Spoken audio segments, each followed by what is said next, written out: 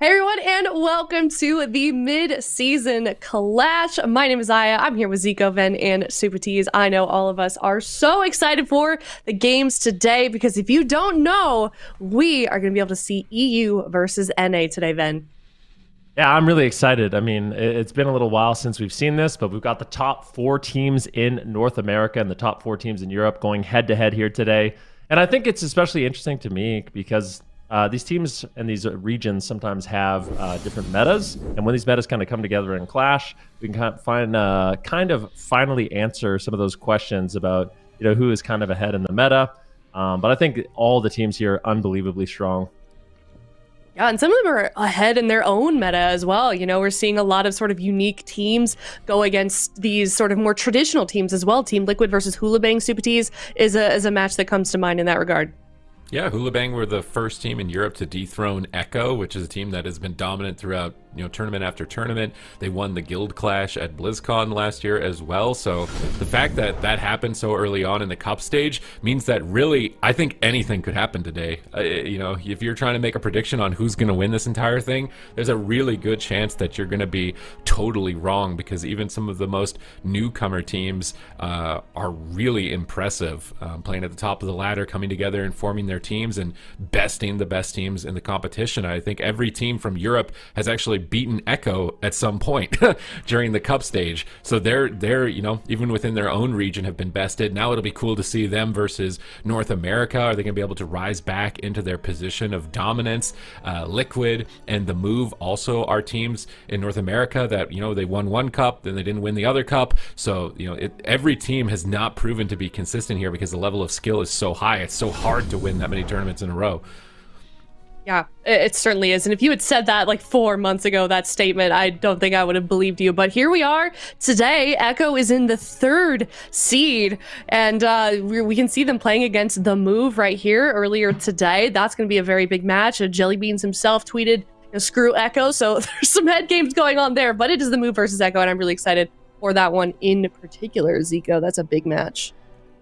I believe he tweeted that he said, "Let's go, Echo." I think he's cheering for Echo. But yeah. I got it mixed up because yeah, you got I'm it so good. I was like, wait a minute, what? My brain didn't want to believe it. Nah, but there's a lot of fans, of course, for both of these teams. The Move, Echo. We got Waz, we have Peekaboo. These guys are, if you are a rogue, these guys are probably the 2 players that you look up to the most, or at least one of them. So getting to see that one finally is going to be awesome. But of course, we got to do a little bit of housekeeping here. So this is the tournament format. This is the mid-season clash. Top 8 teams from EU and NA. They battle it out until there's only 4 left, and then you get the 4 best EU teams and the 4 best NA teams. Double elim, best of 5 bracket. And since it's online, teams will be playing online as well, and they will have the ping advantage, which is home, or the disadvantage, which is away. And we're gonna flip a coin to see who gets that advantage. And the higher seeded team gets granted home advantage for game number 1. For game number 1 and for game number 2. And I guess they flip back and forth depending on who won that most recent game. $100,000 in the prize pool for this weekend for these teams. And this is the split as well. $40,000 for the team that will finish this weekend in first place, and then going down from there. Yep, very tough competition on the line, quite a lot on the line. I think a lot to prove also with a lot of these players and some of these rosters. We've got a lot, we kind of already said it, we got a lot of veterans, we got a lot of newcomers as well. And here are those lovely medals. I love the dragon fight theme with them also. So a lot to prove, a lot on the line, like I have stressed so much. But I mean, one thing is for sure, I am so excited that we get to have another opportunity. It's been so long, Super T, since we've seen these 2 regions play against each other. They've been sort of evolving separately for quite some time. What would you say like the big differences right now are between EU and NA? Yeah, I mean, the last time I think that there's a lot of stakes here, right? $100,000. The biggest difference between EU and NA right now, I would say, is elemental shamans.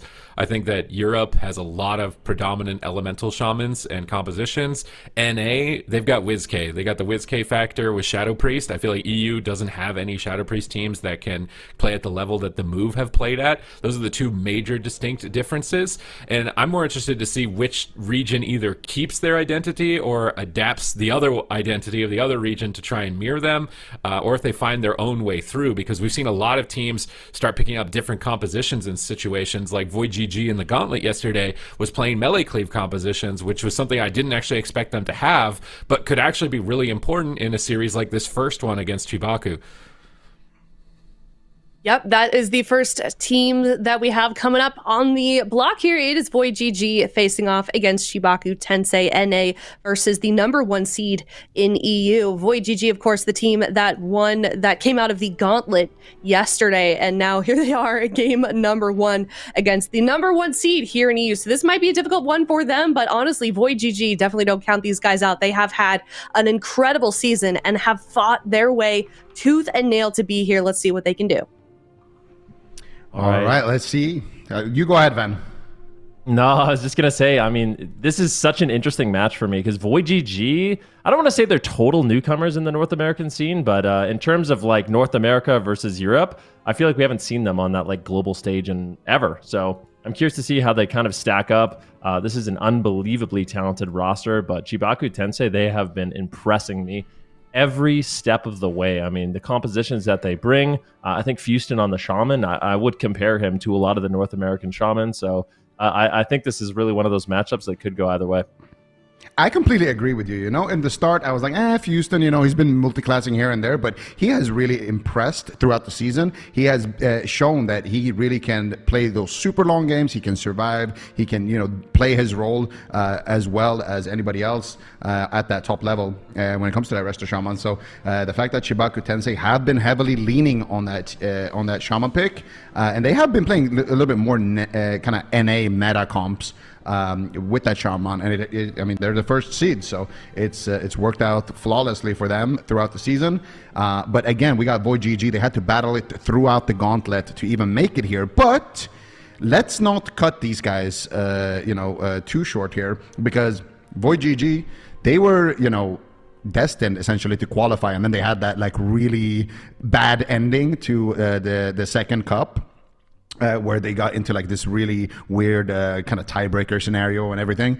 So VOIDGG has been up there the entire season with all of the rest of the NA team. So honestly, if there is one team that I could see like upsetting in terms of standings here, I think VOIDGG could be that team. I could really see VOIDGG drawing first blood here, even though I would say, you know, according to standings, CHIBAKU TENSEI obviously favored being that #1 EU team. What? All right, gates are going to open here in 15 seconds. We are starting this one. I mean, this is super interesting. CHIBAKU TENSEI locking what I really expected, which is the Destruction Warlock, Demon Hunter, Resto Shaman, and VOIDGG.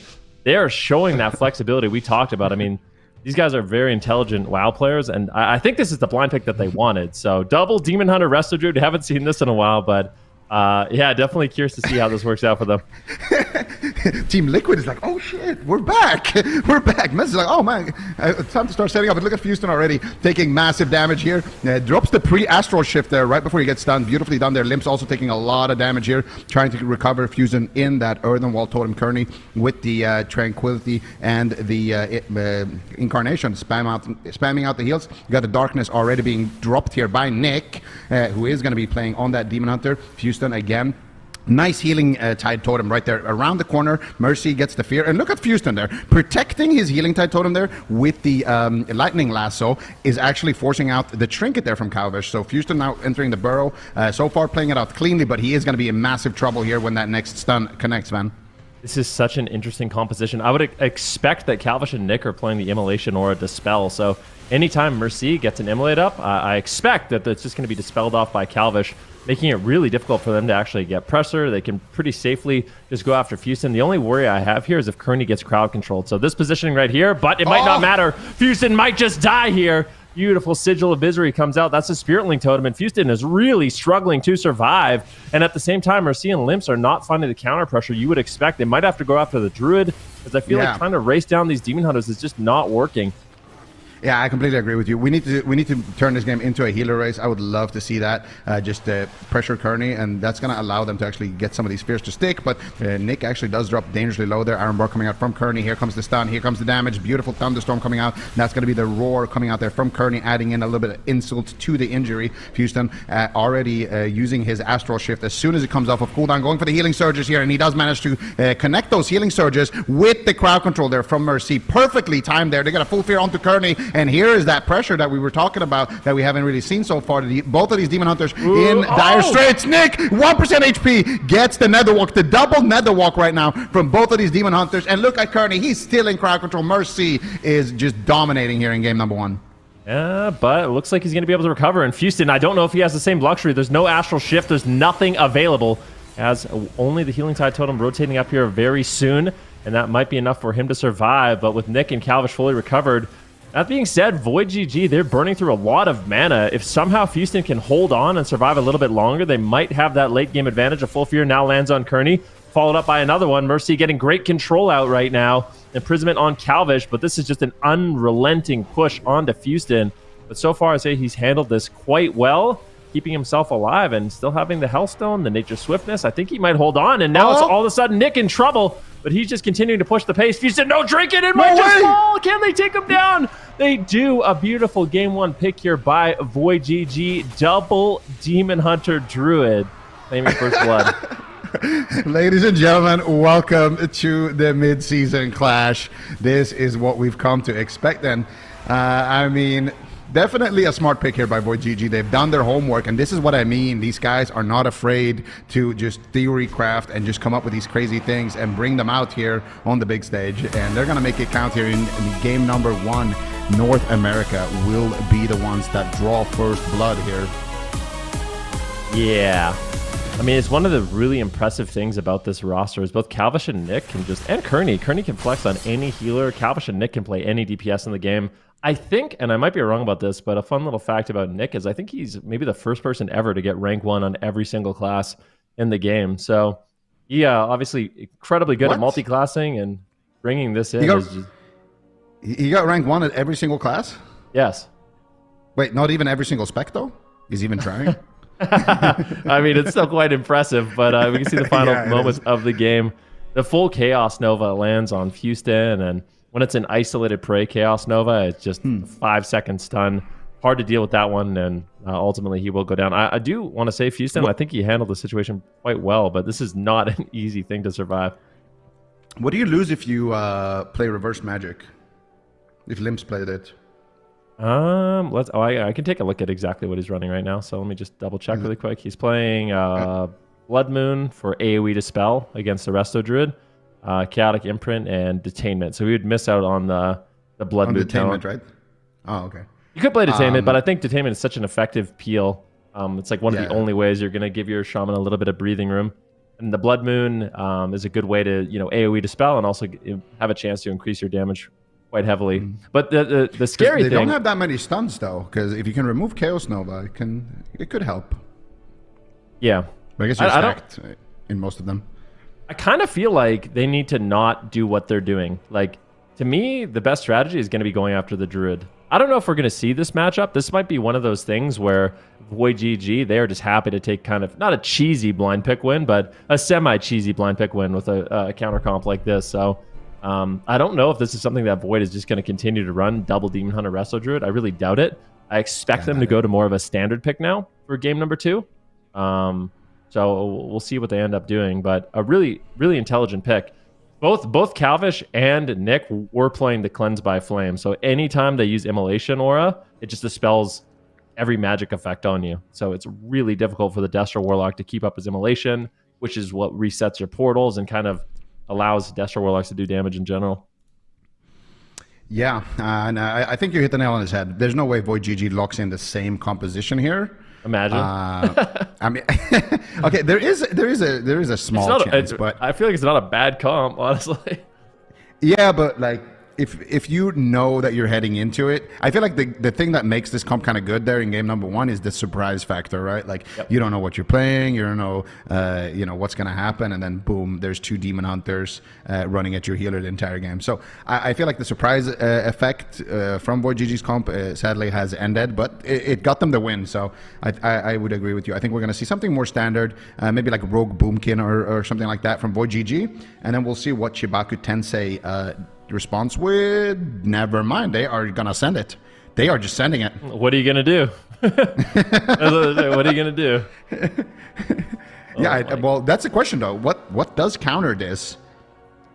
I wonder if CHIBAKU Tensei locks in the same comp. This is actually a good comp. It wouldn't surprise me if we see the exact same comps as in game 1. I think if we do see the same comps, it's more, the game needs to be go after Kearney and CC the Demon Hunters. Like, basically, I think it, and you could actually win that way. Like, if you are Limps, I think you just focus all your attention on Kearney. Mercy, just focus on pure crowd control on Calvish and Nick. Just spam fearing them, getting the additional coils on Kearney and just allowing Houston to kind of keep himself alive with roots and stuff like that. Not the easiest thing to do, but it is going to be the exact same matchup. There was a few close calls, so I don't think CHIBAKU Tensei is out of this one whatsoever. And I do think if they go after Kearney, who's kind of like isolated and alone, and just allow Mercy to control the game, it's going to be a much better strategy. Yeah, so we'll see here. But the good news is for CHIBAKU Tensei, if they win this, then they can blind lock this in the game after that as well, which is, I think, what they want to do. They want to have a comp that you have to throw multiple comps at it to figure out what actually can win. So for CHIBAKU Tensei, I think that in-game adaptations can be enough to win this matchup. But if they lose this one, well, it's not going to be looking too good for them because it's really hard to reverse sweep. And you're gonna have VOIDGG being able to pick like home maps, and you're gonna have all of the comps at their disposal available as well. It is an uphill battle if they lose this one. So CHIBAKU Tensei really needs to grab this win here, or the series might just kind of slip away from their hands before they get a chance to do anything about it. All right, game number 2, Maldraxxus Coliseum, and keep in mind, ladies and gentlemen, everybody watching. There might be a little bit more downtime between games because the players are going to be rotating between the European and North American servers. So hopefully getting those games as fast as possible. But we do have CHIBAKU Tensei versus VOIDGG. Game number 2 on Maldraxxus Coliseum. VOIDGG bringing in a bit of a surprise here with their double Demon Hunter. Not something I expected, but at this point, VOIDGG, I really do think they could basically just run whatever they want. And it's one of the things that makes their team so threatening is they all multi-class, they play all the different specs, all the different roles at such a high level. Coming up with these counter comps is something I definitely would expect from them. Yeah, absolutely. And a little fun factoid to kind of build on to what you were saying earlier about Nick being one of the, maybe the only player in the game who's gone in rank 1 on every single class. He has played the most unique classes of any players in the AWC Dragonflight as well. He has played 6 different classes on broadcast in tournaments. So Nick really just a jack of all trades, doing whatever his team needs him to do. Healing, playing range, playing melee, whatever they need. He's that man, and he is leading the charge right now towards Houston. And Houston is very, defensively positioned here. Beautiful setup already, kind of forcing them to walk through Mercy and Limp there to get to Houston. So pretty decent opener so far for CHIBAKU Tensei. They do get the detainment there onto Kearney as well. The Hunt coming in here, big damage onto the Demon Hunters. Another Fear connects onto Kearney on his Tree of Life, and it will be the blurs from both of these Demon Hunters. Can they push and get the Nether Walk as well? I don't think so. There's a double coil. There's a Chaos Bolt. Big damage. There's a Fell Rush, Fell Eruption into a Shadow Fury, and that will be Nick actually trading out basically his entire defensive arsenal. So really strong opener so far for CHIBAKU Tensei. Not too bad at all. Nick is going to be in trouble. There's no blur. He does have Trinket, but that's basically it at this point. Making a swap on Limps, though. Needs to be careful. Big stun there. Houston just sitting in the open. He's taking this damage. This is not looking stable. Mercy just putting out a huge amount of pressure with these Chaos Bolts. Looking for fears. We have a full Lightning Lasso. Houston's playing this one a lot more confidently. And Calvish could fall. Darkness is available, but I think Kearney should be able to keep them alive once the Hots are rolling. I think Calvish and Nick are going to be looking pretty good. They've kind of weathered the storm here of the burst cooldowns of Mercy and Limps, but a double coil lands. Darkness as well. Full fear on Kearney. What are you going to do? Nick's in a little bit of trouble. Blur trades out. Can they take him down? He's just camping out right now with the Blur. Is it going to be enough to survive? It looks like it will be. Throwing out a stun here on Limps, and I wouldn't be that sad if Nick just decided to abandon the chase for a moment, allow his healer to recover, but he is going to fall. And CHIBAKU TENSEI, they played this one way more confidently. VOIDGG, they try it again, but this one did not look nearly as good. Houston didn't seem scared. They played a lot more confidently, and ultimately were able to get the win. Yeah, and I think that's an important thing here for CHIBAKU TENSEI. Just take a step back, take a little bit, longer maybe to get through the next draft. Really use the time that you have, and think about, if you're not going to swap comp, you got to make sure that you're on the same page in the mid-game adaptations. Who is going to peel? How are we going to coordinate this? Who are we attacking? How are we setting that up? And I mean, this game was, look at Mercy here. He's got these portals blasting. He got the coil into the fear, into the detainment, into the, I think this was the stun as well onto Kearney.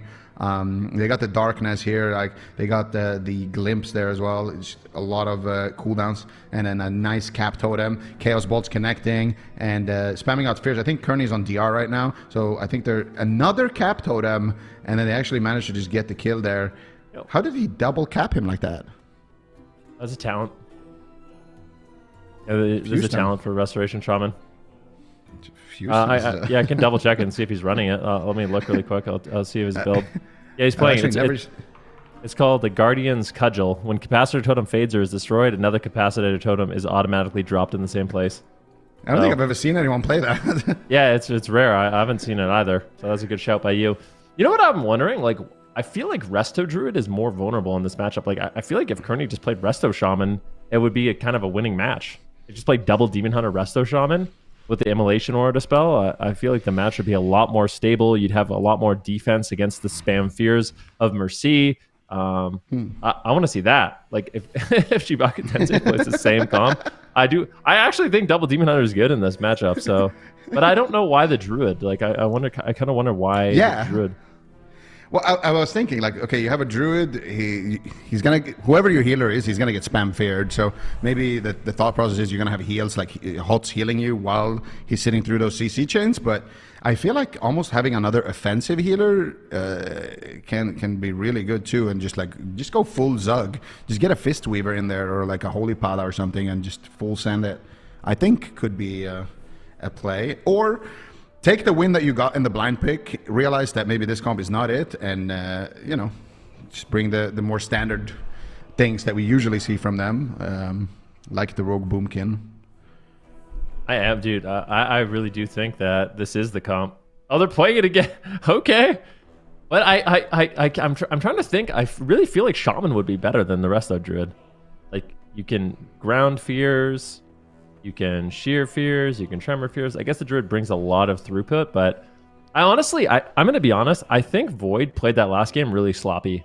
Like, just watching it from start to finish, Kearney spent a lot of time just in the middle of the map getting CC'd, and I feel like Calvish and Nick were a little bit slow to use some of their offense. Like, both of them kind of were delayed on their metamorphosis, they were delayed on using their hunt, and that's a big way where you can kind of self-sustain. So I think VOIDGG, if they want to play this comp, they need to have a more aggressive opener, because they need to match that offense with offense. So when Mercy is summoning, the Infernals and the triple portals, and Limps is using Metamorphosis, I feel like they need to get those cooldowns rolling faster, so it's not such a burden on Kearney to keep them alive. Like, they're gonna be able to sustain a lot better with a lot of their leech healing and stuff.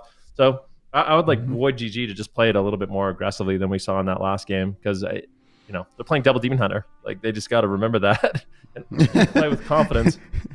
Yeah, if you lock it in, you are basically banking on just a full Zug strategy. But I was thinking about Zugging, and we're going to Hook Point. Houston is gonna definitely enjoy that. But I was thinking, what would Kearney do if they just tunnel him on this map? Like, I feel like he can't actually run away that much either. I mean, they did win by killing the Demon Hunter in our last game, But I do think that once you don't have any crowd controls left on Kearney, so what they were doing last time was like Mercy would like port, and then he would coil Kearney, and then he would fear him, and they would detain him. And I think you can still do all of that, but then when it's time to actually stun him, maybe you can stun him as well and like pressure him and have some pressure on the Demon Hunter or something like that.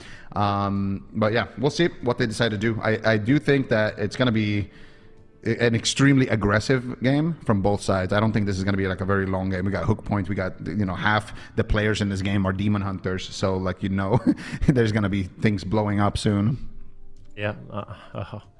It's going to be fun. Hook point, small map, VOIDGG. They won the blind pick. If it does go to a game 5, they will have that advantage. But let's see. I mean, I feel like such a big part of that last game was just the amount of crowd control. Like why that went so well for CHIBAKU TENSEI is they just got a ton of crowd control on Kearney, kind of kept him out of the game, and they were able to just slowly, actually not slowly, really quickly burn through the defensive cooldowns of Calvish and Nick.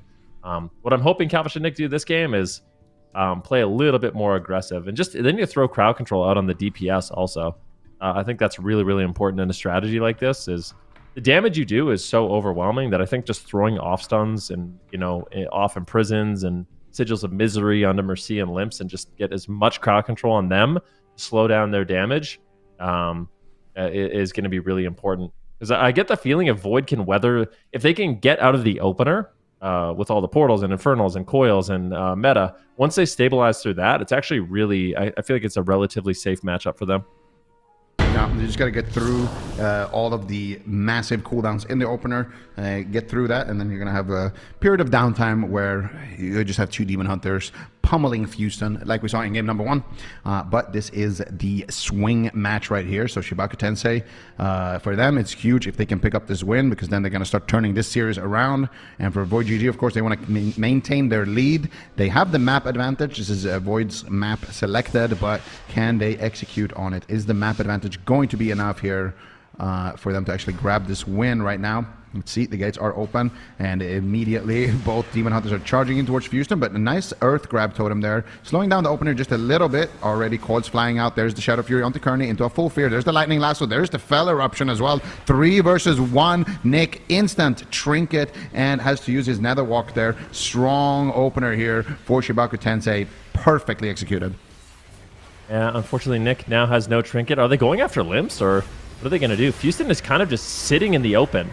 Maybe that was a big mistake he made in the last game where he's trying to line of sight a little bit too much, but that basically brought them out of line of sight of Mercy. So playing a little bit more in the open, just allowing his team to peel for him with damage. Healing Tide Totem is down, but Houston's in trouble. He is getting absolutely worked right now, taking quite a bit of damage. Darkness will drop down for Nick, trying to tank out a lot of this initial burst damage to survive. Kearney gets caught into the Capacitor Totem, but it is Houston on the back foot once again. Coil's coming in. Mercy with big Chaos Bolts on Nick. Keep in mind, Nick has 0 defensive cooldowns left, but still, Houston barely holding on. Astral Shift trades. That's his Ascendance. Everything has been used. Full Lightning Lasso on Calvish. Are they going to take him down? They do. Beautifully done. CHIBAKU TENSEI, they are not messing around. This is looking way better than game number 1. Yeah, they have definitely figured out their offense. I think their defense, maybe they were, like you were saying, they were playing a little bit too defensive this time around. I love the way that they started this match. Run in, instantly Earth grab them, run back all the way into the room, and really force them to walk through Limps and Mercy before they can get to Houston, those Demon Hunters. And when they do that, well, it's an instant Shadow Fury Fear on Kearney, it's an instant Lightning Lasso onto Calvish, and it's an instant Fell Eruption onto Nick, and then they can start building up that momentum. And this was the close call here on the Houston. He wanted to Astral Shift here before that stun, but since he didn't get it in time, he thought maybe his Healing Tide would be enough, and if it's not, he's going to Trinket. So he Trinket trades the Ascendance, holding on to the Astral Shift, which is not a good trade because it's a 3-minute cooldown here. He has to use also Spirit Walker's Grace, also has to use his Burrow, and then finally here he manages to get a heal, top himself, and then here Kearney is in Tranquility, of course, trying to just keep Calvish alive, and they instantly connect there with the Lightning Lasso. No Trinket available. That did have Nether Walk, but just a really well-timed Lightning Lasso there. And all of a sudden, CHIBAKU TENSEI up 2-1. Yeah, I'm a bit surprised. I just, once again, it just seems like their start is not good. Like having to trade out your Trinket and your Nether Walk in the opener. I don't know. To me, it seems like maybe they just need to like I said, play a little bit more confident and just a little bit more reckless. Like, it seems like they're trying to make like super calculated trades, but they're just like falling further and further behind in the match, having to use so many defensive cooldowns early on in the game. But yeah, maybe VOIDGG at this point, they just abandon the double Demon Hunter. I still feel like they could win this. Like, there's so many close calls here on Houston. You get the feeling if they could just live a little bit longer. Like right here, they get Burrow, they get Astral Shift, they get Ascendance. There's no Trinket. If they could just hold on a little bit longer, I think they maybe could have closed this game out. But this is just such an amazing Lightning Lasso. Realizing Calvish, he's got no Trinket, he's got no Blur. He's vulnerable there. If he doesn't go down in the stun, I think ultimately Calvish is going to survive that attempt. So yeah, really, really close call, but we'll see. We're going to Dalaran Sewers, VOIDGG. Do you think they're going to lock it in again? I mean, it looks like they're setting up for it. They've locked it in the entire series. Personally, I feel like they've kind of been figured out. I don't think they should lock it in again, but if this is what they've prepared and this is, you know, like things aren't going their way... HOOLIBANG? This is HOOLIBANG. Yeah. Okay. There's HOOLIBANG written all over it. Yeah, well, we were asking earlier throughout, I think it was Supatis that said it, who is going to start adapting to the other region? Yeah, I think that's what Supatis, I think it was Supatis that said that. I'm pretty sure it was. Looks like NA is adapting a little bit here. Rookie, I think it's a bit early in the day to start making too many assessments and judgments, you know. Yeah, it's crazy. We haven't had an international event with a prize pool since 2019, right? I am not confident in answering that question, but it sounds right. It sounds like you're right. I'm not sure, though. Correct me, which region won that? You're living in the past, Eco, all right? Like you. Am I? Which region won the BlizzCon tournament from a couple of months ago? Yeah. All right, it's too early for the UNA. We'll see what happens here. But CHIBAKU TENSEI coming in here with the HOOLIBANG special. I don't know. Do you think it's going to work? So this is what I like about. So the way HOOLIBANG plays and the way this composition in general plays, the Subtlety Rogue Windwalker Monk, with the Holy Priest, it's very Shadowlands Subfire RMP, you know, like Subfire Holy RMP, where it's like 3-2-1. 3-2-1, nobody can move their character, you get instant crowd control on everybody, and you isolate a target. And that's something VOIDGG is very good at. Like, this is stylistically, this is a composition that makes a lot of sense for them. But we'll see if they can execute. But I think the Windwalker Sub-Rogue is really strong right now. The only thing I would say is this seems like their backup plan. So maybe I have a little bit less confidence in it.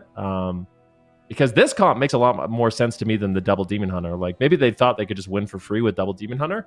But this comp I have a lot more faith in because it's obviously Calvish on Rogue and Nick on Windwalkers. They're both super good. And then Kearney on the Holy Priest. So, and stylistically, the comp makes more sense too. Very aggressive, go-oriented composition. It makes sense. So I think VOIDGG could do well here, but unfortunately for them, they lost their swing match, right? So even if they do win here, they're in a really rough position for game number 5.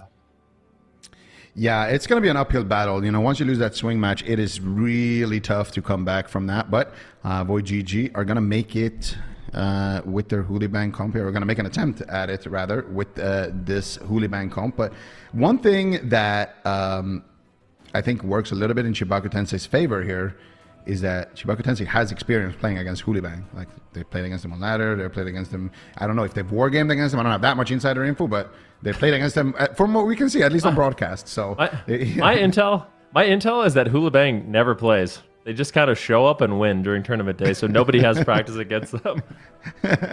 Well, at the very least, they've at least played into the comp in in the broadcast. So yeah, but yeah, that is true. They did say that when we interviewed JT that they really didn't have much practice together as a team. But I think that's something at least. Like at least you know what you're walking into. It's I think a little bit different when it's game 1 and you see double Demon Hunter, Resto Druid on the other team, and nobody's playing that in Europe. Compared to this comp that you actually at least have seen. It's not like a complete mystery. But yeah, VOIDGG on match point right now, $100,000 tournament. Can they bring it back here against CHIBAKU TENSEI? Already going in with the sap onto Houston. Calvish looking for the perfect opener. Who is going to be the target? It's going to be Mercy. Instant fell eruption there onto Nick as he summons his When the Tiger. There's the Serenity. Here comes big damn on Mercy. Houston sitting through a long CC chain. There's a leg sweep as well. Mercy though, doing a good job kiting. They're swapping to Houston actually. Cheap shot coming out. Another cheap shot. Ooh, but they forced like no trinkets here in this opener. Yeah, and Mercy is using a really interesting PvP talent, an honor talent that allows you to drop basically like a Shadow Rift that moves the enemy DPS to your portal. So he actually peeled them by throwing them on top of his own portal. Right now, Nick is just behind the pillar, and that's something I want to look out for the rest of this game from Mercy, because I think that is a huge save for them. Unfortunately for Limps, though, he has to trade out his trinket and another walk, and that is big for VOIDGG, getting the Demon Hunter's trinket, another walk out of the way early on in the match. Now everyone is grouped up, and there is a huge amount of cleave onto VOIDGG. Demon Hunter, Limps, and Mercy getting very aggressive here. Calvish and a Lightning Lasso. Can they take him down? A full fear on Kearney. Has to use Will of the Forsaken, but at the same time, Mercy is just dead. Forced a portal away. This is such a chaotic match. Yeah, Mercy getting some good peels though here. Finally trying to get back into line of sight of Houston, and they're going to go after Limps here on the side of VOIDGG. Full blind onto Houston. Limps dropping quite low here. No trinket available for Limps, and Houston finally makes it out of that crowd control and has a little bit of catch up to do. Nick in the meantime though getting absolutely blasted. There's a double Chaos Nova. Limps going in here for the solo kill behind the pillar, trying to get it. The Fuse Magic blocks the kill for now. Nice paralyzed there onto Limps, not allowing him to get any more damage off. There's the double Shadow Fury coming out from Mercy, trying to assist a little bit. And there's that portal, there's that Void Rift that we were talking about right there, porting them for just a second into Mercy's line of sight, getting a lot of pressure here onto the enemy team. As you can see here, Calvish, Kearney, and Nick just waiting right now for their stun DRs, waiting for Calvish to be able to go in and do that 3-2-1. But they're actually going after Limps here with a smoke bomb. They edged the smoke bomb there, so Houston really has to walk deep to get in there. But again, they don't force anything with that attempt. And now they're going to do a big go here onto Mercy, but Healing Tide's in the back line, spamming out the heals. Beautiful fell eruption into the Lightning Lasso. Guardian Angel blocks it though from Kearney. Mercy trying to look for the fears here. There's the stun. He gets kicked on the fear though. Beautifully done there by Nick. Can they find the fear at the end of it? Doesn't look like it. I think Calvish should be able to survive. I don't know. He's very low here. There's the Guardian Angel, Divine Hymn coming out from Kearney. They're swapping to Limps. He's behind the pillar. He's out of line of sight. They're trying to get it. The Spirit Link Totem comes in the nick of time there for Houston, barely sniping it. That was way too close there, but they hold on both sides. Oh, Calvish in trouble. Imprisonment on Kearney. Immediate trinket. He is not messing around. Now it's set up here onto Nick, who might just fall. Touch of Karma. Dampen Harm. Trade. CHIBAKU TENSEI, they want to close out this series. VOIDGG fighting for their lives with the Windwalker Subtlety Rogue. They're one good setup away from closing out the game. There's no Spirit Link Totem. Can they find it? The double coil, and this is what I love to see. CHIBAKU TENSEI, they are playing unafraid in this match. Trinket Darkness from Limps. He just wants to continue the pressure here on to Nick. Big Chaos Bolt lands. Kearney's feared up, and Nick falls down. CHIBAKU TENSEI is here to play. They're the #1 seed in Europe, and I mean, they proved why here in this series. Yeah, very, very well played series here. CHIBAKU TENSEI, they played a phenomenal game, especially Mercy, honestly, on that Warlock. Just making himself not really a good target in the match. Still had all of his defensives.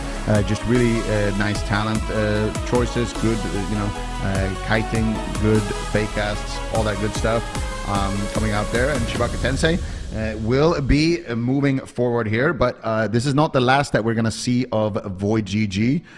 It is not a single elim, so we are going to see them a little bit later on as well. And CHIBAKU TENSEI, I mean, what a performance here. They overcame the double Demon Hunter. They got their win. And forced Void to swap, and now they also show that we have practice here into Windwalker Sub-Rogue, so it kind of sends a little bit of a message to HOOLIBANG as well, that they know how to deal with that, and they didn't reveal anything new. Like, this is what they played in Cup 2, and this is what they're still playing, so they could have more comps, hidden away, that they are going to plan on bringing out later, but since they didn't have to bring any of that out in this series, they can keep those secrets hidden. No, it's interesting because VOIDGG has the capability of mirroring too, but I don't know. CHIBAKU TENSEI, they've looked so impressive with this composition. I think just aggressively, Houston, Mercy, and Limps, they're not afraid to take chances, because this is a composition you can kind of just sit back and attack and survive, and a lot of the time you'll outright win, but it's even scarier when they're willing to just push in and get aggressive get the aggressive static field totems, big lightning lasso plays coming in from Houston. Just makes this roster and this team really deadly. Do you guys feel like this is a comp we're going to see again from VOIDGG, Double Demon Hunter? I think it might be a comp that I think it might be a comp that we will see from, I don't know, maybe from VOIDGG, but I think it's not the last we're going to see of it. It might be the Team Liquid, like if they have their backs against the wall, we see, the good old return of the mana rifters.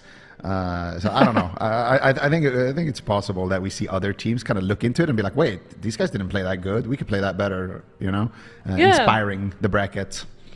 I remember last time I mentioned it to Sidu, the Double Demon Hunter, he's like, oh man, I'm never going to do that again. I'm so sorry, but maybe today's the day. Exactly. I would love to see it. I would love to see it work. So we'll have to see. They are going to be playing later on today. But VOIDGG trying some creativity, unfortunately didn't quite work out for them. CHIBAKU, TENSEI, as these guys already mentioned, they're moving on up here in the upper bracket. We can see them right there in the quarterfinal, and they will be playing the winner of this next up series. It's either the Move or Echo, a series lots of people have really been anticipating. Echo just kind of trying to prove that they belong back up in that #1 seed, and the Move have had an incredible season as well, and they're kind of trying to keep that crown. But Ben, I think I cut you off. What were you going to say? No, I was going to say Echo. I mean, they are a dynasty team, right? This team in the past has literally won everything, but I feel like people have written them off a little bit. This is some big name players, but during the last two cups, kind of struggling a little bit to find their footing. But I mean, think about it. You have Chanimal, Raikou, Waz, Lontar. I mean, this is an incredible roster, and I think they're looking to kind of reprove themselves and claim their throne because, this is an insane team. But they're going up against the Move. The Move playing some very interesting compositions. Are one of the only team that utilizes a Shadow Priest.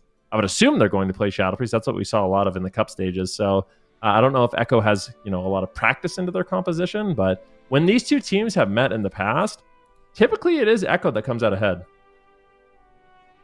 Okay, well, we will certainly find out. No king rules forever, but is this the end of Echo's dynasty? Is the Move going to prove themselves as a roster today? We're going to find out after this break. When we come back, it is a big one. The Move versus Echo coming up next.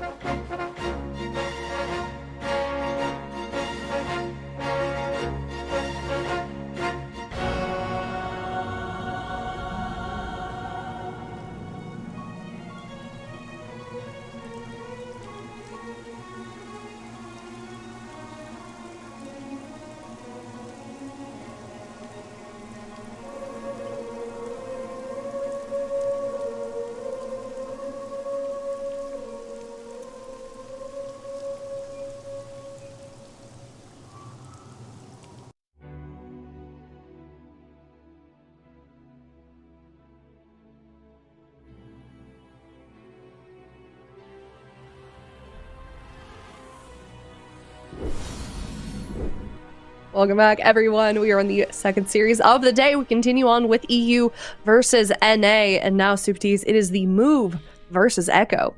Yeah, I mean, this is a series I feel like, you know, we've been asking for a long time. This is going to be two of the best teams from North America and Europe going head-to-head with, you know, clashing meta games. The Shadow Priest of the Move versus whatever Echo is going to really utilize here. They could do a lot of stuff, whether they want to, you know, follow in CHIBAKU's footsteps and take on that Demon Hunter Destro Lock, or if they want to take a completely different approach, if they think something else would be better into the Shadow Priest. Yeah, a lot of things that we could potentially be seeing here. And I mean, you guys already said it. Chat's already said it. We've spoken about it so much today. This is a match that so many people have been anticipating forever. Anytime you see either of these teams, it's always, I always see like, is it Peekaboo or is it Waz?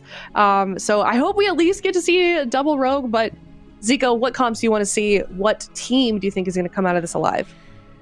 I mean, in a perfect world, right? We see Echo playing Rogue Mage. We see the Move playing Rogue Shadow Priest, and it's just a nail biter all the way to Game 5, and whoever wins wins, right?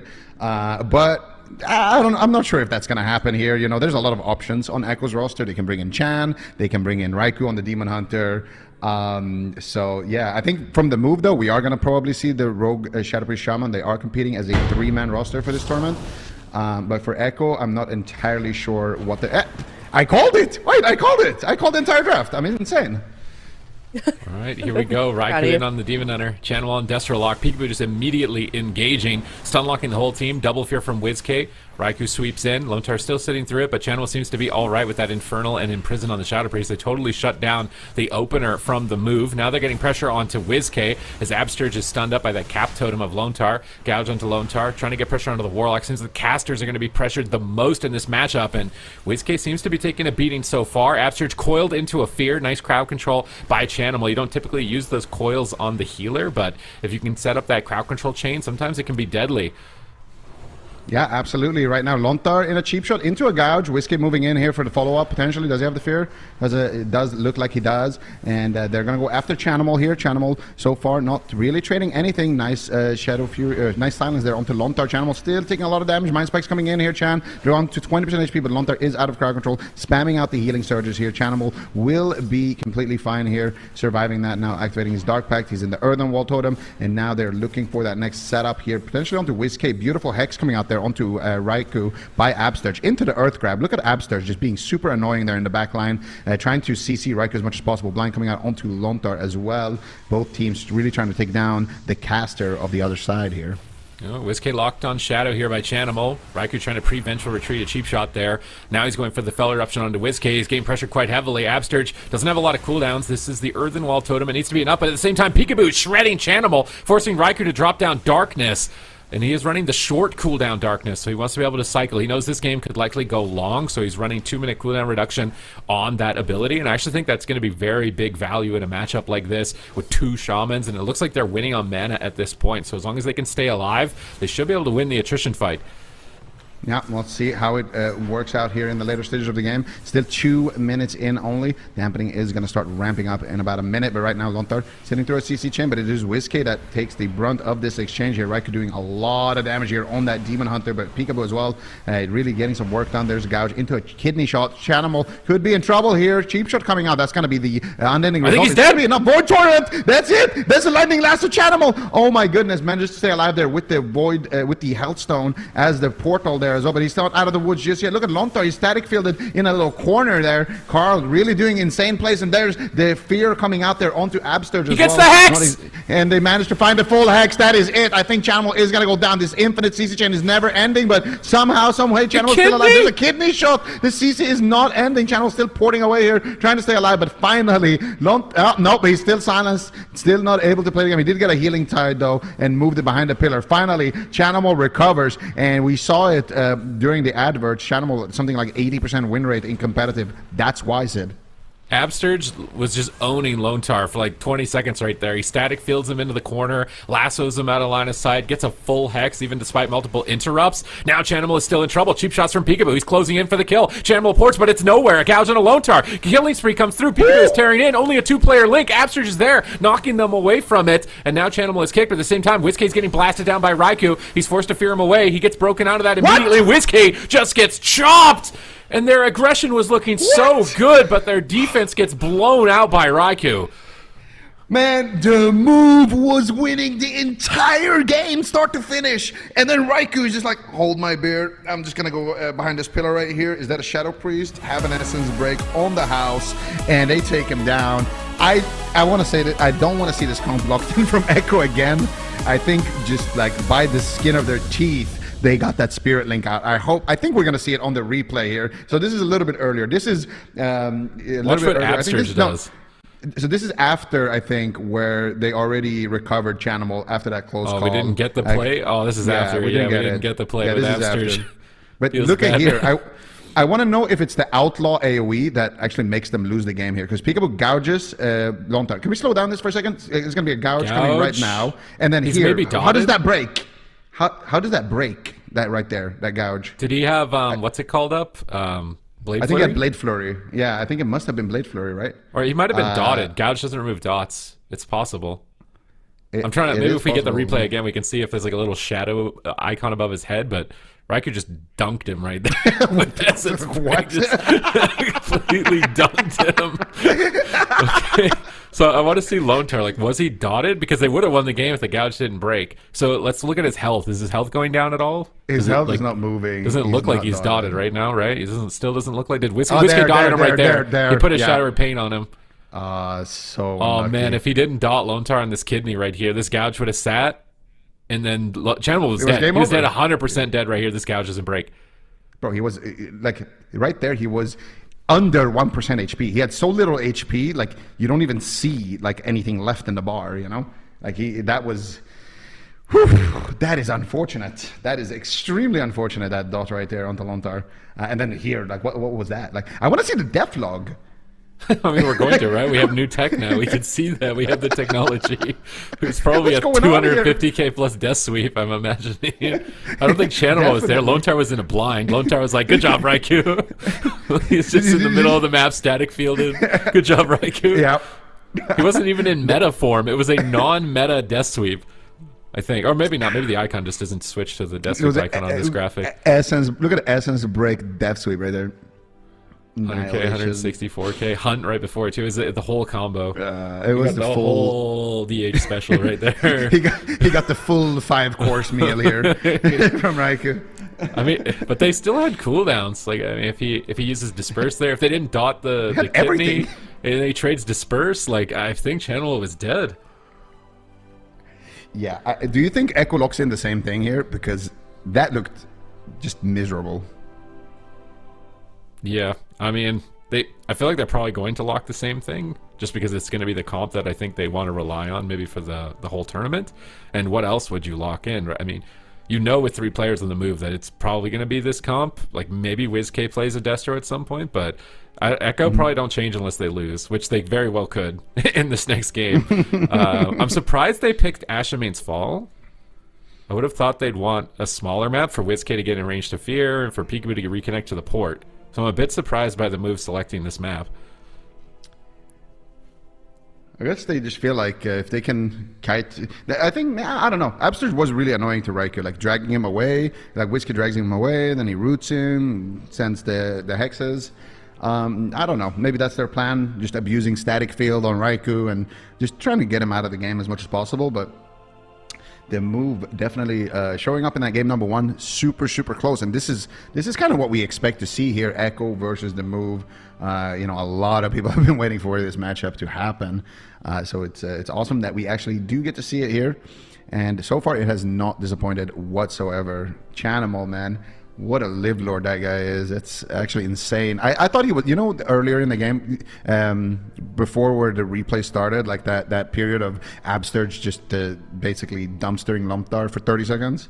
During that, I swear, I think any other Warlock dies. Like Chan, I don't know how he made that happen there. That was insane. Yeah, I think as long as the move keep playing aggressively as well as they were. I mean, maybe mana was a problem. I'm pretty sure like Absterge is actually like 20% mana. So I don't know if it's because he was Flame Shock Lava versus purging and just dumping all of his mana right away to try and win in those moments. But mana was the only thing I think that was a bit worrisome for the move as long as they traded cooldowns.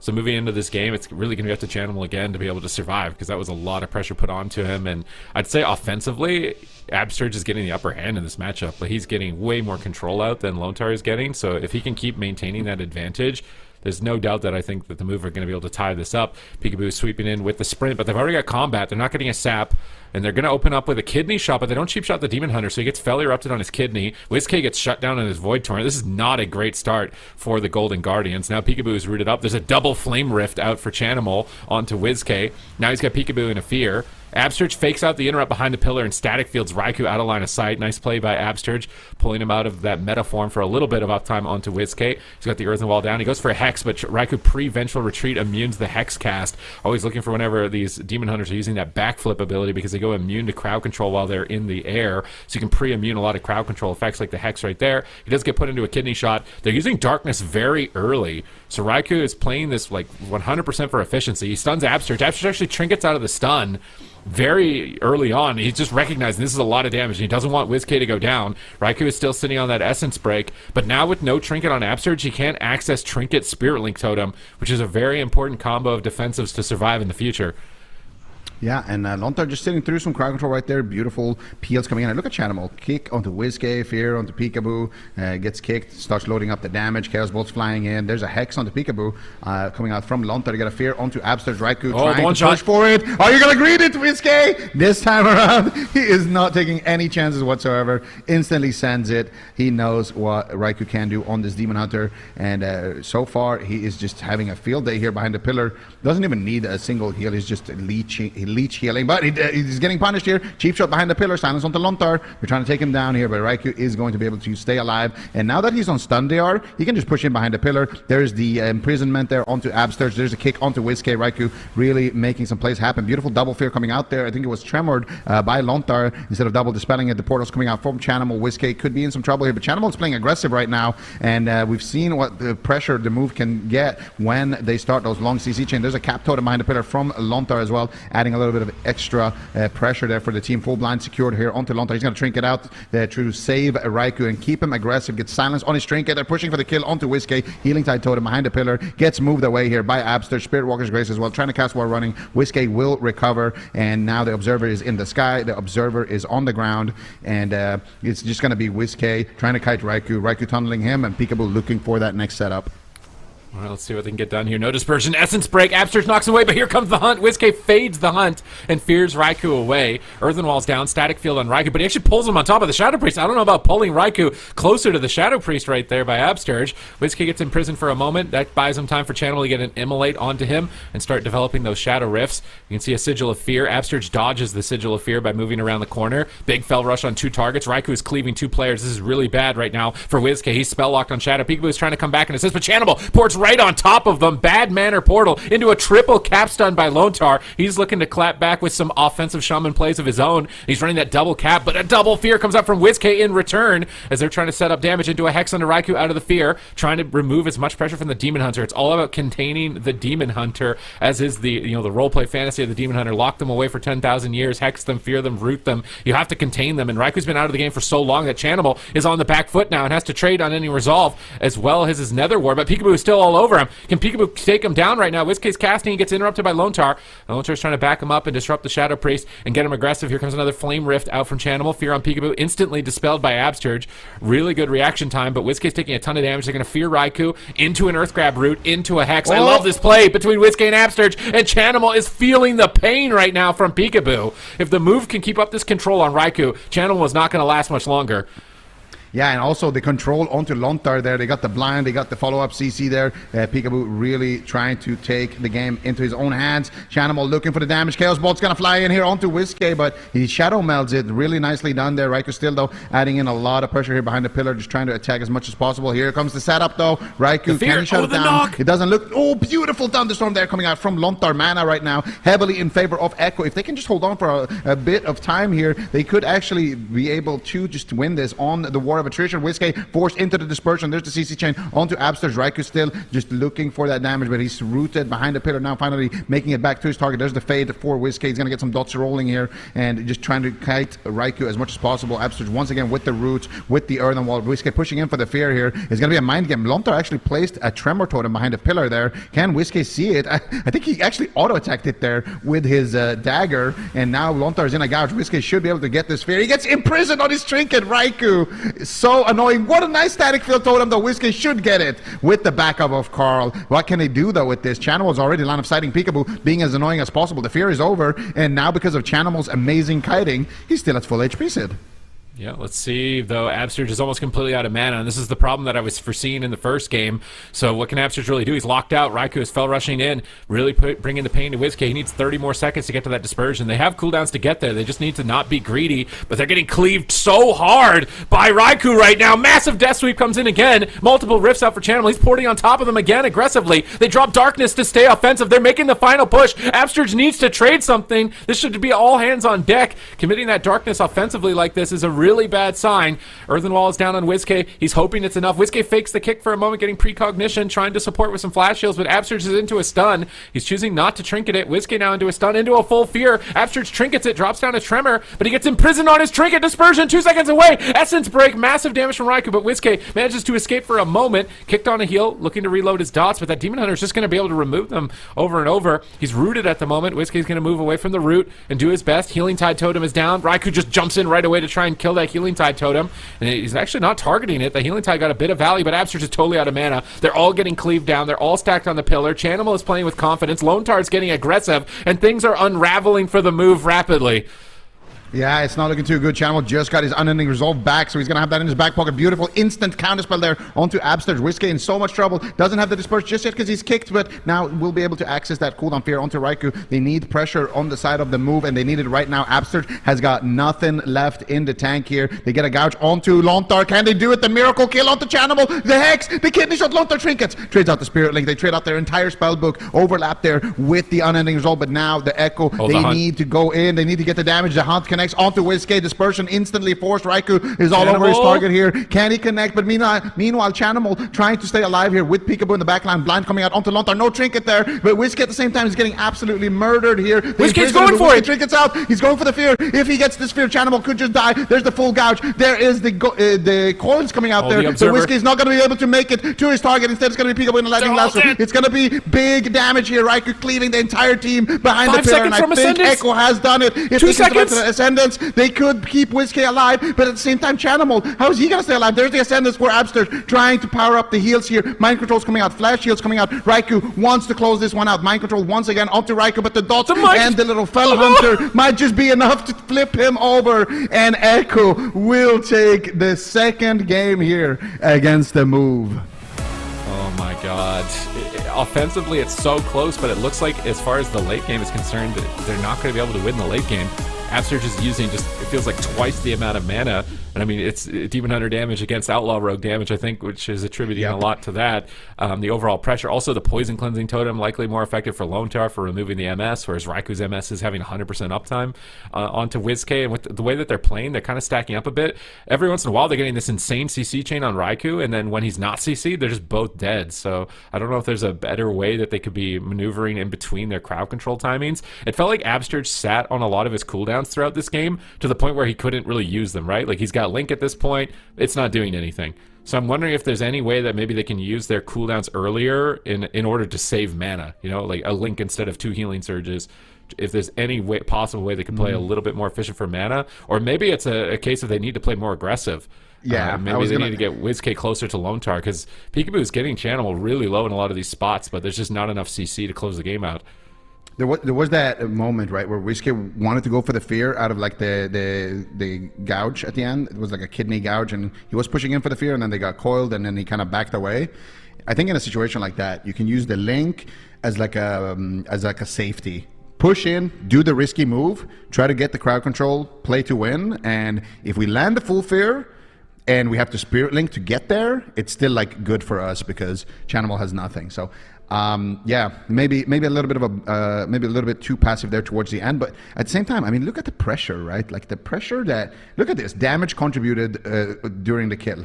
Chanamo, MK, Raikou. What did he even do 100%. for 10K? What even hits for Probably 10K? like, I don't know, like a rain of fire or something. I don't know. Like a pet maybe was auto-attacking him or something. But yeah, I mean, it's just Raikou. Give this man enough uptime and he will be able to win you the game. The matchup looks like Peekaboo 1v2ing like Lontar and Raikou 1v2ing. and Raiku's 1v2ing Absterge and Whiskey. That's just the whole matchup right now. Which melee can outplay the caster and the healer more and get them CC'd or get their uptime higher than the other one. And okay, the move are going to the small map. I think this is super important. I feel like that map pick was honestly a bit of a throwaway because they were going to lose the late game in the first game. There was no doubt. Yeah. They were so fast. So they need small maps where the Shadow Priest can actually get to the target. So that map pick, I think, could be a huge reason why they lost that last game. And now they're down an additional game in this series as a result. Echo, I'm imagining, don't change anything unless they really think, like if they have like a cleave comp, maybe I could see them blind locking that. You know, one thing that we were talking about at the start of that last game that I thought was really interesting is, you know, like when this matchup is coming up, the thing that like I instantly think about, and I feel like most people instantly think about, like Aya as well, like when she was here earlier, we were all instantly Waz versus Peekaboo. We need to see it. Who is the rogue king? Who is gonna be that rogue? Because a lot of rogues look up to Waz, and a lot of rogues look up to Peekaboo. You know, obviously there's some other really good rogues as well left in this tournament, like Calvish and Hawthorne, but. Those are the two main staples. So that's where the eyes are. But the thing that's actually really cool as well that you were highlighting is Absterge versus Lontar. I don't think this is something that we've seen before. Absterge and Sea-Doo. That's when I think of a shaman. Like that's the two people that pop up in my head. Is this you trying to flex about EU now? EU is better shamans too. Is this how we're going? No, it's the build up, right? It's the 5-minute build up just to say, yeah. So it turns out, shaman NA is the shaman region, but it looks like Lontar is just battered. It's up to Sea-Doo now. No, I'm just kidding. But no, it is really cool to see Lontar, who is arguably the best European shaman. Lontar, and I guess Fuston as well. Making a name for himself. It is really cool to see him go up against, one of the OGs like Absterge. Now I'm wondering if the move changed their comp. I feel like they shouldn't. I think they can win on the small maps. Maybe a big map if they have anything else. Like I know WizK's played Moonkin in the past. He's played Destrolock as well, I think, on the ladder. So they could possibly mirror if it really felt like that was necessary. And I think this game is going to be a good sign. If they can't win on hook point, I don't think they can win a series at least. They might be able to take an occasional game, maybe Echo have like a slip up or something, but I don't think they could win a series if they can't win on hook point. They need to win this game, even if it doesn't mean they win the series, but if they meet Echo in the future or another team with this composition of this caliber. So this is a very important game as far as like their likelihood of being able to get to the finals. Yeah, I agree. And I mean, you said it. This is a comp that so far we've seen it in the first series and in the second series. We know a lot of teams like to run this composition here with the Demon Hunter, the Warlock, and the Shaman. So the move, they need to figure something out here or things are really going to spiral out of control. I almost wanted to see a sub-rogue pick here for Peekaboo and just maybe like try to kill Raikou if he's overextending behind the pillars more, because we have seen that kind of work in the past, but I don't know. I feel like the move, they have had close games. It hasn't been like a stomp, especially that first game was honestly their game. So it has been a close series so far. You can never count these guys out. And we'll see what they can actually do here in this potential final game of the series. It is match point. $100,000 are on the line. And of course, this is a double elim tournament. So if the move loses here, they're still going to be in the tournament, but that's your last life. Like if you lose the next series, that's it. The tournament is over. So they really, really need to try to pick up some wins here and figure things out. The best way to get your army to perform is to make sure their backs are against the wall and there's no opportunities to retreat. You burn all the boats. There's no going back, and the move are in that position. So they are desperate. So the best is likely going to come out from them. What happened? I see a boat. Oh, there's a boat. They didn't burn the boat. They did not burn the boat. They could still. It's not too late to move. Sail away, boys. We're sinking. Get in the lifeboat. Okay, no sap, but Peekaboo doesn't get pulled out. He's going to get a cheap shot this time. But for a pre-Infernal on the opener from Channel into a double Shadow Fury. They've shut down the opener from the move, I feel like 3 games in a row. They can't get that triple crowd control. Insane Infernal timing from Chanimal. Now Peekaboo setting up control, gouging the kitty, but WizKid's just getting blasted. Observer is down and a Demon Hunter on his back. There's so many things he has to deal with at the same time. He's not killing the Observer. He's taken 2 hits of the laser beam. He's finally able to duck around the corner. And a 3rd hit of the laser beam. It's percent health. It does so much damage. He's got to be very careful. He does manage to fake an interrupt here, and Lontar's into a blind. He's trying to maybe get some dots loaded out here. Void Torrent. He's trying to fake cast the interrupt with a Void Torrent. He gets the fake cast on it. He's got dots on the whole team, I would imagine, in this position. Gouge and Lontar. Are they going to go Shaman? Are they playing aggressive on the Shaman? It looks like they want to. That static field actually prevented Lontar's Thunderstorm. A bit of a misplay from Lontar here. His Thunderstorm into his own static knocks Peekaboo right back onto his target. Now he's feared low. They swap back to Chanimal. What is this pressure? Peekaboo is shredding them at the moment. They knock Chanimal back into Peekaboo. They're cleaving them down. And Peekaboo's cosplaying a Demon Hunter here for a couple of seconds, cleaving multiple targets quite fast here. Chanimal is still low. Lontar hasn't recovered from that initial swap to him yet. Yeah, I mean, this is really clever. I want to see this from the move. Try to go after the healer more. That's how they win a lot of these games. Have Peekaboo soloing the healer and then have WizKid and Absterge kind of 2v2ing. Let's see if that works out. They're trying to take down that Observer in the sky, doing so much reflective damage. And WizKid now finally looking for the Mind Spikes here. Big damage onto Chanimal, but no crowd control onto Lontar. They did get a fear onto Raikou into a Lightning Lasso, and it was interrupted there, I do believe, by a spell lock. But now Lontar is in a gouge here. Absterge is in a spell lock. Chanimal does manage to self-sustain there, and once again it is going to be that Earthen Wall Totem keeping him alive. And here comes the portal, here comes the big setup, full hex onto Peekaboo. This could be trouble. WizKid instantly, he's like, yeah, 3 portals, I'm out. That's a dispersion, and he definitely respecting the situation here. And Absurge was in those fears as well, so and now WizKid looking for his own fear. Did Lontar Tremor? It doesn't look like it. They kill off the Tremor, they fake cast the interrupt. WizKid making plays here, DR blind coming out into a full sap, and now Peekaboo is looking for his target here. Where's Chanimal? He's finally gonna get back onto him. The DR Hex coming out. Do they have any stuns for Lontar? He's off stun here. I actually want to see them swap to Lontar right now. Just dot him in that silence and then kidney him and go on him. That's what I want to see here, but so far both teams just trying to hold on. WizKid with no dispersion though, needs to be careful. Oh, they sniped the Observer. Chanimal is low. Cheap shots on Lontar. He's getting cleaved. 2 targets getting low. Lontar has to make a big decision. He's going to pop Ascendance. He dispels dots. He's CCing himself. He gets blasted down again by WizKid. Static field pulls Raikou. Chanimal's free casting though. They left Chanimal's open and it's match point. 1 Chaos Bolt closes on WizKid. He ducks behind the pillar immediately. Peekaboo's trying to get back on target here as he's trying to move after Lontar. It looks like he's caught in a Lightning Lasso, and Raikou is right on top of WizKid. He's going to get stunned up by Absterge. Absterge gets spell locked by Chanimal. That could be it. I think it's lights out for WizKid. Void Shift barely does anything. Absterge has to trinket a coil and wall. Everybody is dead. Raikou tears them apart. Echo 3-0. Peekaboo looking to try and close it in a 2v3, but with that imprison, there's no shot. Lontar is back to fall, and Echo dominate the move. Whew, that was an incredible amount of pressure coming out there. And honestly, I don't think that this was too bad of a series for the move. Like, on paper, obviously, it's really bad. You got 3-0'd.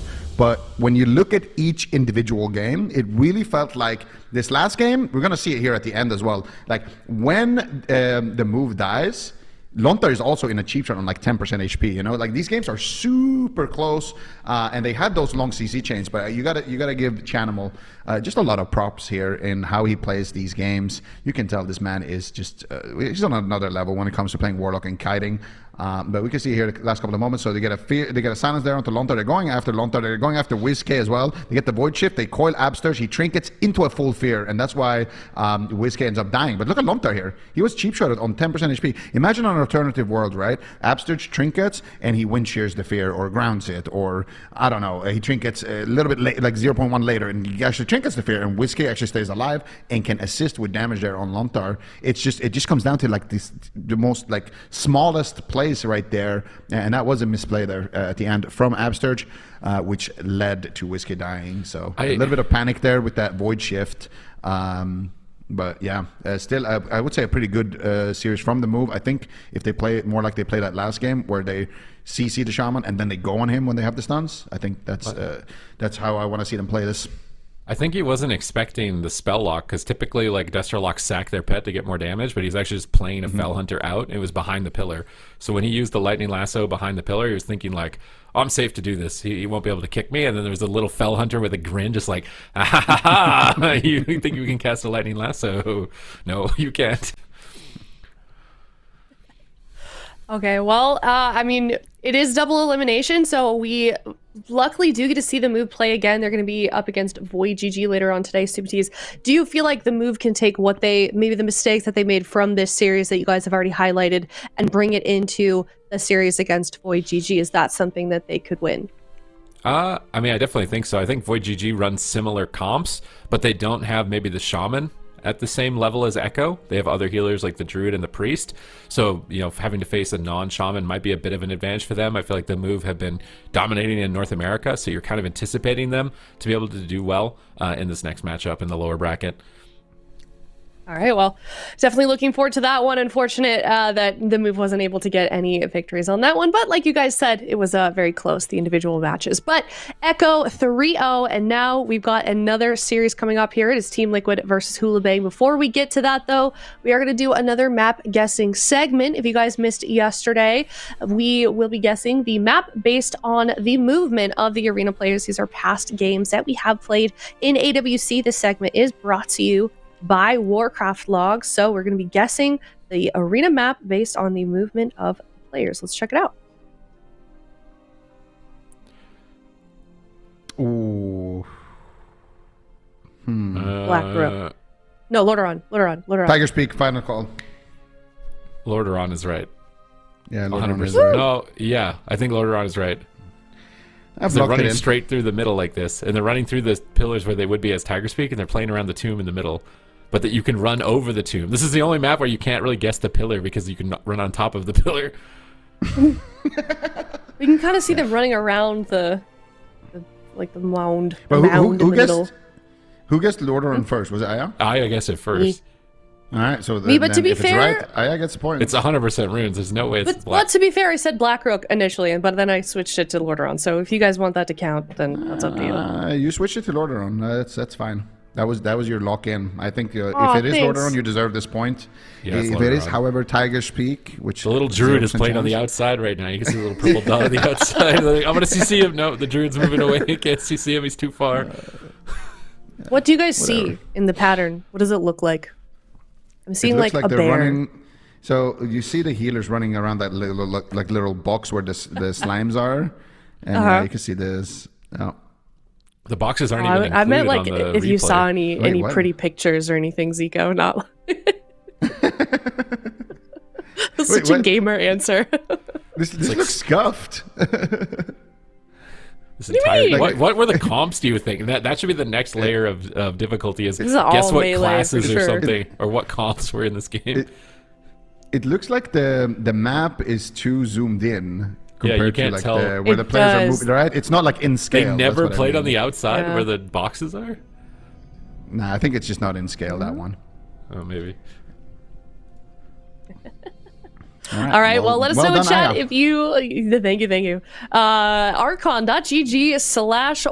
You can find the most popular builds, optimize your gear, learn the meta, and even more. And you can level up your gameplay too. And you can check out at Warcraft Yaks on Twitter if you'd like even more movement maps such as these. Now, we're going to head to a break and we're going to come to a fantastic series up next. Like I said before we went into that segment, it is Team Liquid versus HOOLIBANG. I don't know about you guys. I'm excited for this one. HOOLIBANG, of course, they are the number 4 seed coming out of that region, out of the EU region, excuse me. And we're going to see what they can do. We're going to see if they can continue on that success that they had in the gauntlet, or is Team Liquid going to take this one home because they're the number 1 seed. So this is going to be a big challenge for HOOLIBANG. See if they're up for it after this break.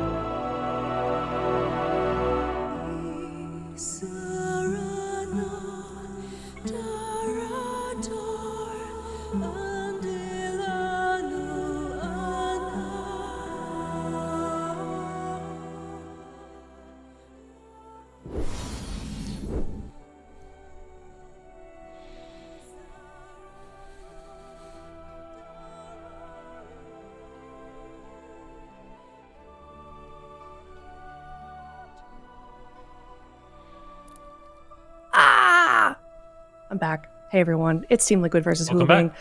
back. Thank you so much. I have no idea what happened there. That was so weird. But I was just saying, HOOLIBANG, you know, they are the team that came out of the gauntlet in EU, and then Team Liquid, they are the #1 seed for North America. And I wanted to share the fun fact. I believe they're boot camping together, Team Liquid. So that is, I think, going to be fun for them, Super Tees. So I feel like my money's on Team Liquid, but HOOLIBANG, we saw them play incredibly well yesterday.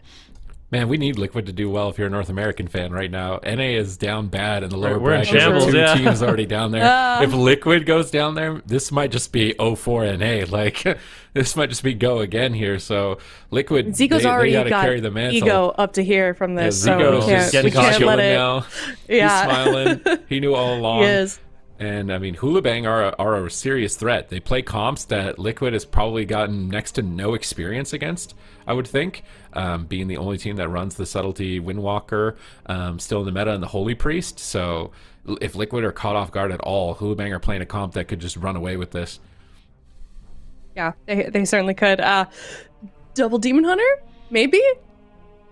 Possible. They run like There's the other. no way into this team. There's I no doubt way it. don't They even- they run. They have been practicing the other kind of double demon hunter, playing outlaw rogue demon hunter. So that's one thing that they have It's true. practiced. They do play that a lot.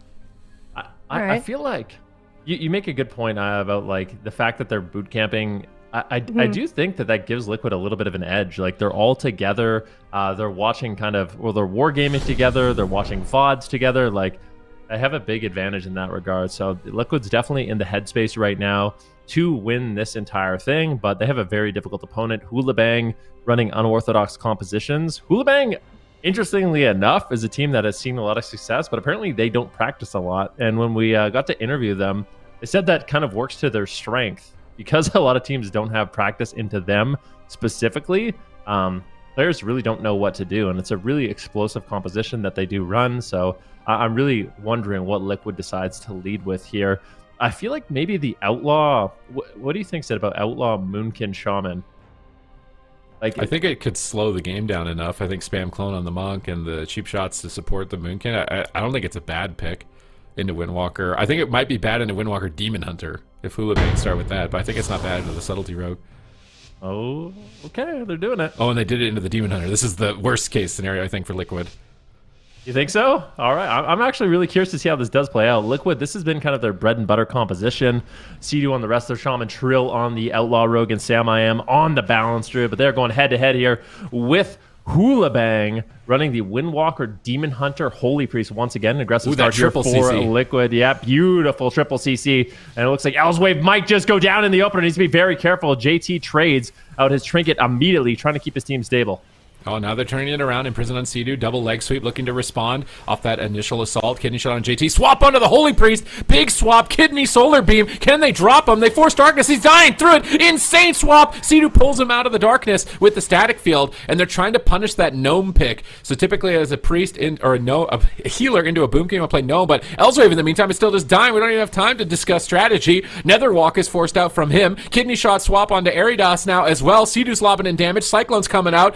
Sam I Am popping off right now. Aridas is clone low. Cheap shot onto JT. They are all over HOOLIBANG right now. Aridas is trying to reconnect onto Sam and slow down his pressure, and JT has somehow managed to survive at the end of all of that. But one major way you can punish a gnome healer pick is using a stun and a beam at the same time and making a swap to them. Now he gets a full clone. How is Sam getting these clones? The precog king. They have to imprison the boom. Can he trinkets to go for the kill? Aridas has to trinket into a karma. Elswave is still low health. They do shut down the lasso of Sea-Doo with a kick. They clone Elswave low HP. If Sam keeps up these clones, I feel like there should be no way that Liquid lose this.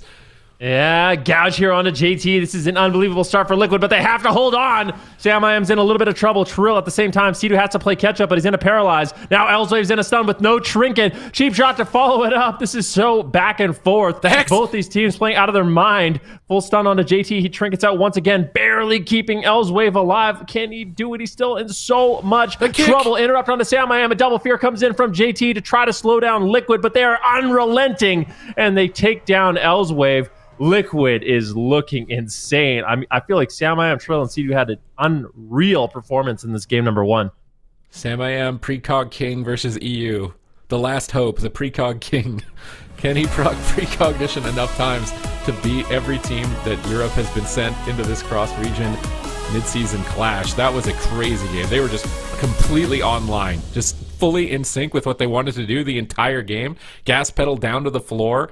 Absolute immaculate plays like this at the start with the swap with the solar beam and the stun, the field to pull them out of the dark, forcing almost every cooldown just right off the rip here, and then swapping back, keeping their pressure, getting off kicks, not falling behind. CD doing a good job to keep his team stable. I mean, he's keeping his team on top of a Windwalker and a Demon Hunter. He's just healing through it and dealing with it that entire game. And look at this unrelenting pressure. They solar beam. He does use the gnome racial to get out, but it didn't even matter. Even just for like the second it took for him to use Escape Artist, it felt like the Demon Hunter was going to die. And then they kill him through Blur. He's got Blur up this whole time. I think that they kick JT and they kill him through Blur at this point. It's about to end. Even Vengeful Retreat damage reduction, they kill him through at the tail end of that with the Bash. Eridas was trying to heal him, and that was just insane damage from Liquid in game one.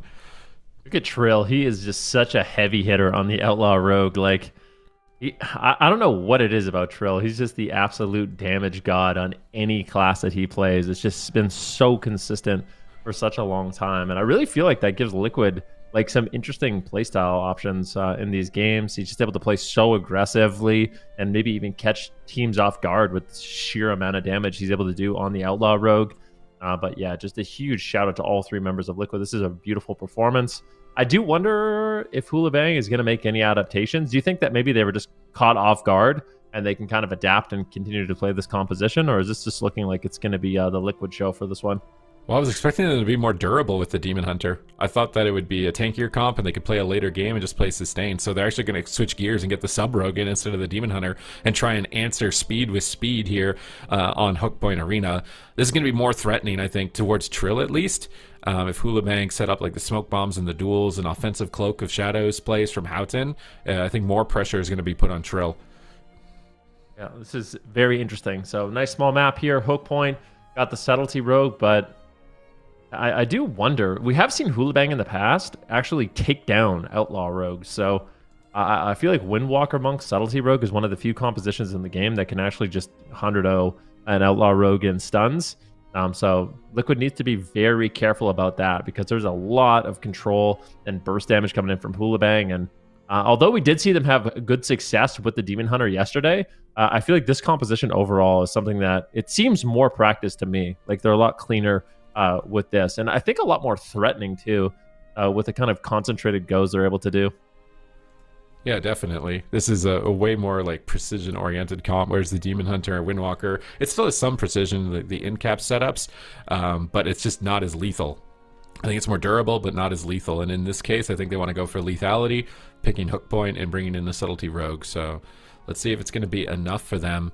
Even with, I'm maybe worried about JT. Without the darkness, JT would have died in the opener. With no trinket and that bomb inside of the stun and the beam. So like with no darkness, I actually wonder if Liquid will just try and bait his trinket with blind and then just race him down with a stun beam. It's definitely possible. It seemed really threatening, and I do think that the darkness got some value, actually absorbed some attacks and kept him alive. So it's one of the things that HOOLIBANG definitely needs to look out for in this game. Liquid is not making things easy for them, and it's an absolute nightmare to play against, a balanced druid of the caliber of Sam I Am, with C2 and Trill backing him up. The way he's able to just clone basically everybody in the match, go after the Demon Hunter in that last game and then just clone him when he's low and then get clones on JT and make a swap on JT. And it's just really hard to anticipate what exactly they're going to do. At the same time, though, HOOLIBANG does the same thing. That's also their game plan. Go after any target that Liquid has that's off stun DR. So I think this is going to be a really chaotic game. Once again, I expect this to be a fast one.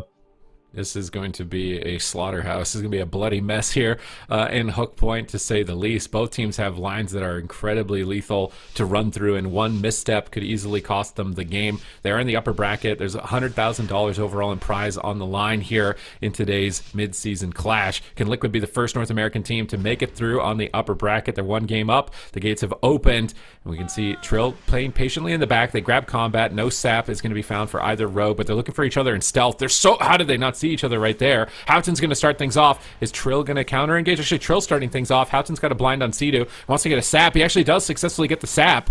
This is a great crowd control chain. They set up a swap on Trill with cheap shots. Sam needs to help. He's looking for cyclones. He gets one on Houghton, totally shutting down his damage. And this is the disadvantage of the Windwalker and the Rogue, is there's limited ranged interrupts. You don't have a lot of ways. If you're not on Sam, you can't stop clones. Big swap on JT, looking to just blast him out here in this first kidney shot of the game. He trades out the Guardian Angel. He's getting aggressive. He actually gets a full fear on Sea-Doo. He doesn't get the pre-tremor, and now Sam could be in trouble. He's very low at the moment. He's in an Earthen Wall Totem, hoping that's enough. A sap off the fear. Houghton's getting a lot of saps. JT's going to pre-immune Angel form here. He doesn't want to get crowd controlled. Sandman procs another precognition. He's looking for cyclones. Gets one onto Houghton. Hex on the Windwalker. They're just trying to stall damage and wait for that Angel form of JT. They can't get any CC right now. Now that Angel form is over, Trill grapples over. I think JT might have pre-faded the gouge. He gets the kidney shot instead into a full clone from Sam. Now they need damage. Lightning Lasso on the Rogue. They could swap to him in this lasso with only 1 second left on the clone. I don't think they're going to be able to take the kill. I would say at this point that HOOLIBANG are actually looking very good.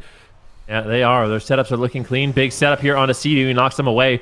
Trill in a stun as well, or in a fear, might get stunned up. Full kidney shot lands onto Eridos as Sam looking for a cyclone, manages to find it onto the Rogue, but with no crowd control on JT just yet, doing a good job avoiding it. And it looks like Sam may have overstayed his welcome. He fakes it out once again, getting the precog cyclone here onto JT. The interrupts are just not landing here onto Sam. Trill now in a stun, though. Needs to be careful with no trinket. They might be able to take him down. He's playing Orc, so typically opting for that Night Elf option on the Outlaw Rogue. The Orc is going to be nice, but is it going to be nice enough? The stun ends, and he does get the Cloak of Shadows off, but at the same time, Liquid's getting aggressive onto Eridos. The Windwalker Monk is not feeling comfy with no defensive cooldowns left. I feel like he's in a lot of trouble here. Oh, JT out of the kidney shot. Trill, is he going to move over for CC? He's grapple weapon at the moment. They disarm Houghton, anticipating a cheap shot on a Sea-Doo in the near future into a Hex.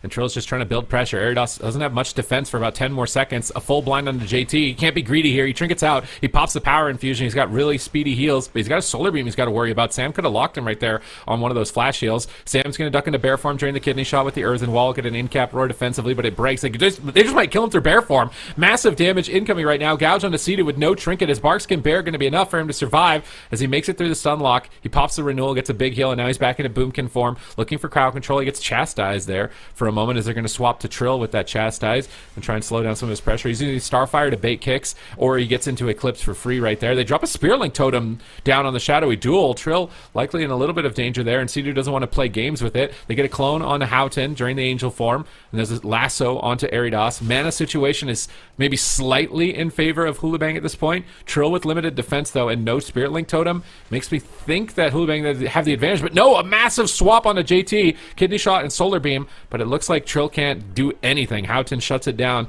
with cheap shot after cheap shot. JT survives it. Now they're back on Eridos. They forces Karma immediately. Double leg sweep, but it's on DR. A little bit of a misplay from HOOLIBANG as far as their diminishing returns are concerned.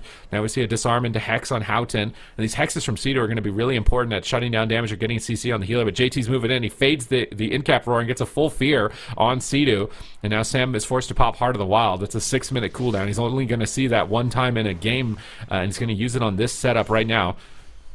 Yeah, let's see what they can do. JT's mana looking pretty good, about even here with Sea-Doo the time being. One thing I'm noticing in Eridos with his disarm, so using that grapple weapon onto Trill. Trill might just die. He gets caught to a stun, and oh my goodness gracious, they stun his trinket and take him down. Very unfortunate there for Trill. He uses his trinket and gets cheap shot on it right away. That was a bit unsurprising. I mean, Trill had his trinket. He had Cloak of Shadows. I really didn't think he would go down there, but that just shows you the explosive potential of HOOLIBANG, and this looked a lot better. I like the Windwalker Monk, I think, a lot more in these games. Or sorry, I like the Subtlety Rogue with the Windwalker Monk a lot more. Like, it just seems like their setups and their crowd control are a lot more consistent with this comp. Yeah, I mean, it's definitely like their bread and butter, right? This is the comp that they were able to beat Echo with, and with the comp that they were able to ultimately qualify as well here from the Gauntlet in their final game. So this is kind of their main comp, and I also think that this comp would be the least familiar one for Liquid. No one's spam playing Subtlety Rogue Windwalker on the ladder, whereas Windwalker Demon Hunter, there's a few teams that you'll see that occasionally on the ladder, and you know where its burst windows are. But with this comp, in a window like this, you're thinking Trill's Cloak's coming off cooldown, he's got Trinket, Sea-Doo has Trinket, you're thinking that they're in a pretty good spot, Sam still has Trinket, so it's like everybody has a Trinket, and Trill just gets absolutely destroyed in 1 millisecond. Trinket evasions instead of possibly Trinket cloaking is the only thing I could see right here. as far as like a split-second decision. But I don't even know if he was playing really the thinking he was cloak? going to die right there. I would think you'd play the cloak talent in this matchup. No, No, he's not. He's actually not playing the cloak talent. He's running. Yep. I think he plays the talent that gives Sam haste. He likes playing the. Is he actually Take your playing that cut. in this matchup? Yeah, he's taking it.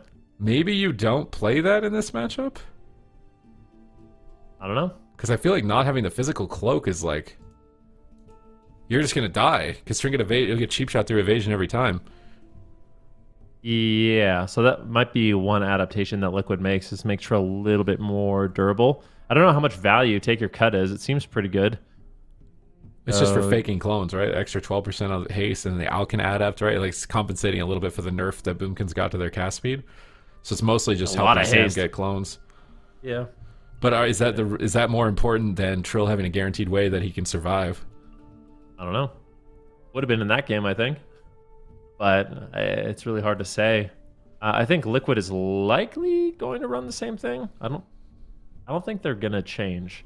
I'm trying to think of what Liquid could even change to in this matchup. Like, what other comps do you think would be strong? Because I think Liquid likes this. Like, they prefer this composition over anything else, based off what I've seen from their practice. If they don't have to get off the Boomkin Rogue, they kind of will just play it as much as they can. I mean, the big map makes me think they will do. I don't think there's anything else they've got that would really have a chance, unless they have some cheesy blood DK comp or something. Like, Blood DK. Yeah, That's definitely out of. Some cheesy tank comp maybe could be decent, but I think this is their best shot. I think everything about the Outlaw Rogue Boomkin Shaman has a way to win this. You've got Hex that can't be dispelled. Yeah, if you get off the Boomkin, you're going to get cloned. Even if you're on Sam, you're probably going to get cloned. I think maybe Trill should consider taking the cloak immunity talent instead of Take Your Cut. I mean, the Take Your Cut's giving their team quite a bit of damage, but I feel like damage is not really their problem. I think they need more ways to guarantee, like, I've got this to stop this go, you know, and we know 100% we're not going to die. Sidu is the longest standing player with the most AWC appearances, first appearing at the 2009 American Regional Championship. A long time ago. How many years is that? A lot of years. Wait, that's a lot of years. That's like 15 years. Quick math. NA math. Yeah, NA 15 math. years, yeah. If we can't win in the arena, we got to be quick on the math, okay? I was competing against Sidu back then. What expansion was that? I'm ancient. 2009, I want to say that's Burning Crusade, Canada? maybe early Wrath. Really? It's that early on in the expansion cycle? I guess 2004, right? Release date? 2007 TVC? 2009? Yeah, somewhere in there. I think it might be early Wrath. We'll He was probably still called Tenderloin back then. I think he was. That's when I first. I think it was Wrath of Lich King, because I think he started competing in Wrath. Tenderloin versus Y'all Grenades. The OG Yeah. names. Yeah, Sidu has definitely.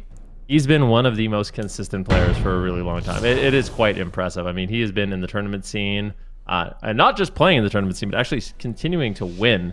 It's really, really impressive. Liquid has been such a consistent roster, but HOOLIBANG, new kids on the block, coming together, running an unorthodox composition. They tie it up. And Liquid, if you're a North American fan, you're definitely cheering for Liquid right now. So far, the North American teams have struggled in this round number 1 of this top 8 tournament. So we'll see how this one does play out. Looks like Sam Miam's getting the dots rolling here early on onto Eridos, and I am going to look and see if Trill has changed up his talents once that becomes available. All right, Earthen Wall Totem is down preemptively. We see Kidney Shot on Trill. Smoke Bomb, big swap on Trill. Are they ready for it here? Clones are coming out on the Windwalker. Insane clones from Sam, right in melee range, getting the fakes there on the Spearhand Strike of the Monk, and then getting spam clones. Now rotating onto Houghton. Hexes onto the Windwalker Monk, and they're targeting down the Windwalker now, breaking through that Hex. Sidu static fields JT in the middle of the map so Trill can jump over. They want to swap, but they kind of mess up the swap here, and JT's able to get a fear. He doesn't get stunned, and he escapes the Solar Beam, so really clean maneuver there by JT, and now Sam's on the back foot, and Liquid cannot afford to lose the swing match. They lose a lot of advantages if they lose this map here. So we see a Lightning Lasso into a clone on JT. Sidu fakes the step kick from Houghton there. Nice play by Sidu to stop his lasso right towards the tail end. Another clone onto JT, but Houghton's just going to pull back to the pillar. They switch their attention to Eridos. Massive damage incoming. Earthen Wall Totem down for Sidu. He's trying to make Sam IM be bolstered up on defense so he can cast clone. He gets a low clone on Eridos. Swapping damage to Houghton. Gouge over onto JT. Pressure onto 2 players. Into a Kidney Shot. Can Sam get the clone now onto JT? I think he's too far away, and he's in a Kidney Shot. He's going to go into Bear Farm, Stampeding Roar, and likely maybe look to reposition. He's pushing a little bit aggressive here. Roots onto Houghton, into a cheap shot. Massive damage from Trill. He's looking to clap back, but it looks like JT is more than ready. Big heals coming through, even despite the lava burst of Sea-Doo. He gets a Wincher on JT. Sea-Doo is playing way more aggressive in this, which maybe is necessary, but he also opening himself up to crowd control like a chastised Fear, and now this is a big opportunity for HOOLIBANG for the rest of this Fear. They're going after Sam. Can they kill him through the bark skin? He's in Bear. Doesn't look like it's going to be enough Frenzied Regen. He is going to force Heart of the Wild at least, so they do get something. Houghton, massive damage over on him. No cloak for 13. JT trades out the Angel. JT gets solar beamed on Cast. Nice play from Sam. Houghton resetting his cloak there with a Vanish, so he's got answers. But the solar beam on a Cast is a really deadly moment for JT if he's ever getting locked out by Sam like that. Sam Cyclones are just, look at his haste. He's just casting so fast. It's so difficult to deal with. Sam gets the fake cast once again, going for a Cyclone, but JT ducks out of line of sight and will avoid it. Full paralyzed here on a CD, preemptively Healing Tides. Oh, can they kill him through Healing Tide? No way. Sam still has to Trinket, though. He uses his Trinket. He uses a Renewal, the Heart of the Wild. Sam trades in a big way, and that was actually a really good heads-up play by Sea-Doo, but it just didn't end up mattering. Right, Healing Waves, Sea-Doo playing mana efficiently here. They are ahead. And Trill's getting in for a gouge, but he gets pre-grapple weapon. Now he actually, did he trigger that? He cloaked off the grapple weapon, so he is running that physical cloak, but using cloak offensively like that might be risky. They get a clone onto JT. Big orbital strike from Sam. Massive damage coming in on their Aridas. Are they going to kill him through Diffuse Magic? It's a lot of damage right now. They're killing him through it. Insane pressure from Liquid. And now they will move to match point. I'm trying to think, what happened with JT there? Like, JT had a lot of cooldowns that they just didn't think he would actually go down. I definitely want to see the replay there, because he still had Trinket, he had Swap, like, pretty sure he had Guardian. So I'm not exactly sure. Was there Smoke Bomb down? Definitely a really good push there by Liquid, but let's see how this one plays out. So you can see just consistent Cyclones in the match coming in from Sam. Houghton barely holding on here. That's a Guardian Spirit from JT. That interrupt from Sam causing a little bit of a panic. This is that preemptive Healing Tide by Sea-Doo, but they almost just kill Sam anyways.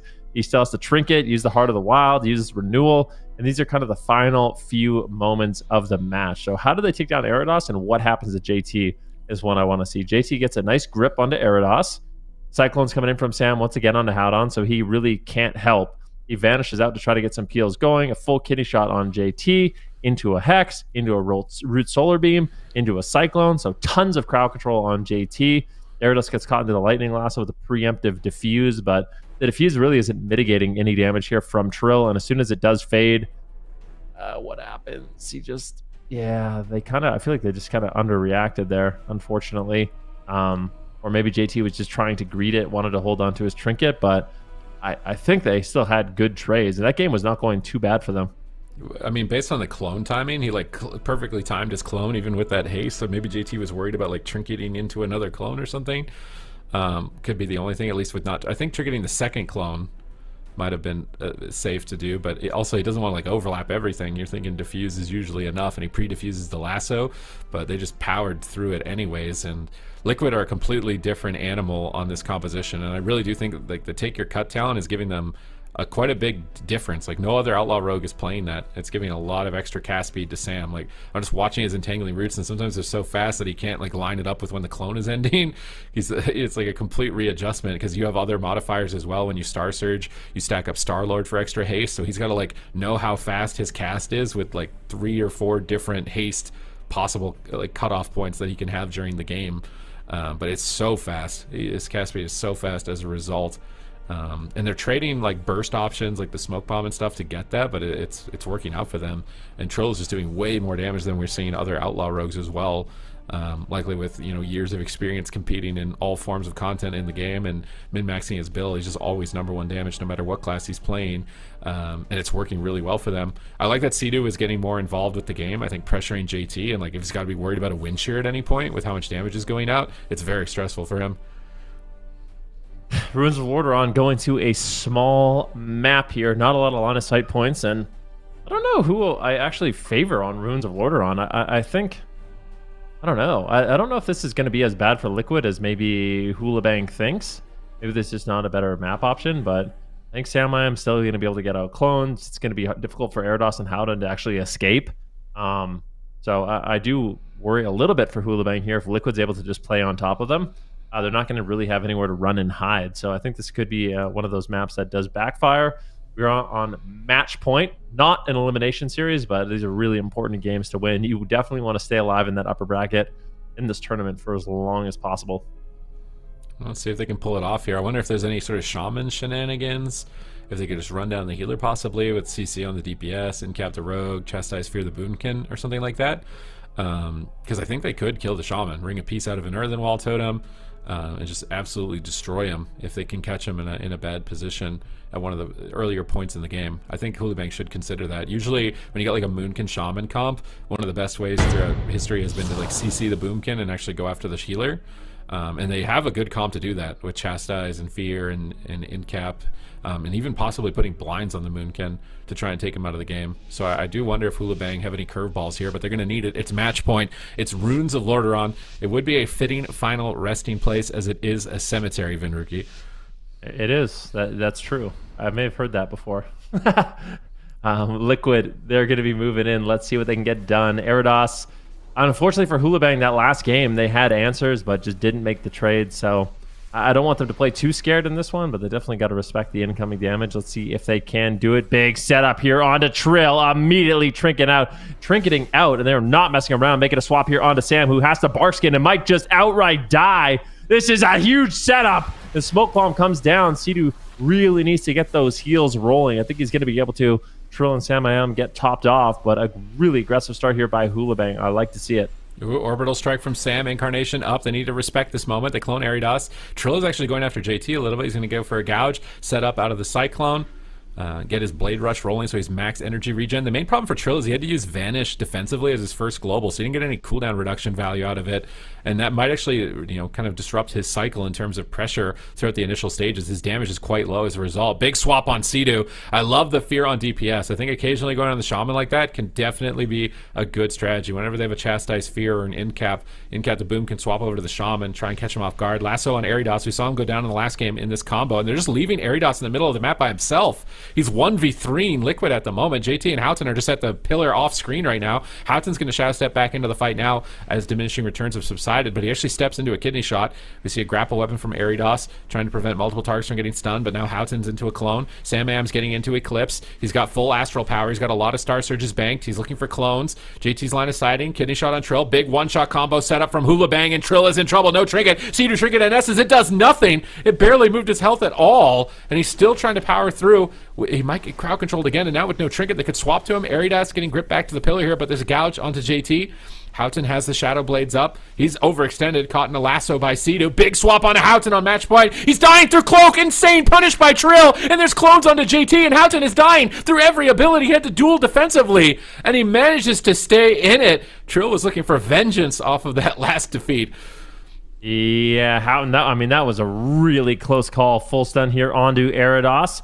They're going to be going after the Windwalker Monk just a little bit, but he's not too worried at this point. Just rolling over to Sidu, getting the damage rolling, and once again, as JT and Houghton just behind the tomb, allowing Eridos to just do his thing on the Windwalker Monk. A beautiful shear there by Sidu, though, onto JT. Allows him to start getting some pressure rolling, but now it's going to be Sam I Am who has to be careful trading out the Barkskin. This is the Serenity of Eridos. Who are they going after? Just not enough damage. Earthenwall Totem comes down. Barkskin deflects the attack, and now I'm mostly worried for Houghton here.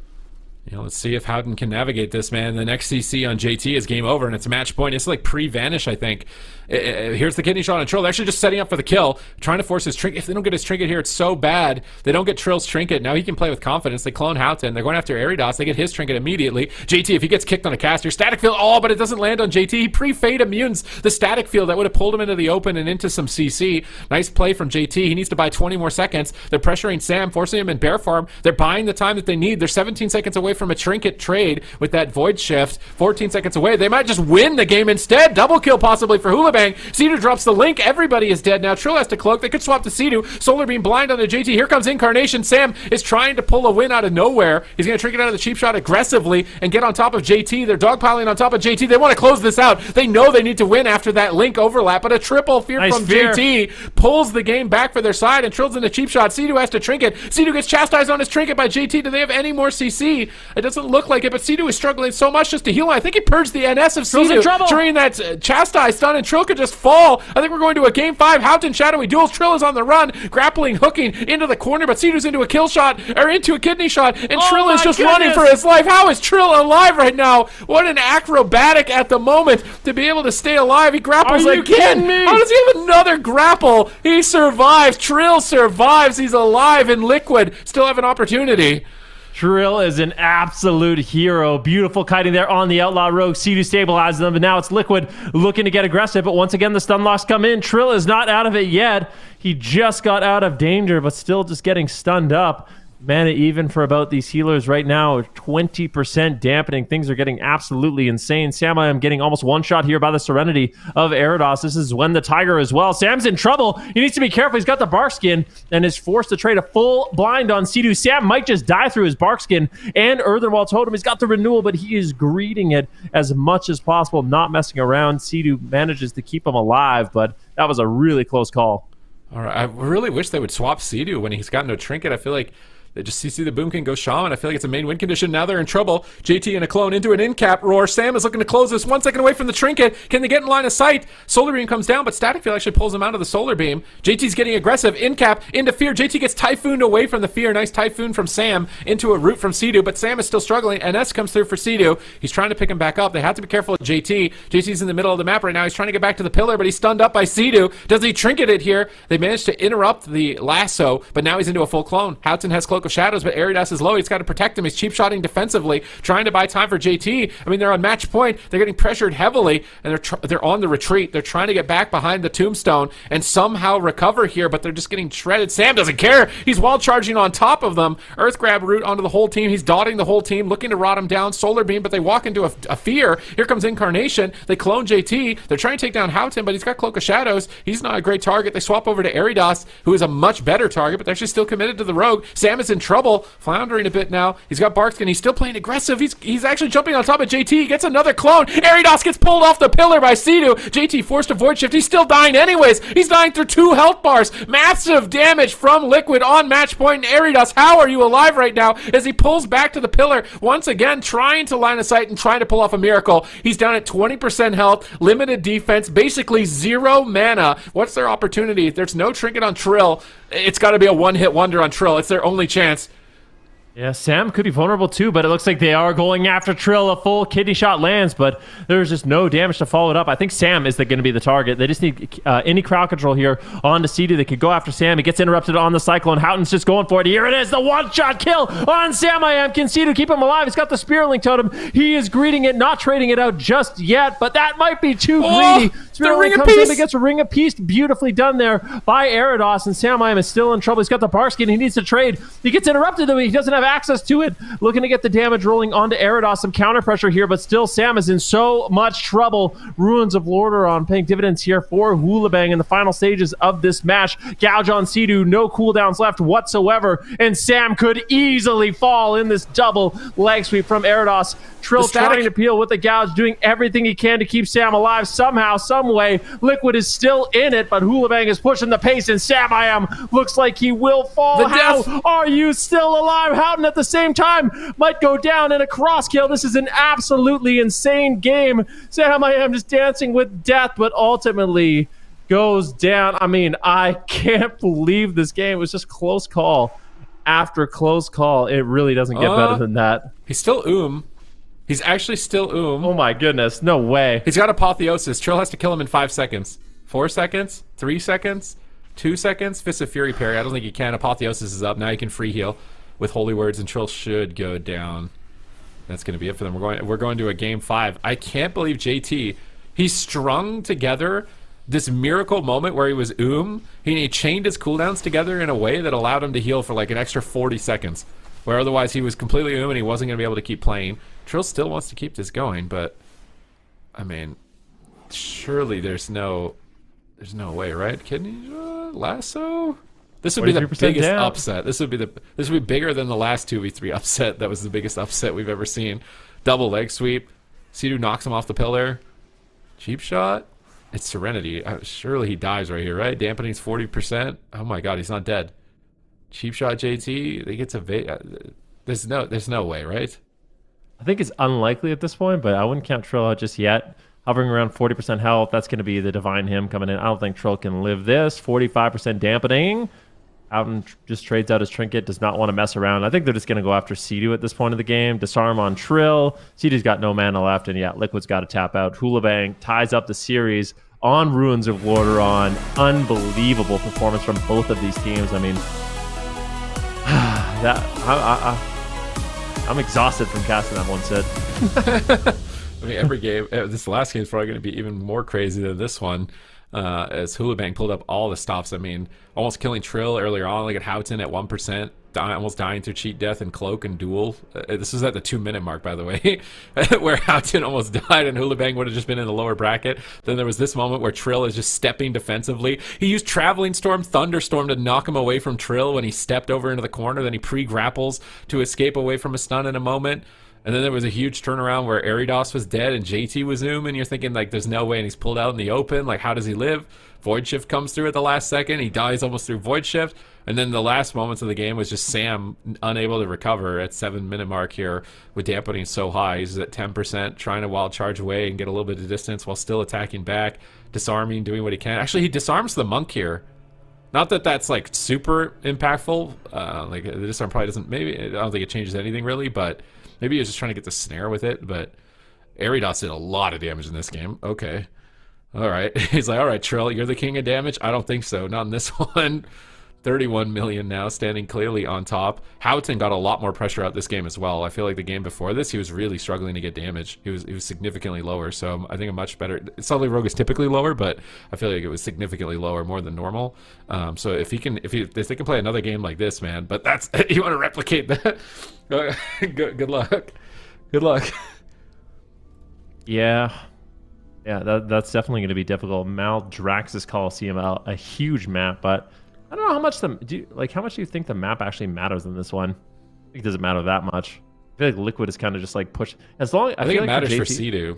Sea-Doo can stay far away from the melee, and it's easier for him to see like when an in-cap's coming or if the priest is coming. Yeah, that's true. It's definitely easier for Liquid. Playing at max range. Yeah, makes sense. JT is doing the same thing though. He wants to play as far away as possible as well. Kind of just hide behind the pillar, but this is so crazy. Liquid backs against the wall. This is going to be not only their map advantage, their comp advantage, but also their ping advantage. So a lot of favors going in the way of Liquid for this one. We'll see what they can do. Your Trill on hook point. Yeah, Trill should had have a kidney shot icon or something, a cheap shot icon above his head. Yeah, it's wild. Like, I can't believe that Trill was able to survive. He did a really good job kiting in that game, but I feel like it just speaks to the level of competition right now and why I was so excited for this tournament. We have such incredible teams playing a variety of compositions and play styles, and it's just so cool to see these rosters clash like this. I love that, HOOLIBANG, seemingly like a ladder team, just came together. They were playing for fun, I think initially is what they were saying. Like, Windwalker Rogue's not a great comp. We're just going to sign up for fun in the cup. They win the first cup. They beat Echo. The second cup, not so good for them, but when they come into the gauntlet, they're fully powered up. They got a fourth player, and they get through the gauntlet. They make it here. Now they're taking the #1 seed from North America to a Game 5. It would be an insane upset for them to just be, 3 dudes having fun on the ladder trying to come into the tournament and beat Echo in the cup stage and then be able to beat Liquid in the first round of the cross-region event. They need to like, I know I should be impartial as a commentator, but I'm semi-cheering for Liquid here. Just that we need the North American teams to step it up a little bit, like... But I also love HOOLIBANG. Taking the traditional Canadian route of, I hope the best performing team wins. That's very Canadian. But I also like HOOLIBANG, so maybe I can't help it. Like, HOOLIBANG is also a hard a roster. One to cheer for a team. Yeah, I'm cheering for HOOLIBANG too because they're running such an unorthodox composition. It's such an explosive composition as well. And also, we don't really see that many Windwalkers, and Windwalkers will always have a little place in my heart. So I don't know. I'll be happy either way. But yeah, this so far, I think we're all winners for getting to watch this series. Oh my god, you don't want to miss this, man. This is match point. Are 3 teams going down to the lower bracket from North America, or will Liquid be the last bastion of hope for any NA fans and stay on top? HOOLIBANG are playing their hearts out right now. I mean, JT is just stringing anything that he's got Like, he's making this work with a paperclip. Like, he's got nothing, and he somehow wins the game with nothing at that point. I thought it was over for them, but he just keeps dragging. He drags his team, kicking and screaming all the way to the finish line, even despite being totally on the Holy Priest. He doesn't play anything else, just the one trick right now, trying to make it work in a Resto Shaman, Resto Druid world. Is he going to be able to do it here in game number 5? There we go. Eridos is getting blasted. Look at Samwam's positioning. So he's just pulling off the pillar as much as possible. He wants JT to be in the open. But obviously, it doesn't look like Eridos and Houghton want that too much. It looks like Houghton was going to just start in a Cyclone as well. Master Spell comes in with the Divine Hymn, looking to get aggressive, but it's a kidney shot on Eridos. So far, HOOLIBANG has not had a very good start. Slow start so far. Earthenwall Totem's going to drop down by Cedio, really allowing Liquid to get some early momentum. And a big setup on JT. They know exactly what they want to do. I mean, that was just so expertly done. Liquid had a plan, but Trill might just die in the opener. This is insane. Cheap Shot comes in on Trill. He's able to hold on to his trinket, but has to trade out the Cloak of Shadows, the Vanish, and the Evasion. Eridos is just dead. Liquid getting aggressive once again. This is such a fast-paced match. It's just setup after setup. JT's going to have to top off his team, but he's in a full gouge right now. Trill getting out some beautiful control, but I really like Liquid's plan for this opener. Smoke bomb on Sam. He's dying through Barkskin. Oh, God. Trill is trying to save him with just a kidney shot on Eridos. I'm surprised Eridos didn't trinket that. I guess they don't expect to kill him. They get a sap on Cedu out of the smoke bomb. They're swapping to Trill. Disarm comes out from Sam, but now he's into paralyzed. Big setup on Trill again. And is he going to be recreating that meme that we just saw from Team Liquid? They get the trinket and vanish. So major cooldowns out of the way from Trill. Eridos gets gripped away from the fray for a second here as he's going to be line of sighting. Houghton is trying to escape, but he's left behind. He managed to get to the defensive shadow step, and Sam is maneuvering in. And Trill has to be so careful with going behind this pillar with no trinket. If he line of sights Cedu even for a moment, the static field, so he doesn't have to line of sight into a triple solar beam, into a full clone from Sam. Insane setup from Liquid, and now the lasso from Cedu to cap it all off onto Houghton, forcing his evasion. Does he die through it? And it doesn't seem so, as with JT's angel form up, Houghton is getting big heals and Eridos is on the run, and they survive that maneuver. But man, that is a great strategy from Cedu, running that static field so that Trill doesn't need to run behind the pillar and possibly get stunned. Yeah, full kidney shot on JT. Can they take him down in the stun lock? Ring of Peace comes in to back up JT just a little bit, but Trill is just going through it. He does not care on that Outlaw Rogue. It looks like JT will be able to hold on, but a full Cyclone lands. As soon as JT is not worried about himself, he's in a full Cyclone. Now Houghton's getting low, Eridos is getting low. We need to see HOOLIBANG create a setup here. They could go after Trill. He's got no trinket, no vanish, no cloak. To be a perfect opportunity to go after the rogue, but look at Trill. He's already across the map. He is not messing around, making it extremely difficult for HOOLIBANG to go after him, but they turn their attention to Sam. Might just kill him through Barkskin. Double stun comes in. Trill gets caught. Is he going to get dropped? Cloak of Shadows might have to trade. He's got to use the Cloak of Shadows. Cedu is in a cheap shot, but it looks like he's not going to, so Trill holds on for his life, for his cooldowns, and it looks like JT is now going to be the one in trouble here, Sid. Oh, he's got to be careful. He's in the solar beam still. He's stunned up by Cedu on match point. JT trinkets out. He's cloned low. Now Houghton with nothing. He could just go down. Massive damage from Liquid. Insane plays from Sam, and Liquid do it. North America are still alive. Sam is a menace. Liquid is looking polished in these games.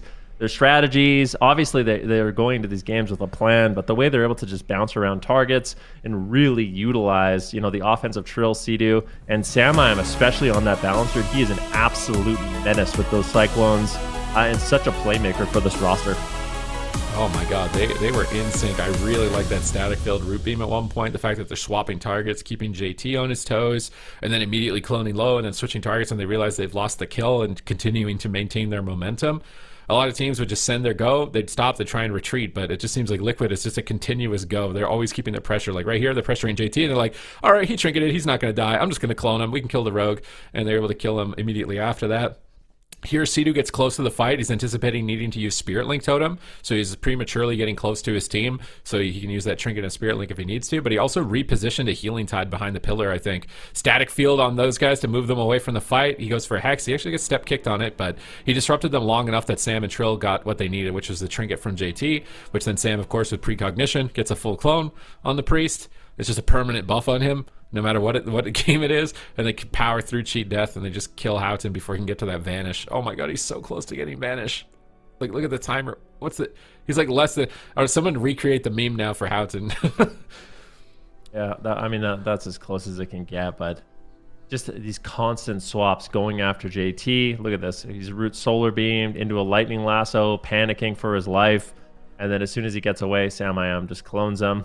Really close calls on Trill in this game. I mean, both these teams are just playing at such a high level in these games. Ultimately, it is going to be Liquid that pulls out ahead in a 3-2 series. But once again, let's take a look at the final moments.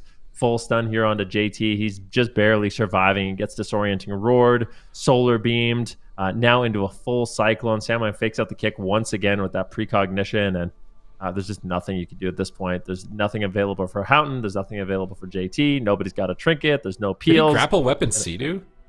Wait, can we get a replay at the end? I swear there's a disarm on Sea-Doo. Yeah. I mean, that might have saved him. Disarm on Trill instead? It could have. I'm not saying it would have. It's a little bit tragic. Definitely could have. That happens. So you gotta have like you gotta just make macro. I really think in tournaments you gotta just make macros that you edit every game. So things like grapple weapon, just like grapple weapon Trill, every single game. That way it's impossible. You don't even have to think about it. You just press the button, it automatically grapple weapons him. But yeah, a little bit unfortunate there, but a beautiful series nonetheless, coming in from Liquid and HOOLIBANG. Yeah, very nice series. HOOLIBANG, obviously Team Liquid was the favored one to win, especially if you look at the predictions from chat, but HOOLIBANG really holding their own there. I mean, they came into this last time that we interviewed them. JT says that they were just kind of friends, just sort of doing this for fun, and now they're going head to head with former BlizzCon champions. So that is incredibly well done to them. They do have another chance as well to stay in this. We can take a look at the elimination bracket. They just dropped down there to that very bottom match. So unfortunately, they will be facing elimination at the end of the day, but I think that should give them a lot of confidence going into that next series. Despite their loss, I think that was, very well done by them, and hopefully they can carry that momentum into the next series against will be either, I believe, Lava Lava or Power Frog. So yeah, this next up match. So we'll see if they can fight either of those guys. Ven, what do you think about that team versus any of those ones? Which one? Pardon me? So I phrased that weird. So HOOLIBANG versus either Lava Lava or Power Frogs will be their elimination match. Yeah. That's a really tough one. I don't really know who I favor in this because Lava Lava likely going to be playing some sort of Ellie Shaman composition, which I'm curious to see. Power Frogs, they have Cubsy. Cubsy on Arcane Mage plays a very unique playstyle compared to a lot of other mages, and he could be an absolute menace to deal with. So I'm not sure who's going to come out ahead there. For HOOLIBANG, who would they rather fight? I'm not sure about that. I maybe Power Frogs because they have less experience against their team in general. But yeah, I'm not sure about that one. I think both these teams would give them kind of a run for their money here. They're both so strong. Yeah, I agree with you, but I am excited to see that series of them against each other, Lava Lava versus Power Frogs. That's coming up next after this break. Before we do head to the break, though, we are going to be doing another map guesser segment. You guys know the drill. We're going to be guessing the map based on the movement of the players, and this is powered by Warcraft logs. Let's check this one out. All right, Robodrome, Maldraxxus, Nagrand, Tiger's Peak. I'm throwing Robodrome out because it's a never picked, so A is just not even an option. I think it's Nagrand. They're all just running. What is this? This is some sort of cleave. That was a weird pathing. Yeah, that was all. Everybody's just running in a big circle. What is this? Is this some sort of cleave? This is Nagrand. This is the Demon Hunters training. First. I'm just saying. Is it? I'm telling you, this is. I know the exact game. I bet you this is the double Demon Hunter. This is game number 1 of today. Oh, it's not from today. I was wrong. It's some sort of whatever. Some Demon Hunter shenanigans for sure, though. It's not Tigers. Is it Nagrand? It doesn't look like Nagrand. I'm gonna say Maldraxxus. I mean, if they turned the camera, I could see it Maldraxxus. They just haven't played on the pillar on the right. But if they turned the map, I think it's Nagrand. I'm saying Maldraxxus. Final answer. Okay. What did you guess, Supatis? Nagrand. Okay. Let's see. If it's Robodrome, I swear. Is there any Robodrome? Oh, you got it. I finally got one. What a weird. I can go out of the season knowing at least I got one. I'm proud of you. Just took a very long, curved path against that bottom pillar, I guess. And then did that. Weird. The right side of the map is just totally neglected, except that one purple purple you don't need player. that over there. Just dead space over there. All right, well, let us know in chat if you got that correct. Once again, this is powered by Warcraft Log. So if you would like to have your own in-depth look at this, you can head over to their website and check it out for yourself. But thank you, everyone, for participating. Archon.gg/wow, or you can go over to Warcraft Yaks if you'd like more of those movement maps. So with that, we will be heading to a break. When we come back, it's going to be Lava Lava versus Power Frogs, the EU number 2 seed, versus the NA number 3 seed.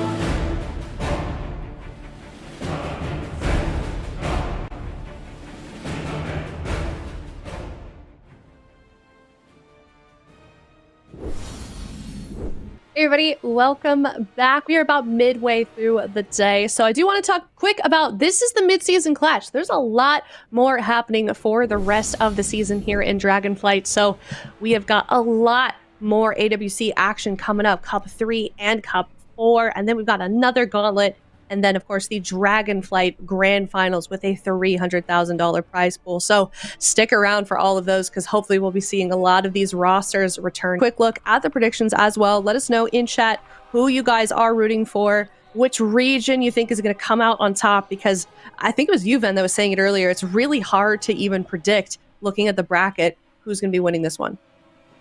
Yeah, I mean, it certainly is. There's just so many good teams, and all the series we've seen so far have been incredibly close. Even the ones that, I mean, even when we saw, the move going up against Echo, it was a 3-0, but the games were incredibly close. You got the feeling that, it could have gone either way. So we'll have to wait and see. Lava Lava versus Power Frogs is going to be that next match, which I'm really excited about. I think this is one of those games where we get to see some of the different styles of the region, right? Like in North America, we don't see many players playing Elemental Shaman, and I think Lava Lava is likely going to be running that Elemental Shaman. And Europe, they don't have a Cubsy as well on the Arcane Mage. She plays extremely unique, so I'm curious about that also. I kind of feel like we've got some, AWC veterans in the form of Power Frogs versus some sort of newcomers to this scene in the form of Lava Lava, and then it's EU versus NA. So kind of a lot going on here with this matchup. It's game number 1. We are still in the upper bracket as well. It is Lava Lava versus Power Frogs. Lava Lava versus the Power Frogs. Another EU versus NA showdown. Let's see here. So in that last game, of course, we had Team Liquid making it out and staying alive here in the top bracket. But now we got Lava Lava, and they are going to be leading, of course, with their patented Demon King, LA Shaman, and Resto Druid. And from the Power Frogs, we are going to see that Outlaw Arcane RMD once again here. So let's see if Lava Lava has what it takes. They did beat Echo playing Outlaw RMD. Actually, I don't think that was with the DHL. I think that was with DH Warrior. So ignore that. But we're going to see an opener here onto Coffee already. Big damage coming out. Cubsy looking for the Arcane Surge. They're going after Guz. They actually polymorph Coffee here with that Master Shepherd, keeping him low. And CC Darkness already dropping here for Coffee. Big opener so far from the Power Frogs. Yeah, nicely done so far. Dex getting swapped to, though. Needs to be a little bit careful. Cubsy has a lot of damage available. He's going to be blinking out of that Lightning Lasso immediately. Now pulling back, spamming out the spell steals. A little bit of a hit-and-run strategy here from the Power Frogs. Having a nice aggressive start. Now trying to play a little bit safer, pulling Coffee into the open. But this hunt is going to land. And Tuna could be in some trouble. Big damage coming in here from Coffee on the Demon Hunter. But Cubsy gets control of the situation with some polymorph. So a much more defensive positioning here for the Power Frogs as they're now looking to push the pace, going after Guz here. Once again, Cubsy in the midfield, just spamming out the spell steals. A big setup here onto Dex with the touch of the Magi. Big arcane missiles incoming. Dex, is he going to fall? Looks like he will use the Iron Bark, or the Bark Skin, to stay alive, but that was a successful swap there by the Power Frogs.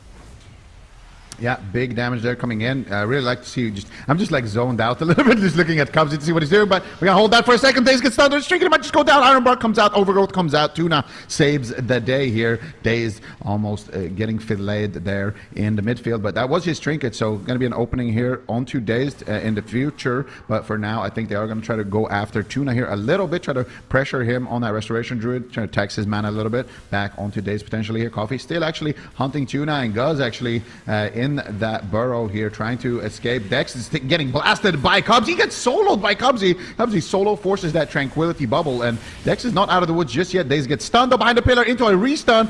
Pure chaos. Daze almost going down here from the Demon Hunter. The Hunt connects. Huge damage. Essence Break. Big damage onto Daze, and they are panicking all over the place. Tuna is spamming out the heals right now onto Daze, and he does manage to recover him. At the same time, Dex, who had to use his Tranquility, he had to use basically everything as well from that onslaught from Cubsy. So far, it's anybody's game, Ben. Yeah, Coffee moves forward, lands the big Chaos Nova, isolated prey Chaos Nova onto Tuna, and now Cubsy could be in trouble using the Prismatic Barrier and kiting away, just trying to avoid the damage. Full Kitting Shot lands onto Coffee. Beautiful peels coming in from Daze. Full Cyclone to follow it up as Power Frogs is getting control of the game, but mana even for both of these healers, and they are burning through that mana tank really quickly in this match. Both these teams are playing so aggressive, dealing a ton of damage, swapping around just so consistently throughout the match. Full gouge lines here onto Dex. and Guz might be in some trouble. He trades out the Astral Shift. Right now, Dazed and Cubsy are all over him, but a setup on Tuna. He needs to be very careful. Coffee is just absolutely devastating on that Demon Hunter. The full kidney shot slows down the damage just a little bit, but I am getting afraid for Tuna in this match. He's got all of his cooldowns, but just spike damage coming in from Coffee and Guz has been really threatening so far. Yeah, and that really is one of the scary things here. But we're going to have to hold that again for a second here because the Hunt just got popped here onto Cubsy. Cubsy also loading up a big Arcane Surge. He gets a precog. Here comes the Surge. Here comes the damage. Tuna's trying to drink. Tuna with the Surge pressure here. Cubsy, instant alter time there at full HP as well. Just making sure that the Tuna can get as much mana as possible here. Guz taking huge damage here from Cubsy. Massive hits coming in. He might just go down right now. Guz, what are you going to do? That touch of the magic is going to be huge. It explodes, but it doesn't manage to take him down. But still a lot of good pressure coming in. Now Guz responding here. The lavas are coming in, and right now it is just so much damage on both sides. Dex sitting down for a drink right now, but Coffee at the same time is taking a decent amount of pressure. Full bash coming out there onto Daze behind the pillar. Dex is in a kidney shot. Guz is in a cyclone. Trinkets out, and Dex now getting blasted behind the pillar. Guz with the burrow. Nice fear there by Coffee onto Daze, and Dex will recover. Guz, I think, will recover, but what is the mana saying right now? Still a lot of pressure onto Guz. 5 seconds left on the Astral Shift. Guz dropping quite low here, but Cubsy as well doesn't have a Sheath F. He's an Arcane Mage, forced into the Ice Block. Lightning Lasso coming out. This game is getting extremely unstable right now, but Tuna does have the mana lead as they swap over to Coffee here. Kidney shot coming in. Dex, what are you gonna do here? Does he have the heals to deal with it? He drops the Overgrowth, but he gets Cyclone on all of those healing over time effects. Really nicely done there by Tuna. Yeah, Tuna moving in for a Cyclone, managing to land it here onto Dex once again. Really threatening crowd control coming in from the Power Frogs. It's such a back and forth game so far, but Coffee's going after Cubsy. He could be in trouble. Temporal Shield trades out, and he will get topped off with that shield. Really nicely timed there by Cubsy. The Ring of Fire being traded out, getting that damage rolling here onto Guz. Cheap shot onto Dex. A big setup here. It's actually just a cheap shot into a gouge. It's going to break immediately. This damage now is rolling over onto Guz. Lava's going to have to find some burst here. Looks like they do manage to find a stun on Tuna, but the Polymorph lands. Arcane Surge is channeled out, and Cubsy has a huge amount of damage. Time Warp comes in. Presence of Mind blast as well. Is Dex going to be able to heal through this? He's got the Iron Bark up, but it is an overwhelming amount of pressure. That Touch of the Magi is likely going to explode, but Dex deals with it easily with that Iron Bark, but that's kind of the last line of defense Lava has available here, Zico. Yeah, absolutely. And it's going to come down to just mana. I think if Lava can't pressure down either Cubsy or Dazed very, very shortly here, they are going to lose on mana. Tuna's been able to get just a few sips here. Coffee's in a Polymorph. Once again, Cubsy here just building distance here, and Dex is completely tapped. Coffee now going after Tuna here, trying to tax the mana, but that's going to leave Cubsy and Dazed completely free. And that means Guz is going to be taking a lot of damage here, but he does force out the life blooms here onto Tuna, forcing him to heal himself behind that pillar, going for the Display, going for the drinks. Dex also going for the drinks. Daze shuts it down. There's a cheap shot. Stun actually onto Daze. They're punishing Daze there quite a bit, but just decides to go for CC plays. Instead, it's going to be Guz in trouble. Cubsy looking for the control onto Coffee, looking for the damage. Touch of the Magi is active. There's the missiles. Big damage. The Arcane 4-set bonus as well coming in there for good measure. But Guz does respond there with the Astral Shift, and it's going to be Cubsy on the back foot. No. Coffee's all over him. Tuna with the Tranquility. Can they take him down? Cubsy's so close. He almost going down here. 10% HP gets kicked there. Guz trying to kill him with the burrow, but Cubsy does manage to stay alive. Beautiful kiting here. Cheap shots coming out. Kidney shot onto Dex as well, and they're trying to turn around the pressure here back onto Guz. That innovate for Dex was absolutely massive, though. Getting a lot of heals here onto Guz, but the darkness as well coming out. The Arcane Surge now coming out for Cubsy. They have to kick Cubsy here. If Cubsy gets too much damage out here, it is going to be lights out for Guz here. So much damage onto Cubsy. So much damage onto Guz. Who's going to fall first? It's a race to the finish. It could be Cubsy. Cubsy gets a massive heal back once again here, and it could be Gouge onto Dex, and it could be Dex. Guz actually that falls. Dex pushing in here for Cyclones potentially onto Tuna. Tuna completely tapped on mana. Cubsy with the alter time right now needs to try to go back here. He could get purged. Very risky game, but he does manage to survive the gamble. Cubsy still not gonna be able to stay alive with Coffee all over him. Lava, draw first blood here. Guz and Coffee, Dex, they managed to do it, winning game number 1 here against the Power Frogs. A really close game though, but ultimately Tuna just no mana left. Lava, they weather the storm, and you saw it too. The Elemental Shaman, when you have a good Elemental Shaman, the amount of damage that they can put out is really impressive. Their team is obviously named after that, so yeah, really good game number 1 here. We can take a look at the early stages of the match. I really like both these teams just doing exactly what they should, right? Like going after all 3 targets in the match, really pressuring the Restoration Druid as well. The constant swaps are just so threatening. This is such a pivotal moment in the match. That darkness just soaking up the Arcane Surge and a lot of damage. But ultimately, Cubsy's just not able to get away. You can look at Tuna. He's got no mana. There was a bit of a miraculous situation where he kept Cubsy alive, but it's because his Innervate. Both Druids got Innervate back at the exact same time, and that was allowed Guz to fully recover. It allowed Cubsy to fully recover, but Tuna is he's just working with nothing at this point. The Altar Time comes in. I wonder if it gets purged. I think he just has a few buffs here. Let's see if he's actually able to get it off. He does. He gets it off, but right back into Coffee and just immediately deleted. Yeah, yeah. Deleting Coffee. That's how I like to spend my morning as well. But it is going to be Lava Lava here taking game number 1, and this is EU's 2nd seed versus NA's 3rd. So this game was home for EU, so the next game will be home on North American soil. So we'll see here what the Power Frogs can do. But honestly, really impressed with how the Power Frogs play that. And again, like just these random swaps that Cubsy's doing to the healers it's just awesome to see, honestly, how he pulls these off. I think we're seeing Chun-Li. I think Power Frogs is going to be bringing in something else here. Going to a small map. I don't think... Rogue Windwalker? I don't know. Chun-Li's been playing a bunch of stuff. He's been playing a lot of Demon Hunter too, but I can't help but feel like Power Frogs going to Dalaran Sewers is a tell they don't want to play Arcane. Like, I'd be really surprised if they played Arcane Mage on Dalaran Sewers against Demon Hunter Ellie Shaman. Like, is that ever a position you'd want to be in? No, I mean, I don't like to play Arcane Mage into LA Shaman in general. Like, yeah, I actually, it's. I hate it. I feel like I can never play the game. I can never cast. I can never do anything. I'm just getting blasted the whole game. So, Cubsy, the fact that he is getting so much pressure out and actually is able to do what he does is definitely, a testament to how skilled he is. But at the same time, there's no way that they're looking Cubsy here. What? Right. I actually didn't expect that at all. Okay, I guess we're locking it in and we're sending Dalaran Sewers. So what is the strategy here? You think they're going after Dex more? Because they did do some swaps to Dex on that Nagrand game. You think they just want to get the Resto Druid a bit more involved, or what's the plan here? I really don't know, to be honest. I mean, you'd think, I don't know. Like, the small map is just, I guess it's good for, like, I'm thinking about small map. Like, who really has the edge here? For Power Frogs, having the Outlaw Rogue on a small map is really nice. You have easy access to all 3 targets, but the same exact thing could be said for a Demon Hunter. So Coffee is it's gonna be a lot easier for him to bounce around on different targets.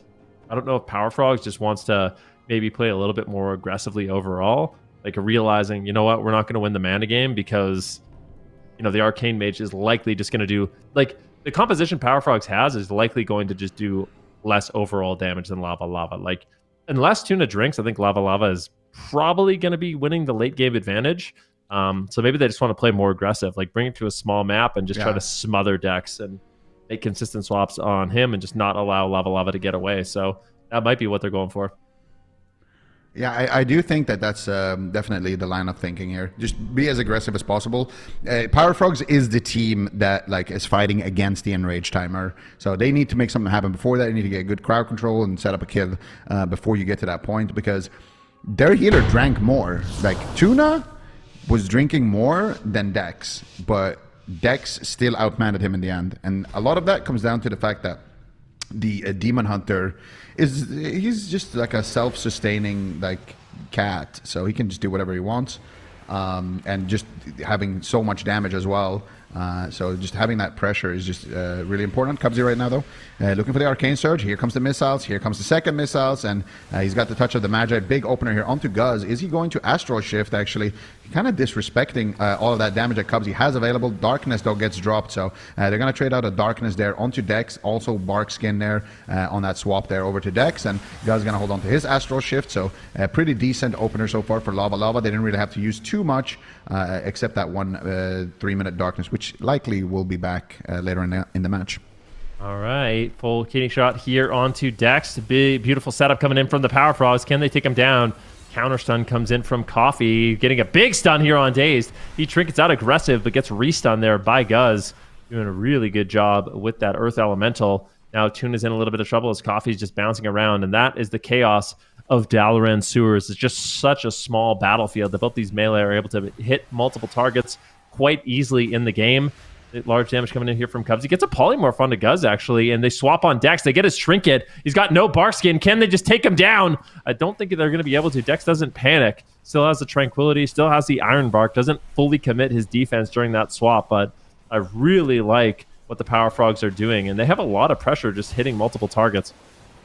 Yeah, definitely. I think they're just trying to go on whatever they have the stun DR on, whatever Cubsy can cast on, and just actually get out as much damage as possible. Because so far, they are doing really well in terms of damage, actually out-damaging Lava here between Cubsy and Daze. But now they're going after Dex here once again. Dex going to have to duck into bear form here, does get gouged, and now they're going to go after Guz. Can they actually take Guz down? No, he's going to use the burrow there, and he should be okay with that. Cooldown Touch of the Magi is about to blow up here in a second, but it shouldn't be doing too much damage there for Cubsy. Didn't really get to cast too much damage into it, and now Guz instead is going to be blasting away here. Lavas are proccing. Oh my goodness, everything is just going super low, and Coffee actually in the middle of that exchange had to use his nether walk. Still has his trinket though, so he's not completely out of defensives yet, but this game is looking a lot better than game number 1 for the Power Frogs.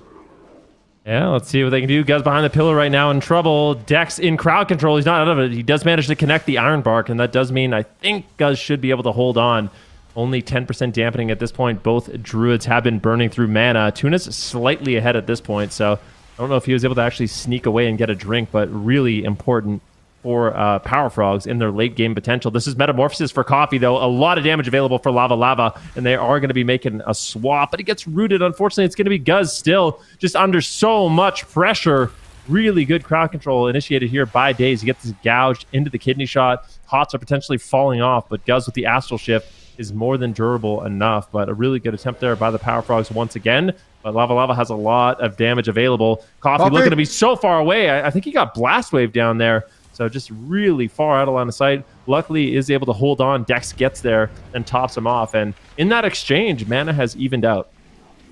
Yeah, and Tuna actually right now free healing here with his Innervate, getting a lot of value. Dex pre-bear forms to stun, so he's not going to be a target. Lightning Lasso coming out here onto Daze. Dex actually still going to be a target. Cubsy doesn't care about bear form. He's going to continue grilling away here, and he does have a lot of defensive still to work with here for Cubsy. So things are looking really difficult here on the smaller map with the way Power Frogs are playing it, just constantly swapping onto anything that they can hit. Right now, gouging here onto Dex, kidney shot onto Guz. More Touch of the Magi damage coming in here onto Guz as well. Cubsy doing what he can here, resetting some of those cooldowns with the shifting power. Tuna in the back line, potentially looking for a drink right now because his team has so much pressure. Now, what is Coffee going to do here? He's going to try to shut it down. I think he did manage to shut it down there with that Demon Hunter wall hack that allows them to see stealth units.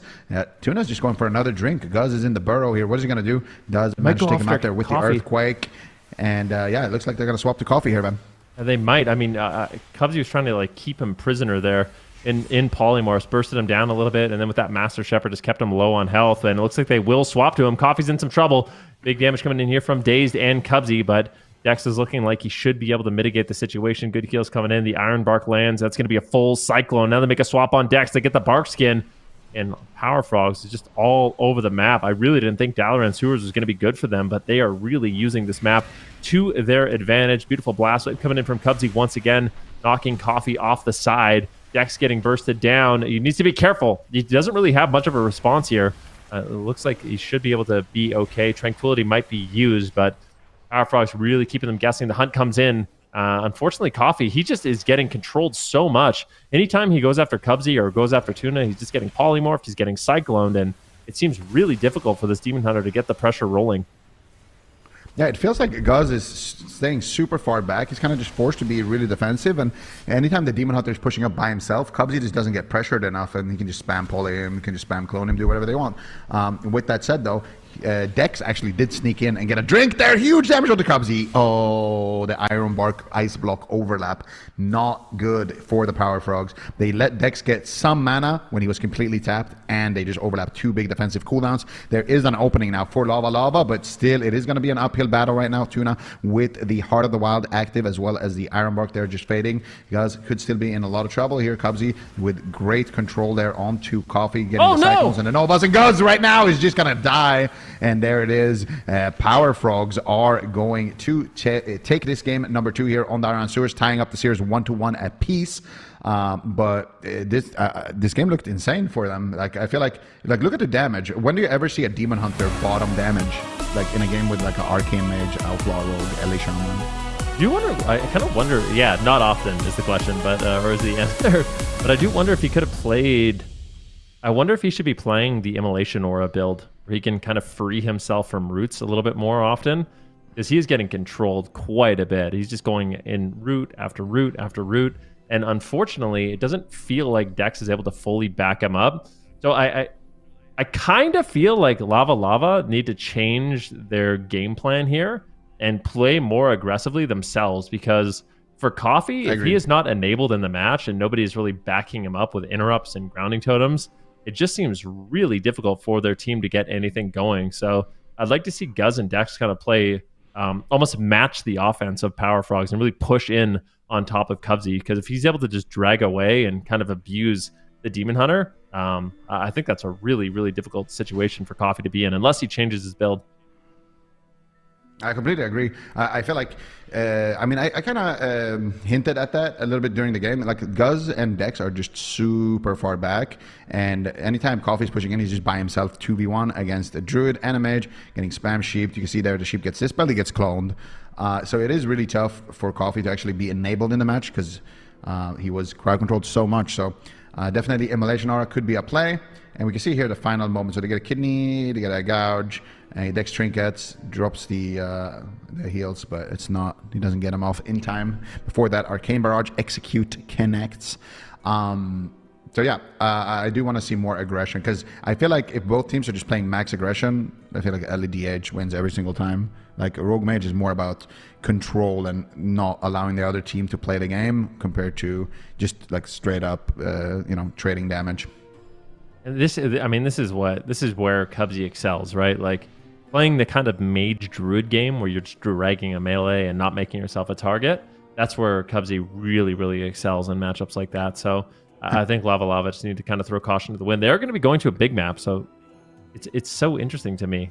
Like, the teams are picking the opposite maps of what I would really expect. Yeah, you would think that if you just tune in right now and you see, okay, one team is playing DH Ellie and one team is playing Rogue Mage Druid, you would think the Rogue Mage Druid is the team that's picking these large maps, and the Ellie team is actually the ones that is picking the smaller maps. But I wanted to look at his combat log from Cubsy here. I think did he proc? Yeah, I think he proc. Look at that. He got a triple Arcane Orb proc from that orb after orb after orb. He was definitely getting some good RNG. This is the crazy thing about Arcane Mage. When you Arcane Barrage, there is a chance per Arcane Charge, like it's increased per Arcane Charge, to send an Arcane Orb. And if the Arcane Orb also hits multiple targets while you're on global from pressing Arcane Barrage, you can just Arcane Barrage into Arcane Barrage. And then if that procs another orb, then you can Arcane Barrage again. And if the target happens to be low on health in execute range, like you can see on that 29% Arcane Barrage right there, that one right there is in execute range. And then that one procs an Arcane Orb, procs another execute, procs another Arcane Orb, procs another execute. So Cubsy getting the triple Arcane Barrage, the triple 4 charges for free from those orbs during execute range is a little bit lucky, but also that's just that's Arcane Mage. Sometimes you just delete people, you don't even know why they got deleted. You know what? At least when I play. No, I mean, it's definitely true. You can have some very good RNG, but so can Ellie Shaman, right? Like, absolutely. There's a lot of specs right now where if you kind of get lucky in certain situations, you can do a ton of damage, and that's just something the players have to deal with. So 12-round arena is going to be the map choice here for Lava. And I'm curious, Power Frogs, are they going to have the same kind of repeat success? What is Lava going to do in order to mix it up and enable Coffee a little bit more? I do think playing the Immolation Aura build might just be what Coffee needs. Like, if he just plays that, and he can free himself from roots, like the entangling roots and the Frost Nova, maybe he can kind of support himself more. Maybe not, though. Like, maybe he just actually does need Guz and Dex to push up. Maybe they need to focus more on going after Dazed, but my intuition is telling me for Lava, they need to try to get on top of Cubsy, and that's going to be their path to victory. Yeah, I agree. And I think Coffee just needs more backup from the Ellie Shaman, because when an Ellie Shaman is getting, his procs and he has his pressure rolling, there's no way you can sit in his line as the Arcane Mage. You kind of forced to play the way Cubsy does, where you go back towards the pillar, you send some spell steals, you burn a little bit of mana, that gives you missile procs, and then you just missile and you're running behind the pillar, and then you run out, you missile, and then you run behind the pillar to avoid the interrupts. And to avoid a lot of that kind of return fire that you're going to be receiving from the Ellie Shaman. So if Cubsy is allowed to just do that and also CC Coffee, then he's going to have a great game.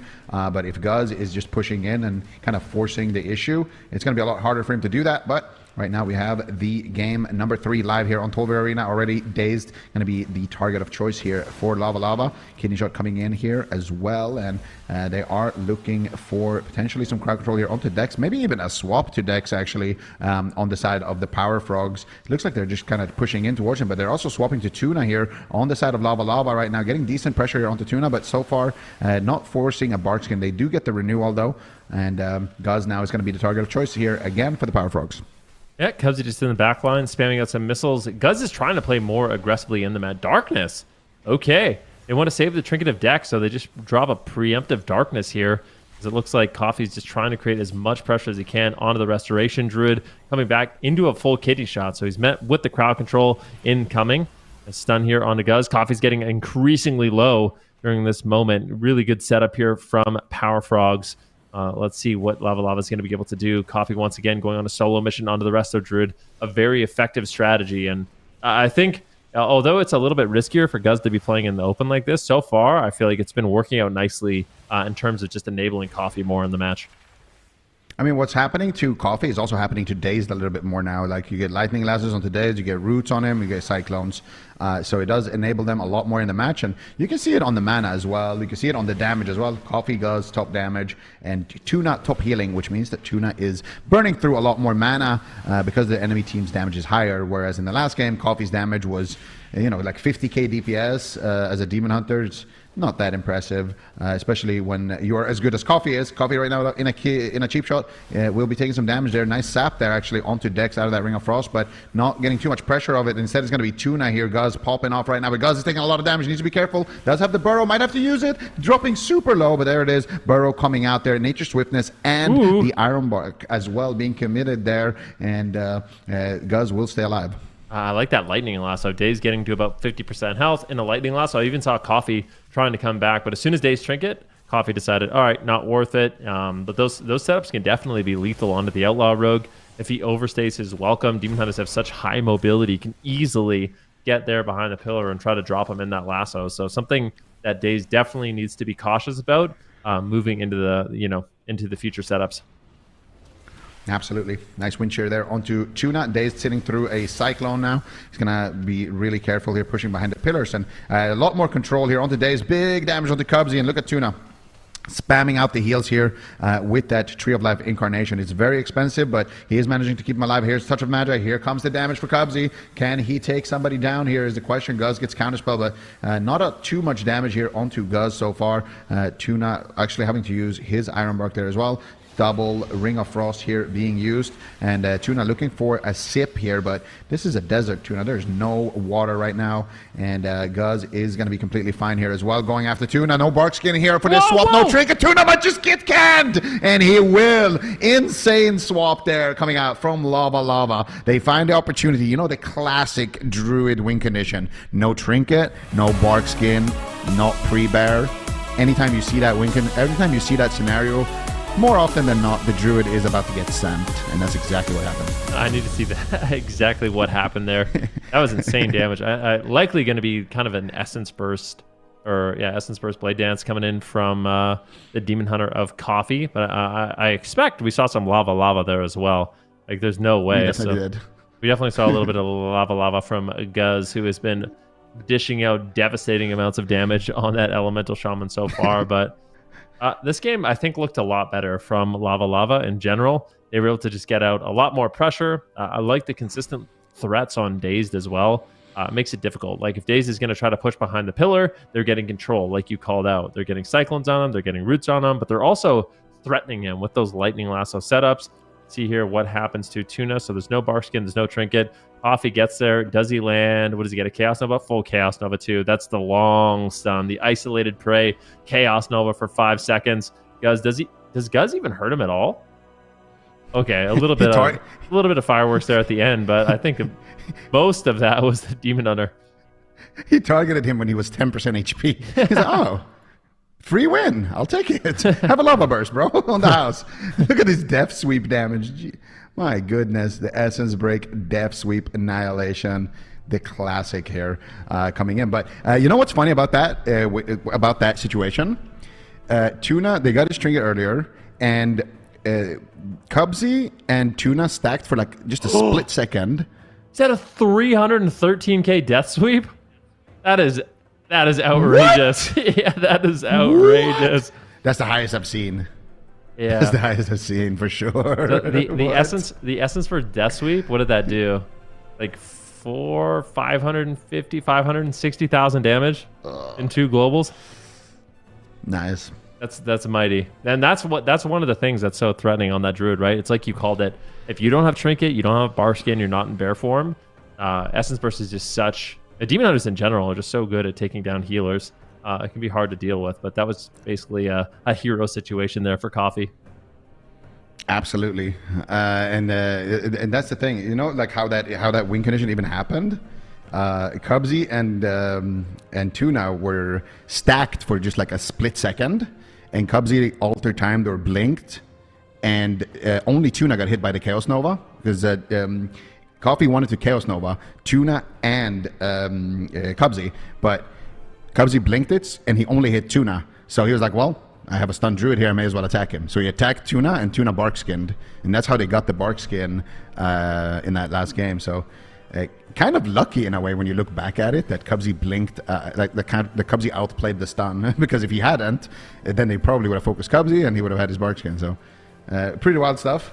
Coffee, let's be honest here. In that Dalaran game, I did criticize his damage a little bit. Not going to happen again. And we're on Ashman's. He's like, oh, really, Zico? You think my damage is low? Check this.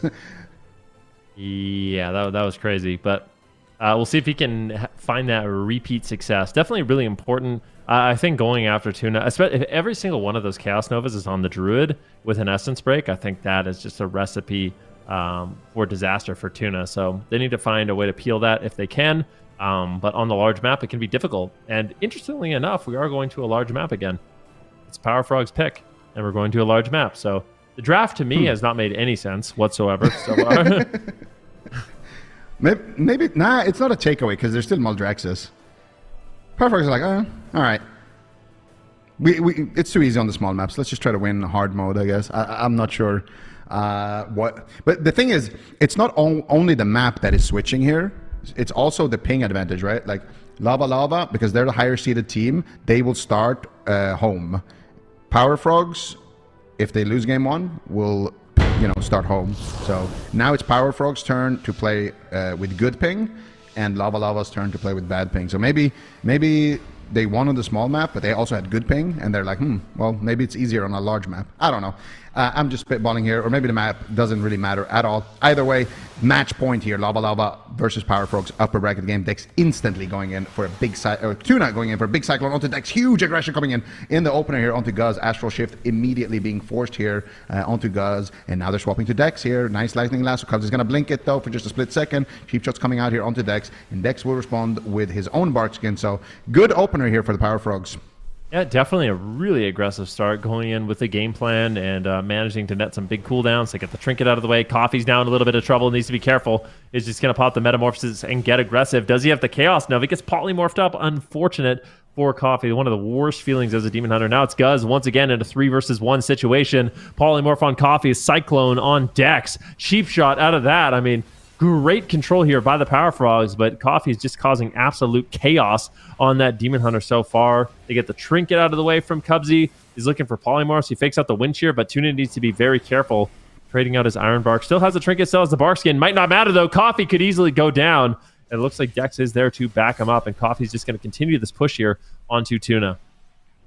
That Coffee is going to be just cooling off here in a polymorph, and Guz actually getting Cyclone. They're doing a big 3 versus 1 situation onto Dex. Huge swap there. Dex with no trinket there does have the Iron Bark as well as the Bark Skin though, and he will stay alive here with the Frenzied Region. Had some pre-hots onto himself as well. Dex actually getting counterspell. Nice one there by Cubsy. Just jumps in and snipes it, and that will force out this trinket Netherwalk. Cubsy there, he is playing Blink Stun, but that was a nice Blink CS right there, and it has generated them a lot of pressure. Look at Coffee as well, still very low here on health, and Dex has a lot of catch up to do. If they can swap to Dex now, that would be ideal, but Guz also trying to get some damage going here. Ring of Frost coming out. Looks like they want to swap to Dex here, or is it Coffee? No, it is going to be Dex. I like that a lot. Kidney Shot. Did he pre-bear it though? I don't see it, and it is going to be a Darkness. He did not pre-bear that. Really nice swap there by the Power Frogs on a night. This is exactly what they need to do. They are playing to their win conditions, but still, this is anybody's game.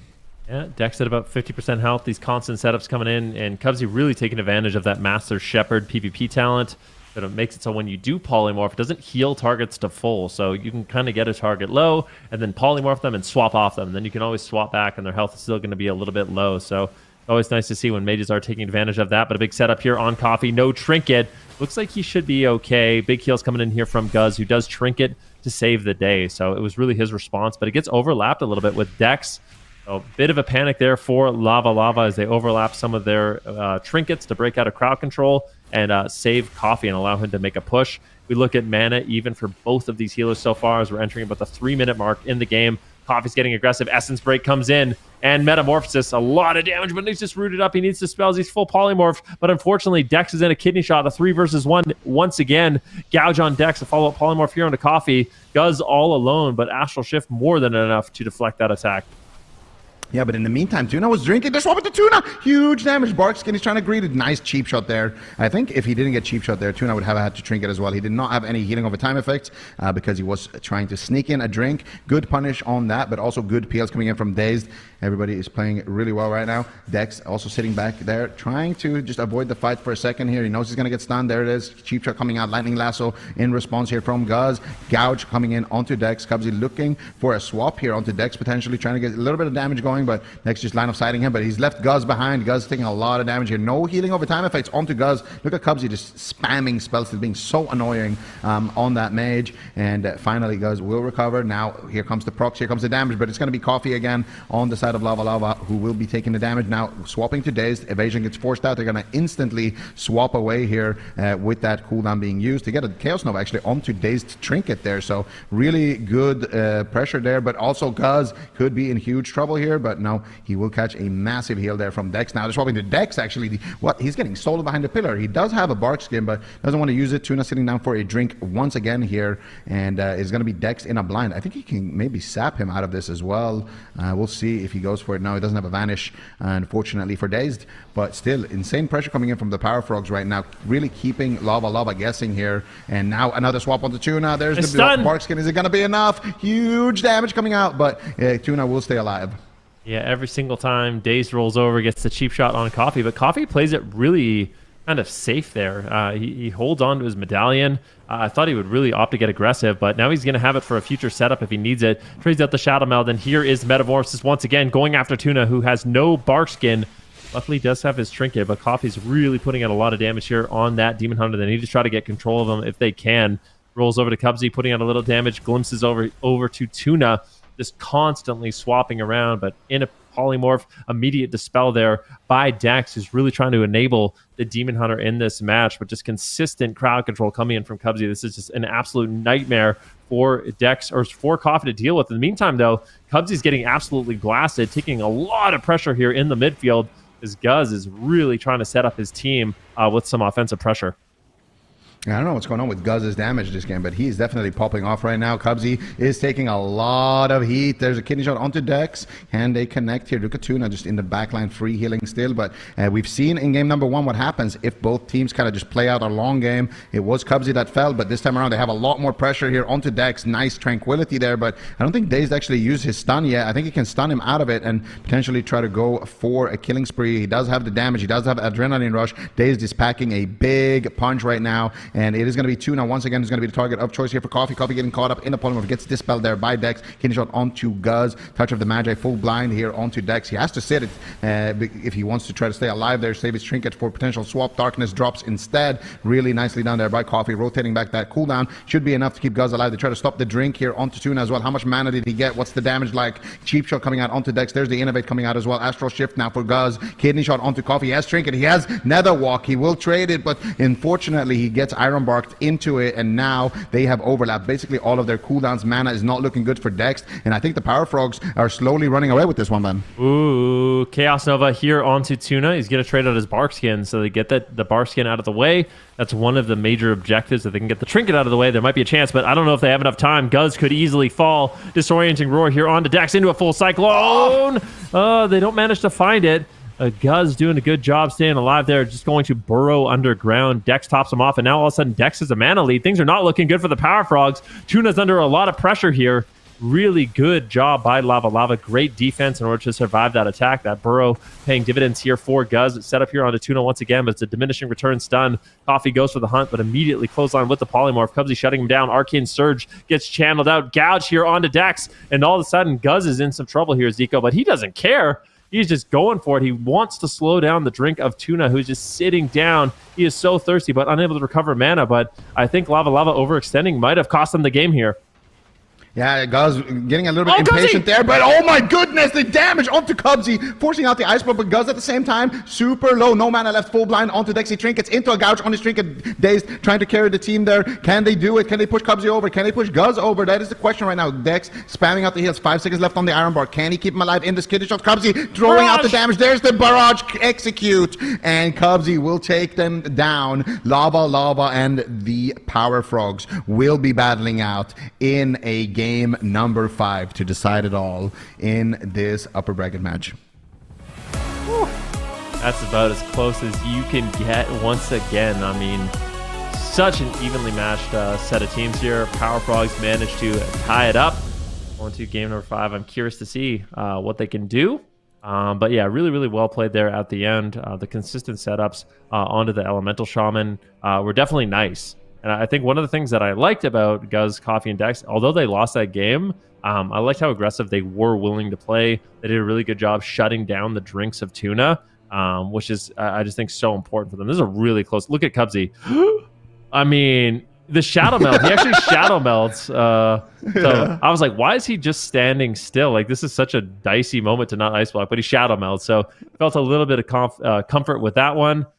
Gets the Ice Block off as a result. And then at this point, the Guz is just fully stunned. Cubsy just spamming out Blast, gets a missile proc, and this barrage is inevitably going to take him down, as it is an execute barrage.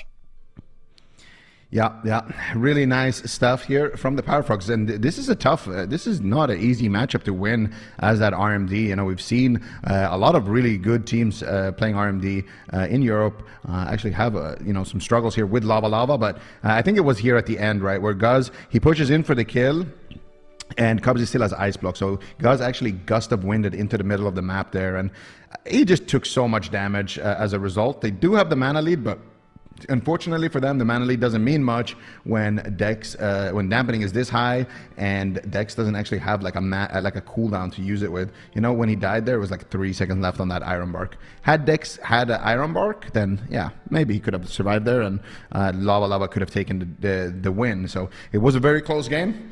But in the end, well played to the Power Frogs, and I'm excited to see what's going to be here in that next game. Let's see. They're going through the draft fast. We're going to Maldraxxus. I mean, what's going on with the maps here in this series? Like, what is actually happening? Actually, like what? Whose advantage? Like, what? I really don't know. I guess both teams just want to spread out from.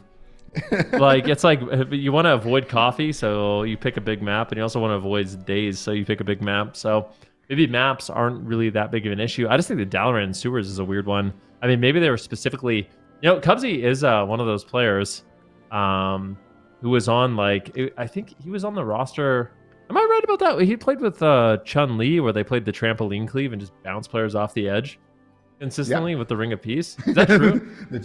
Maybe they're trying to use like the Z access with Blast Wave and stuff like that, because there was a few moments where Cubsy was taking advantage of that, like knocking the Demon Hunter off the side into an Ice Nova. So Maybe it was just specifically for that mechanic why they picked that map. It's possible. Maybe they just want to give us more maps to choose from in the map guesser game. That's true. I really doubt that. But yeah, then they would pick Robodrome if that actually was the strat. They're like, you know what? We don't need the 100K. Let's send the Robodrome, dude. Yeah, send Mugambala and Robodrome. But yeah, the Power Frogs. We are gonna go to the Coliseum. So I don't know. I feel like both teams kind of they know like this is what we're dealing with. Both teams are sticking to their main comps and just playing it out. It seems like both comps can win, and there's multiple win conditions too. We've seen the Elish Shaman die, we've seen the Mage die, we've seen the Druids go down. So both teams just sticking to their guns and just playing it out. You got to respect that. Second seed in EU, Lava Lava versus the third seed Power Frogs in NA. It has been a tough day for NA with only Team Liquid so far staying alive in that upper bracket. Will Power Frogs join them and make it a 50-50 EU NA affair, or will Lava Lava send them down to the lower bracket right now? I don't know. This is a really close one to call. I mean, both these teams have been playing really well. Tuna moving in right away, going for the disorienting roar into potential full cyclone. Doesn't look like he does actually land it. So they get the full cyclone. Arcane Surge is going to be channeled. Guz in a 1 versus 3 situation. Coffee trying to peel back just a little bit. Gets a Chaos Nova onto Tuna, putting a little pressure here onto Cubsy with the hunt. Actually, a large amount of damage, but a beautiful alter time, a greater invisibility is going to allow Cubsy to keep himself alive and keep rolling with this pressure. Yeah, and in the meantime, Dex also had to use his bark skin there. They were going on a little bit of a solo mission there on the side of Dazed, but now it is going to be standard gameplay again. Oh, they're going after Tuna. Huge damage there. They force out the bark skin there onto Tuna. Nice little swap coming out from Lava Lava, but now once again it's going to be Guz. Full blind secured here onto Dex. Do they have any follow-up though? Killing Spree coming out there. They're looking for the follow-up, but unfortunately for Dazed there, he was still in that Killing Spree animation, left a gap, not able to find the follow-up there. Also didn't have a sap or vanish, but now he does. Vanishes onto Dex here, looking for the swap. Big damage coming out here onto Dex. Cheap shot into cheap shot, and he's still not out of the woods just yet. Cubsy and Daze just all over him, but he is tanking it out pretty well with the life blooms, with the frenzied regen. Still touch of Magi. He's yet to explode, though. It could be a big one. The cyclone on the touch of the Magi damage, but he might just go down out of it. He has tranquility. He could trank out of this. Is he going to tranquility out of this? What is he going to do? Dex is in so much trouble. He tranquilities to get that immunity, and I think it could be enough to keep him alive, but I think he's off stun DR. They might be able to take him down. He has bark skin. What are you going to do, Dex? He manages to get himself up, and his teammates are pressuring Cubsy, and that will be enough here to keep him alive and allow him to recover. But instead, it's going to be Coffee here in trouble, forced to use his trinket in that exchange as well. Yeah, really nicely done. Full kidney shot here onto Guz. That was such a close call. I want to see a replay of that cyclone because Cubsy was setting up for the execute barrage and Tuna recycloned it. So I wonder if that was a bit of a miscommunication there. Definitely got to get that in the replay if we can. Looks like right now Tuna will sit down for a little bit of a drink, but look at Dex. He's so far away. I think he's going to drink to full. This is such a perfect opportunity for Lava Lava. Dex almost completely resets his mana, giving them a big lead for the late game.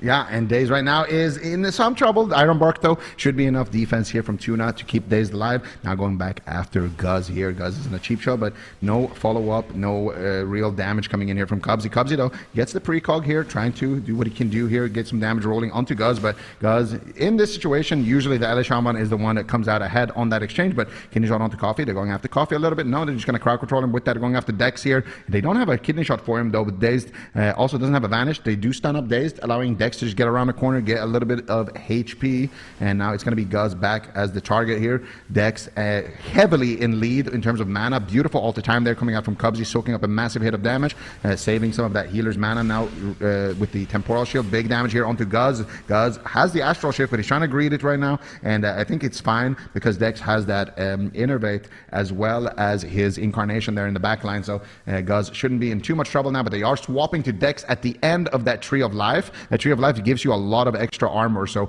as it runs out, the Druid gets automatically shifted into normal form, and Daze try to capitalize there with a swap on that, so that was really nicely done by him. Yeah, Tuna right now getting absolutely blasted in the open. Needs to be careful. That's going to be the Barkskin. So no trinket, no Barkskin, but I think by the time he's off diminishing return and he can be stunned again, he will have that trinket available. So Tuna feeling relatively safe, but that drink still just so important here for Dex. Tuna's going to have to find one himself, or inevitably they are going to lose the late game. Moving forward, playing on top of Dex right now, trying to reposition and just cross the map, get away from Coffee, but I think Coffee should be able to reconnect. No, unfortunately, he's not able to just yet. He just cannot stay on target, and he is getting low. Forced to use the Nether Walk now into a full stun. This is great pressure here by the Power Frogs. Coffee needs to be very careful, glimpsing, just trying to avoid a little bit of damage with that vengeful retreat. Once again, getting knocked away. The Hunt coming in, potentially fake casting the Hunt. Double stun comes in. Do they have the damage to take down Tuna? Here's the Essence Break. Tranquility immune by Tuna, just completely avoiding that damage, making so he doesn't have to heal through it. I think that was a really heads-up play. Yeah, really nicely done there by Tuna, but they do get that big Tranquility cooldown. Dex mana not looking too good. Tuna's mana also not looking too good. This is where the game starts spiraling. Look at Cubsy. Is he going to be forced into the Ice Block? He's dangerously low. One more Lava Burst could do it, but he has complete trust in that Iron Bark here. Cubsy will be able to hold on to it for a little bit later, but look at Tuna. He is completely out of mana here. He needs to drink right now. They root Coffee, they sheep Coffee, Meld drink Coffee, Trinkets out, Metamorphosis on top of Tuna. He doesn't even care. He pops his entire spellbook here, knowing that Dex, meanwhile, they're getting swapped to, and Dex does manage to recover here. He has the Iron Bark, no Bark Skin though, does have a Trinket, and he does have Tranquility as well, so Dex not going to be in too much trouble. Full blind onto Coffee, and Cubsy actually forced into the Ice Block as well. Things are not looking too good right now for the Power Frogs in NA. If they can stop Tuna from drinking and maintain pressure onto Cubsy, I think Lava's got this one in the bag, but look at Tuna, he's trying to drop combat here behind the pillar and get a drink, but Dex actually puts him in combat. They swap into Dex, he has no Bark Skin, he's being greedy with the Trinket. Can they take him down? The Surge connect, big damage here from Cubsy in the back line. Missiles, they need to interrupt those missiles. Can they do it? Dex with the Bark Skin now. Dex super low, but he does have the Tranquility. He shouldn't die here, but still a lot of damage coming out there with the killing spree from Daze, but Dex just tanking it out in bear form, root onto Daze. Dex ducking around the corner, and he should be fine here. Now Cubsy is on 1% HP around the corner, barely holding on. Can he stay alive? Cubsy teleports back here with the Shadow Melt, with the displacement. Uses the altar time. Tuna is drinking while Cubsy is making these plays here. He has an altar time. He could teleport back as well. He cancels it and resets his cooldown behind the pillar, but Tuna still completely tapped with that Earthquake hitting him around the corner. Yeah, Dex still has that mana lead, but can they take him down? Daze, though, it might just fall. They don't have any healing. They have no mana, and Daze gets dropped. Lava does it. Winning. Oh, Dex. Okay, Dex is going to recover. It looks like Tuna will fall. Close call there, but Lava ultimately will win the series 3-2 over the Power Frogs. An impressive performance by both these teams. I mean, that was such an incredibly close series. Yeah, that was an amazing... This entire series really could have gone either way. So many of the games were super close. Even this last one, it really could have just come down to anything. I want to see the clone. Like, let's be honest now. Now that they've lost as well, this is the clone, right? I think this is the clone. Yeah, this is early in the game. Okay, so look here. Wait. Slow it down. Yes, thank you. All right, so look at Dex here. He has Touch of the Magi, and Cubsy has been blasting into it. I'm pretty sure the Touch of the Magi explodes right now into the Cyclone, and I think that would have killed him. But now he gets recloned, gets executed into it, and then he tranks. So, unfortunately, I think that Execute kills him. I actually think the Touch of the Magi can kill him, and I think the Execute could have killed him. Well, the Tranquility immunes him, so if he does get the Tranquility off, I don't know. That one's tough. But I think Cubsy has to be in point-blank range to even be able to do that, by the way, without the Tranquility going off. Yeah. Because the travel time is going to allow it to always go off. This is such an incredible play here by Cubsy as well. He goes into the open, displaces back, and I'm pretty sure he alter times here. Resets his blink. Blinks, and it's kind of one of those situations where he's got the altar up. He already cancels it, actually. He just cancels the altar, or it got purged. He goes for the shifting power. He altered and instantly canceled it to reset his second blink. Cooldown. Yeah, okay. Yeah. So it gets the reset on the blink. With I think you're right about that, with the Master of Time. But at this point, I mean, they just go after Dazed. He's got really no cooldowns left. He hasn't really been a target in this game, but using cooldowns offensively and to mitigate some damage. But that does mean that, they'll be going down to the lower bracket, and Lava will advance to that upper bracket. Things have been looking pretty good here for Europe, Zico. What are your thoughts? My thoughts are, honestly, the games have been super close, right? Yeah. Power Frogs should have easily Power Frogs should have easily won this, and then it would have been 2 NA teams and 2 EU teams in that upper bracket. So I feel like it's still early to say, especially with the fact that NA has their strongest horse still in the race, right? With Team Liquid. In my opinion, I mean, that's my prediction as well, that Team Liquid is going to be the strongest team in this tournament from NA.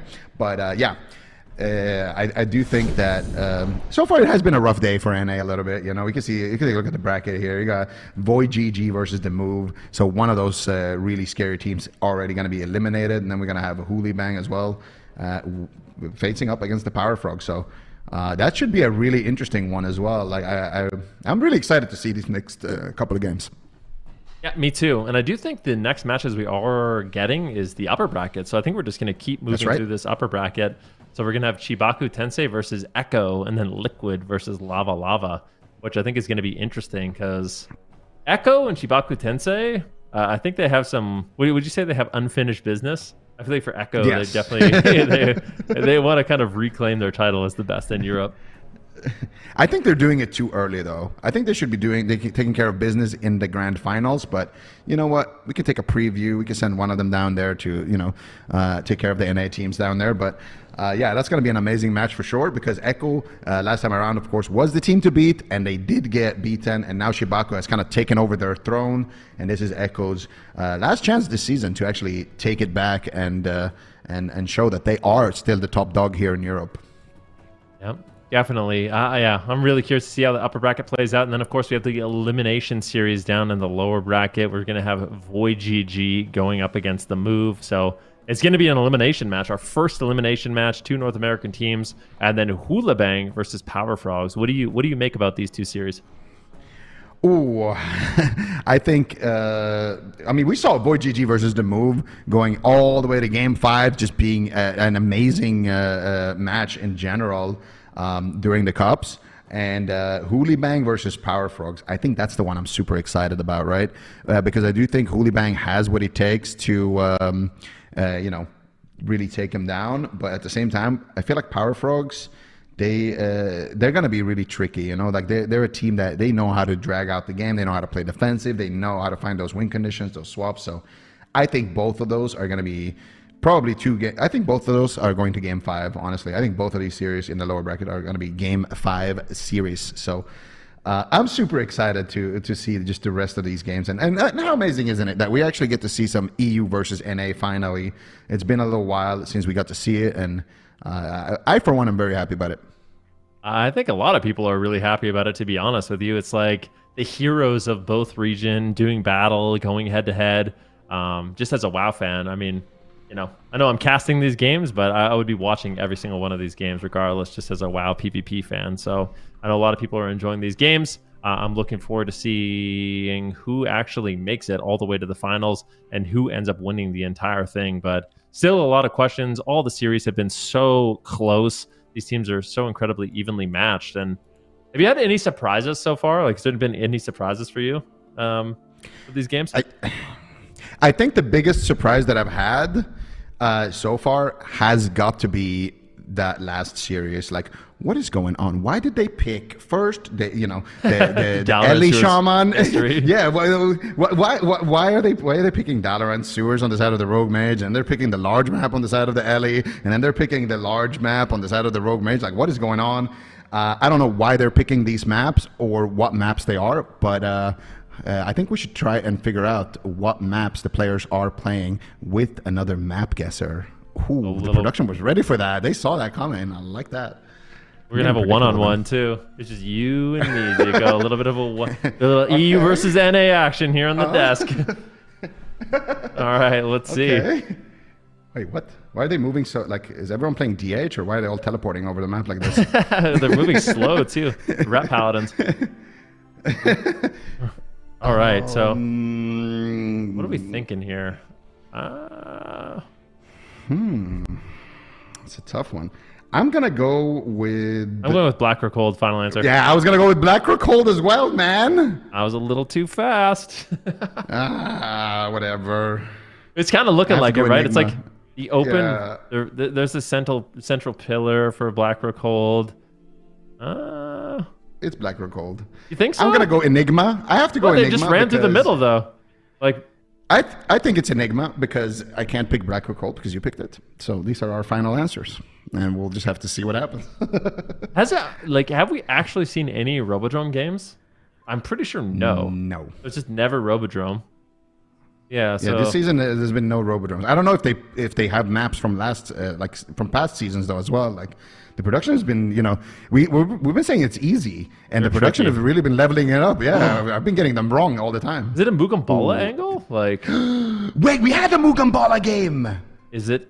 We No had way. it's the Mugambala game from we yesterday. both got it wrong. No way! We got tricked. We got so I started tricked. seeing it. What is this? Is starting? Like they're just battling it out of the room. Oh, it's the Thug Dancing Bear. This is the Thug Bear game. That was a different. That one is actually really hard. I got tricked. Dang. Yeah, we were sure it was Blackrook. Damn. At the very end, I started seeing the light, but Yeah, same. When you're like, wait, I was like, wait a second, this could be the game from yesterday. We had Mugambala yesterday. I actually wonder if anybody in the chat got Mugambala. Like, I really do wonder if somebody voted. If you did get it, congratulations. You. I don't think so. That was hard to guess. Supatis wrote a D in the chat now, but he has delay. He can see it. Like we don't trust Supatis. He knows the answer. That doesn't count, Supatis. You're still bottom, bro, with me. We're still down here chilling, bro, in the losers bracket. Yeah. All right. Well, we are going to be going to a quick break with another upper bracket game after we get back. Thank you so much for watching. Don't go anywhere. After this quick break, we'll be back.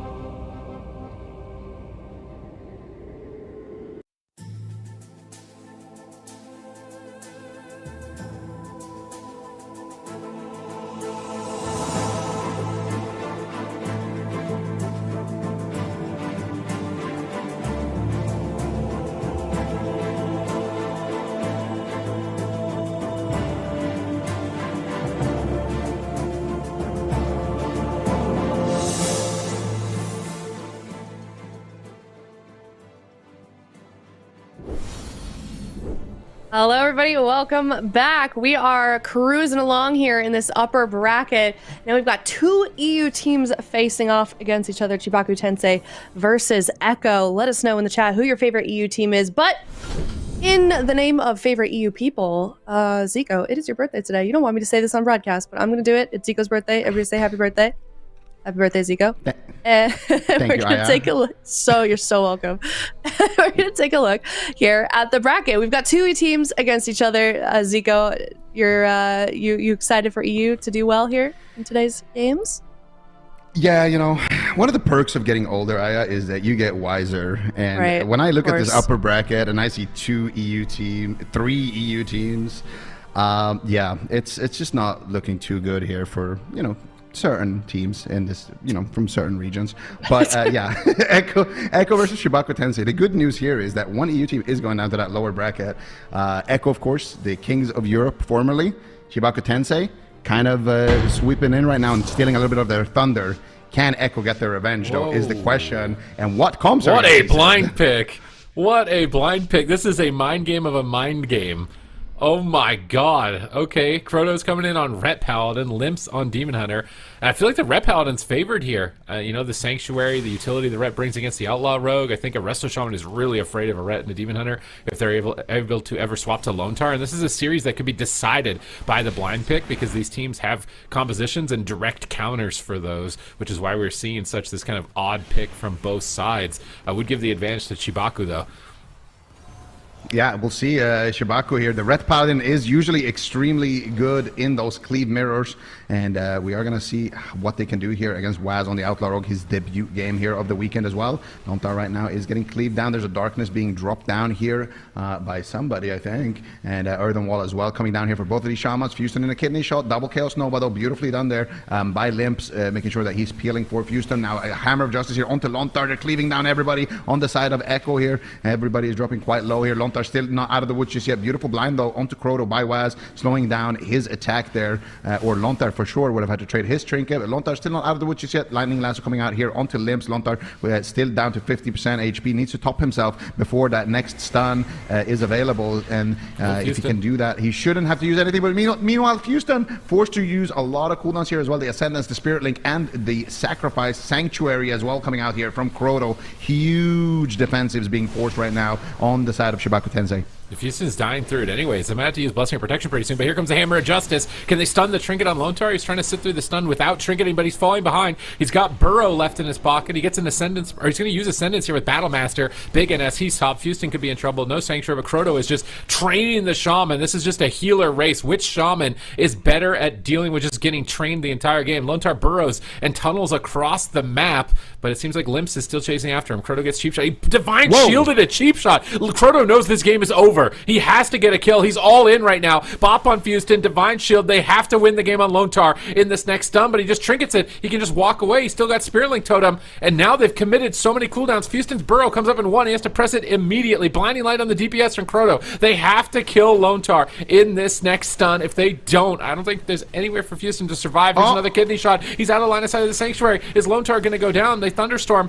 Raiku's getting over there with the Fell Rush. Lontar into another stun. A massive crack of damage. I can easily see both Shamans dying in the next couple of seconds here. Lontar's getting pressured more though. Healing Tide Totem comes down. Can he move it away in time? I don't think he can move it away. That Healing Tide Totem is going to get chopped away by Croto, but Lontar does fake a kick, I think, here. He's got precognition. He's back into Ghost Wolf, looking to line of sight as much as possible, but he just can't get them off his back. He's going to have to pre-link, I think, in a second here. Full stun. He pre-links the stun. What an insane play by Lontar right here. It's the only reason he's alive, and possibly the only reason his team could still maybe win, but he's still falling behind. Raikou is just dying. Everybody on Echo is dead. Lontar needs to be an absolute legend to pull this one back. Was his cheat death proxy evasions at 10%. Lontar is still getting absolutely destroyed, and Limps will finish him as Fuston secures himself with the Nature Swiftness, and CHIBAKU take game one.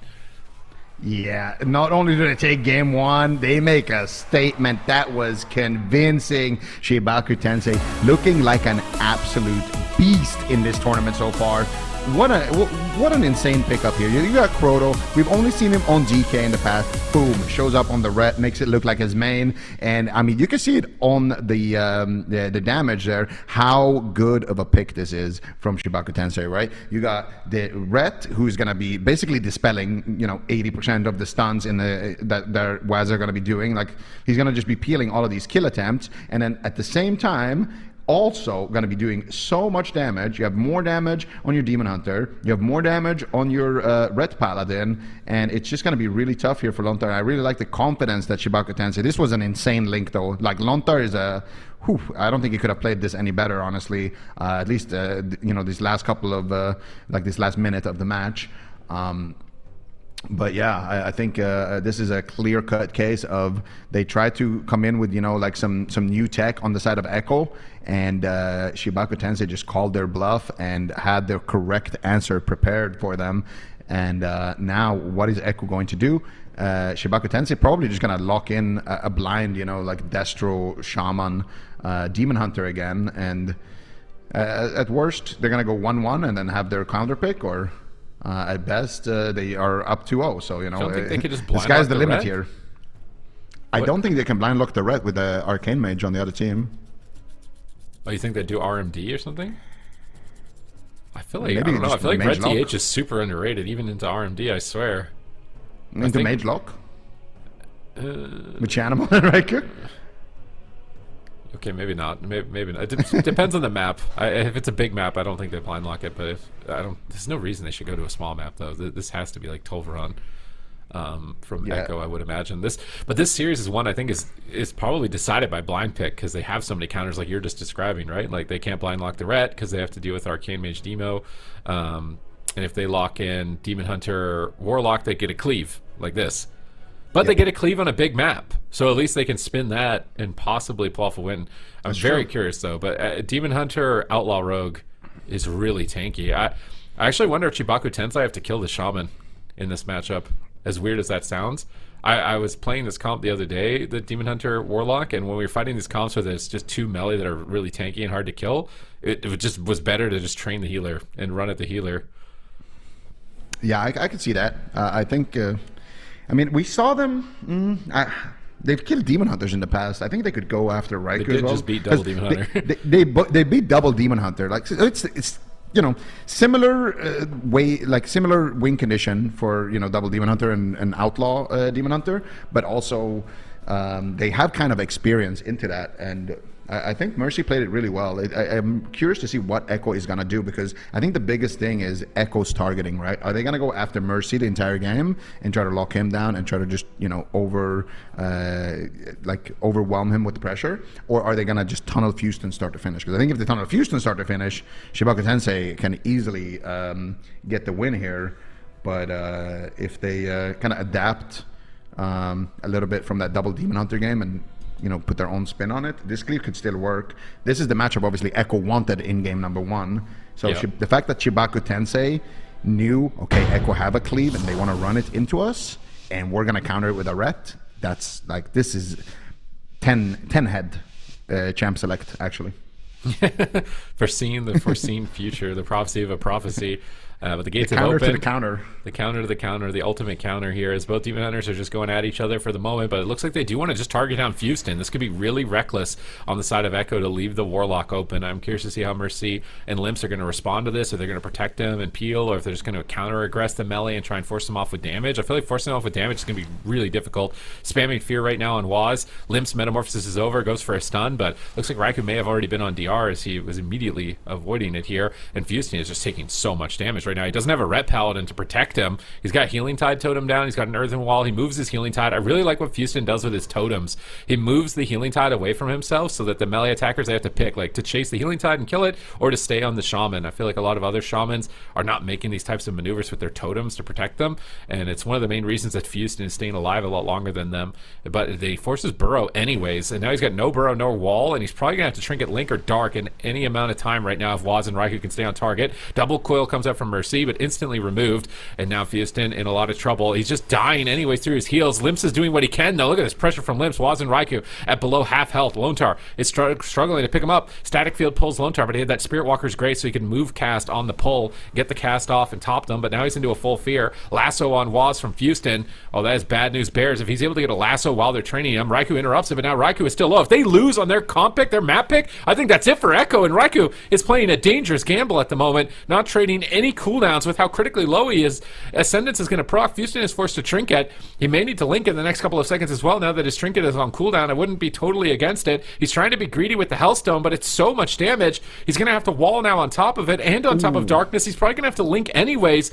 I feel like at this point the value of the link would have been more than the wall in the dark. He's going to get pulled back into the fray, and I mean, Fiestin, he's running out of time. He has to pre-link the next stun like we saw Lontar do in the previous game. He pre-links the stun! Oh my god!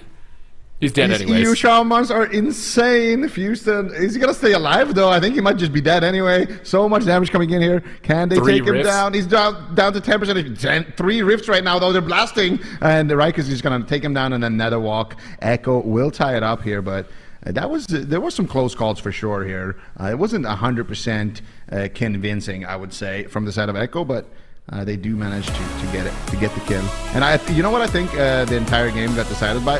I don't think we're going to see it on the replay potentially, but where you were talking about the Spirit Link, the Astral Shift plus Darkness. Fiestin Healthstoned, and then he was buying time for his Astral Shift. He didn't want the Darkness there. The Darkness was a miscommunication. Right here, this was a miscommunication because he Healthstoned to buy time to get his Astral Shift back. And then as soon as he pressed Astral Shift, they also darked at the same time. So I don't think that was intentional, and if it was, I think that was a big mistake, because if they had Darkness here with the link, they survive easily. Like, look at this pre-link. This is insane. Imagine you have Darkness as well after it heals him to 70%. There's no way Fiestin dies. So if they had that, that would have been clean. Or if they only darked and then they had Astral Shift here as well, that would have been more than enough. But yeah, they really got the kill here right when they needed it, because look where Lontar is, and look at all these portals just blasting Raikou. So they definitely went in, got the kill, and then peaced out. Raikou with the triple killing blow as well. You'd love to see that. So now if you're Echo, you blind lock Destro Demon Hunter, and you have to beat the cleave. Is that how this is gonna go? It's just, if you can beat the cleave in the counter pick, you can take the series back. I mean, you need to play something that's like disadvantage against both, but can win against both. I think. The Druid on hook point. You bring in Lontar Druid on hook point. I think you just do Ret DH and you just kill them all. CHIBAKU. Perfect. Druid. Let's AoE them down. Let's kill everything. Let's eat some vegetables. He can't drink. Like, I mean, they're assuming that Lontar will survive getting trained, but I don't even think they have to train. I mean, maybe they could just train him. What is CHIBAKU going to do with this? Do they? If they do a Druid too, there's no. Can they do a Druid too? Actually, I feel like they shouldn't do Druid. Just Ret Shaman. I think it should be fine. Ret Shaman, Demon Hunter, same pick as game one. Don't let the Druid pick from Lontar throw you off. Yeah, I think it's just going to be the same that we saw in game one. I would be surprised. I would be surprised if they don't lock that in. But I mean, that's what they're setting up for as well, right? Like, why would they lock in hook point if they're not setting up for their melee cleave? I think they're just talking strats right now, and you know, thinking what they want to do, what they want to pick, what specs, talents, all that stuff. Getting each other on the same page. Usually, I wonder why they picked good. Druid over Shaman. I think they're expecting him to be able to survive longer, but with a Ret double freedoming the roots, like, it's not like a normal, it's a Ret melee cleave, so it's not as disruptive as a Druid into the situation. You know, like, Druid would be really good in like Windwalker Rogue maybe, but if you're a healer main, right, Sid? Would you rather, if, like, let's say you have the exact same skill level? I would rather not be a Shaman, honestly. I would rather not be a Druid over a Shaman? On this map, and knowing that it's going to be Ret Demon Hunter, I don't think I'd want to be a Shaman. I don't know what healer I'd want to be. I think Fist Weaver, maybe, or something weird. Like something like that, but I don't think Lontar even has that. You don't want to be a Holy Paladin. You don't want to be a Resto Shaman. Maybe just don't want to be in the game. Like, just play triple DPS. I think triple sub-rogue. I think I'm understanding why he wants to be a Druid, because I'm like, game one, he was dead he would be dead so fast on hook point in game if it was game one on Shaman. And but isn't this So this is their like swing match. So they're experimenting too, I think, by doing this. Like maybe it's better, and then we can use Druid as a blind pick or something in the future, because they have to do something weird. And I do think Shaman would likely die immediately. I think it's just more safety, but it's not. I'm not convinced, honestly. I feel like I'm not convinced. But yeah, it's gonna be the thing is you lost the blind pick, so it is gonna be tough for Echo, kind of no matter what happens here. So yeah, we'll see. We'll see if they can take this one, and if the Druid is gonna be enough. CHIBAKU TENSEI, of course, feeling pretty confident right now, based on how that game 1 went. They have all all reason to feel very confident. See here, Croto making his second appearance here as well for the team on that Red Paladin. And did you see that the Red Paladin is the highest percentage win class right now in the AWC? Croto is buffing the win rate. Bump up the numbers a bit for Red Paladins here against Echo. They're praying that Druid is going to be the difference maker here and being able to beat them. They get a sap on the Ret, which is a great start. Stun onto Limps, slowing down the initial pressure. Maybe Lone Tar can get a clone from Stealth. Now he's just going to go in Tree of Life immediately using Innervate, realizing this could be a long game, but he's not getting super big value out of this Innervate. He's actually pre-Cenarian Warding. They shouldn't attack Lone Tar. He just committed so many hots to himself. There's literally zero reason to attack Lone Tar. They should just swap off, but they're just continuing to attack him anyways. Fuston and Crota are 2v2ing Waz and Raikou at the moment. Lone Tar's going to jump over. Fuston gets kicked, still getting trained down in his Earthen Wall totem. Is he going to be able to recover? Waz and Raikou are getting a lot of uptime right now, and I don't think this is a race the Druid game. Lone Tar is already using a lot of personal cooldowns, and they're just attacking into them, and that's a mistake against a Druid. In the meantime, Fuston is getting left alone quite a lot. He tries to knock Raikou. He's immediately right back on target, and they are just 2v2ing behind the pillar. Croto's trying to create pressure while the Demon Hunter runs at the Druid, but oh my god, he got stunned on his Aura Heal! He has to Trinket Link and lay on hands. That was a panic for CHIBAKU. Echo have a huge opportunity to steal back the series right now. Yeah, that was exactly what they needed, a massive defensive overlap. Look at Fuston, he's in the darkness, he's in the burrow. They pressed every button, he used Ascendance as well. Next Kidney, I don't think do they have a Sanctuary? They don't have a Sanctuary. They have a Blessing of Protection. Next Kidney has to be Limps Blessing of has to Protection. solo Lone Tar right now. Otherwise, they are not in great shape here. Gouge coming out onto Croto. Are they actually taking down Croto? Lone Tar's in a fear, high and a low. Waz is in a Hodge. Waz is going to Trinket out, straight out the Cloak of Shadows. Actually gets dispelled by Raikou, I think, into the Cloak of Shadows. Really nice reverse magic there coming in from Raikou, and now they're going to enjoy the pain train here onto Fuston, back on target. The next Kidneys, they need to get as many Kidneys as possible here onto Fuston because of that Sanctuary, because of that Ret Paladin backup. At the same time, Raikou, what? Crota doesn't what the okay, He's Raikou nether walked. He just randomly got tab targeted there. He's been a victim of tab targeting, but I think Lone Tar has him back to full. So here comes the hunt, and here comes a big setup here onto Fuston. He's got a bop for the next stun. That's basically the last cooldown. Croto Divine Shields and bops. He needs to get lucky here. If Raikou purges it, I think he's dead. He didn't get lucky on the purge, but Limps is falling behind. Fuston recovers. Now Raikou with no Trinket, Waz with no Trinket. They have to win with like an in-cap on Lone Tar and a stun on Raikou or a stun on Waz. And Croto's moving towards Lone Tar right now. He's in bear form with Heart of the Wild. Do not attack Lone Tar. He's going to be impossible to kill. They're still trying to go after him. Oh, but he doesn't get into bear form. He's actually stunned out of form. Oh, he Trinket Tranks way too late, I think. He had to use Bark Skin, Heart of the Wild, and Trinket Trank. Now he's getting clones, though, out of the Kidney. Fuston pre-walls. He pre-walls the setup here. Thunderstorming them away, but they're still right on top. Okay, it's maybe a healer raise at this point, and Raiku's actually metaing back. That's going to give time for Fuston possibly maybe stop this lasso and start healing, because he's going to get a couple of seconds where they're not in range. They drop Darkness down for Lone Tar. Lone Tar seems to be... Does he have Static Field for this Dark? Croto has no bubble. Croto might just die right now. Oh, he needs to get the Nature Swiftness. Fuston has it right here with Ancestral Guidance. It could top the whole team. He gets it. And now he's into a Kidney Shot. Double cross stun. Croto can't Sanctuary. Clones are coming. Full clone on Fuston. He has to Trinket out of it. But now he doesn't have a Trinket for a stun in the future. He's gouged. They break the gouge. Is Croto actually going to recover? Healing Surge comes crashing in from Fuston. He drops Earthen Wall, but Croto runs out of it. He's not in the Earthen. He needs to get back in the Earthen Wall ASAP. He gets back into it. He's somehow, someway still alive. They just need to live, but he gets kicked by Raikou, and that kick into Kidney Shot is going to secure the game. And Echo take the swing match. Really, really clean adaptation here by Echo. As soon as that bubble bop came back and Fuston kind of rotated back up, they decided, you know what, we have to try to take down this Red Paladin. He's the only viable target right now. Echo through that mid-game decision are able to snowball things into a victory. Really, really like what Lontar was doing. Aside from that one mistake where he was in Heart of the Wild and then he got hodged and then he had to kind of use his whole spell book. Aside from that one moment there, I really like what Lontar was doing here. Defensive positioning, just really kiting, coming in, healing, dispelling when he has to. This is the mistake we were talking about right here. If he managed to get Bear Form off here, that would have been fantastic. But he does respond Trinket Tranquility. A little bit late on the blind there from Waz as well, but he forces out the Trinket and there's no bubble, so that's a really good blind by Waz. And then here Lontar actually pushing in, getting aggressive, gets the Cyclone. Houston has to Trinket it. Waz goes over, gets the Gouge. Raikou, I think, connects with a kick here in a second. So Crota runs away from the Earthenwall Totem here, pure panic, runs back into the Earthenwall Totem, and look at Raikou here. Boop! With the tab kick right there, and then he manages to connect back onto target, takes a massive chunk of damage, almost going down. Lontar responds with the NS. Waz comes in with the kidney shot, fell eruption onto Crota to shut down the dispel. I guess Crota actually didn't even have Sanctuary right there, or he would have sanced it because there was a bit of a gap, but just to hold him in place, just to do damage and just have them both stunned. And Echo are able to claw their way back in this match. Okay, so CHIBAKU go big map. Echo are going to blind lock the same thing. And then CHIBAKU will probably play Demon Hunter Destro, maybe, into the Druid version. I don't know, though. I don't think you could do that either. Maybe Houston has to change classes?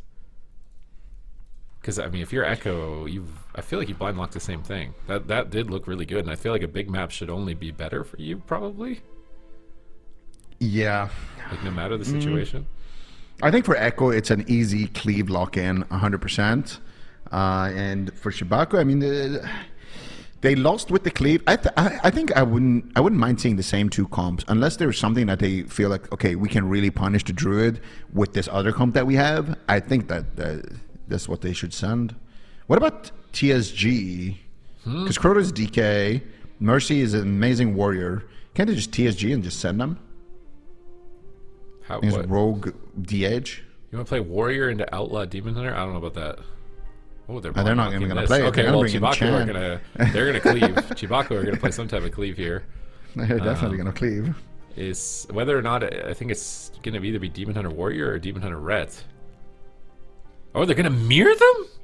Yes, I was just about to say, give us the mirror, dude. I want to see Chan versus Mercy. Mercy has been on fire today, but so has Chan. So, it's been annoying, right? Because in the past, Chan has been clear-cut. This guy is the best Warlock. If you think otherwise, you're just misinformed, right? But now, I feel like Mercy has stepped up. I feel like he's closed the gap a lot, you know? I feel like Mercy has really proved himself, especially this season, especially last season as well. But I feel like Mercy really has solidified himself as, one of those two Warlocks that you always have to look at with Chanimal. So it's going to be interesting to see, who gets more control, who does more damage, who's kiting better. I'm excited. I'm really excited for this. And also to see, Houston, how he can stack up against Lontar, somebody who's basically mained Shaman his whole life. That's going to be interesting to see as well. So I'm super excited about this. I am as well. The last time they mirrored, CHIBAKU won, but I think it's because Raikou didn't change a certain talent in the matchup, and they felt like they would have had it if he did change his talents. So I'm sure that Echo are going to make sure that that type of mistake doesn't happen again, and they might actually just take this series 3-1 if that ends up being the case. So there's a lot of pressure on CHIBAKU to be able to beat Echo in the mirror and really start, establish who is the best team right now in this cross-region tournament for Europe. As CHIBAKU was the number 1 seed, Echo is actually number 3. Which was surprising. So they're looking to regain their momentum, reestablish their dominance, and retake the throne basically right now in this series. And they're going to have to do it in a straight up mirror, decided 100% from strategy and skill here between these teams. This is going to be very exciting to see how they all stack up against each other, because Limps has been playing that Demon Hunter for a long time, Mercy as well, Houston stepping off the damage dealer to play the Resto Shaman, but he has been really flashy on the Shaman. You almost want to say like he's like the EU Absterge with the way that he's moving his totems around and how his offensive abilities are. Lontar has just been keeping a really consistent defense for his team, making them a brick wall and preventing them from pushing through. So stylistically, I think there's a couple of differences. Chanimal's first entrance into the AWC led to a first place win at BlizzCon 2013, playing for Skill Capped with Soda and Talbadar. We're throwing this back. We're throwing this way back right now. That is old, man. Yo, shout out to Soda. Wait, Chanimal didn't play in Kata? Or maybe he didn't compete in Kata? Or he played, but he Played. I remember playing against him on the ladder. He had all the best PvE gear in Kata, and he played with Hootie. He had all the best PvE gear too. Chanimal has had 8 first-place finishes in major AWC competitions, tied with Raikou and Waz, and he hasn't been on the same team this whole time. Yeah, he just joined them last season. That's pretty amazing, though. I mean, in a way, like, I think it's amazing that we have, EU players allowed to play on NA and NA players allowed to play on EU. So if you guys don't know the rules, each team are allowed to get 1 player from any region. So that's why you see sometimes Chanimal, for example, who used to play on NA, now playing on EU, or like Chaz, who used to play on Echo, is playing on Unitas over in NA. So I think one thing that's really cool about that is that you get to see like these, okay, like imagine if Sea-Doo could heal instead of London, like there's just going to be people who think like that, right? Like if you're a big Sea-Doo fan, you're going to want to see like my favorite healer with these other favorite DPS players. So I think it's cool that's something that we can do, but also, wouldn't it have been nice if Chan had his own like super team that was tied with wins going up against Echo? I think that would be cool too.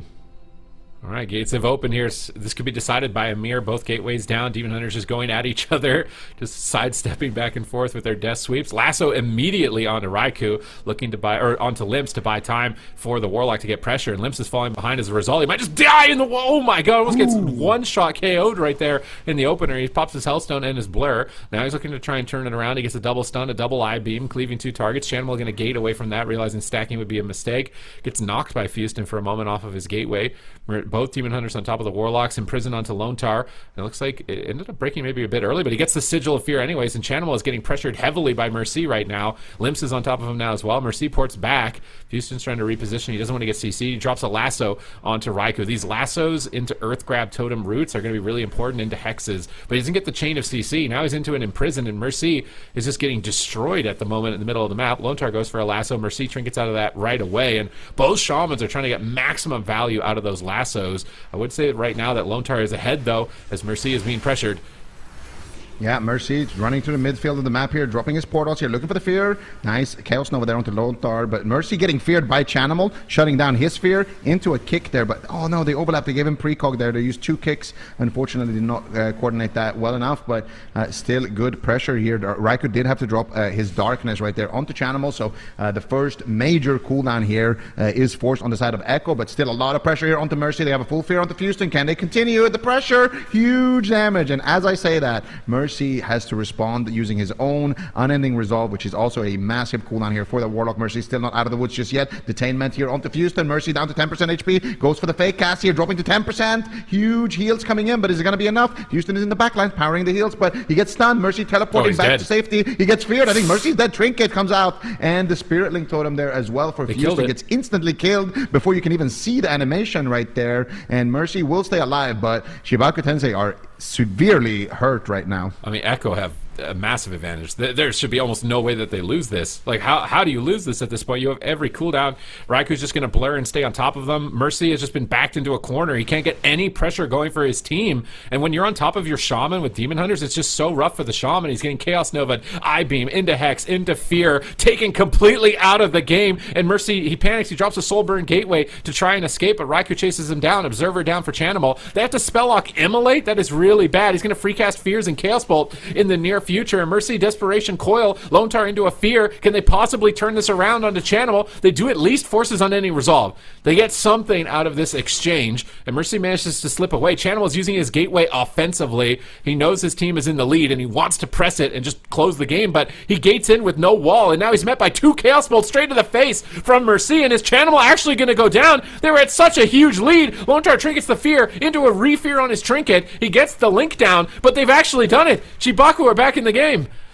No way, Chanimal trying to get the Fear. Finally, he's been looking for it for such a long time here. He had to use his team's entire defensive arsenal to land this. They chain it with a Hex. They're going for the kill here. Can they find it? Echo smelling blood in the water. They get a DR Fear out of the Hex, and it will be enough, Sid. And that is why Chanimal gates in and plays as offensive as he did. He knows, if I get this Fear, we win the game. That's why he traded his Unending Resolve. If I can get this cast, it's going to be insane for us. And I hope that when we see the replay, we are going to see it from around the time where he used that unending resolve, because there is a lot to break down when 10 seconds pass by with Chanimal in the game. So Echo are going to be the victorious team here, knocking down CHIBAKU Tensei down to the lower bracket. And yeah, we can see it here. So Chanimal just unending resolves here to get a cast on Mercy. Mercy ports to avoid it, and Mercy is just peeling now. He just wants to stay alive. Chanimal still wants to get a fear. Houston has no trinket, he has no tremor totem, so Chanimal is playing super aggro, and it's forcing Lontar to trade out his trinket, his spirit link, but they can afford to make that trade.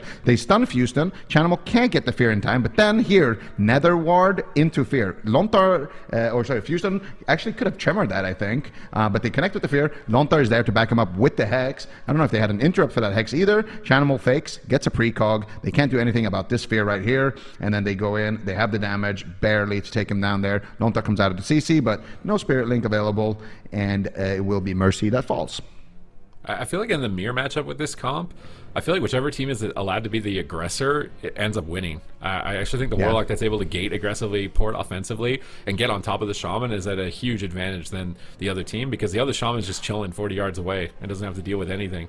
So when you're the one that's porting back first and you're standing on top of your Shaman, you're actually in a really bad spot. You kind of just have to tank damage and push forward and be more aggressive in this matchup. And with Echo, I feel like they were able to get that type of upper hand early on and then establish that cooldown lead. And Hexes from Lontar were really important throughout this game as well for putting them behind. And I mean, ultimately, the Hex there to win the game, the Hex earlier to get every cooldown.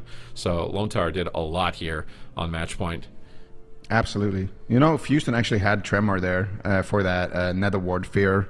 So unfortunate that it came down to that, but nice play from Chan. And Echo, they're going to be happy with that, because now Echo are done playing for today. They have secured themselves a seat in the semifinals. And our second semifinalist is still yet to be decided. We have Team Liquid that are going to be battling there to try to join them in that semifinal. And I don't know if you've been following what's going on Twitter here with Sidu and Raikou, but that's a match I want to see. Yes. Looking forward to that one. What time is it over there, Zico? It's never too late for the AWC, but yeah, it's like 11. Okay, all right. That's in time for bedtime. It's for Echo. Well, I don't know their bedtime, but we're gonna keep on playing. They probably stay up way later. What am I saying? All right. Well, Team Liquid versus Lava. But I am with you. I'm excited for that match that you just mentioned, Zico. But here is a look at the bracket where we currently are here in the upper finals. Echo just nice and comfy. Gonna be kicking back, watching the rest of these games and seeing who wins out of this one. I feel like if you asked chat right now, they would probably say Team Liquid, but Lava, this is not a team that people should be underestimating. Stupid Tees. This is the team that took down Echo. This is the team that has just exploded out of the EU region and has really been proving themselves, and now they have a chance to play against former BlizzCon champions. Yeah, and they play a comp that I feel like basically no one in North America plays, which is the Demon Hunter Elemental Shaman composition, which could be really good at killing a Moonkin. I feel like Demon Hunters and Ellies both can do a lot of damage to Moonkins. So it's possible that Liquid actually maybe need to use a different comp, but I don't want to put Sam on the bench. I don't know how this guy is consistently doing what he's doing as far as precog fakes, but like, even if he's at a disadvantage comp-wise, I don't want to put him on the bench right now. Yeah, I don't think that they want to either, so we will find out if they do have to. It's a tough decision to make, especially when you are heading down to that lower bracket, when there are some tough teams down there just waiting in the shadows. But we will find out soon enough how these two teams do up in this upper bracket match. Before we do that, we are going to get to another map guesser. So try and guess along with us, powered by Warcraft Logs, courtesy of Warcraft Logs.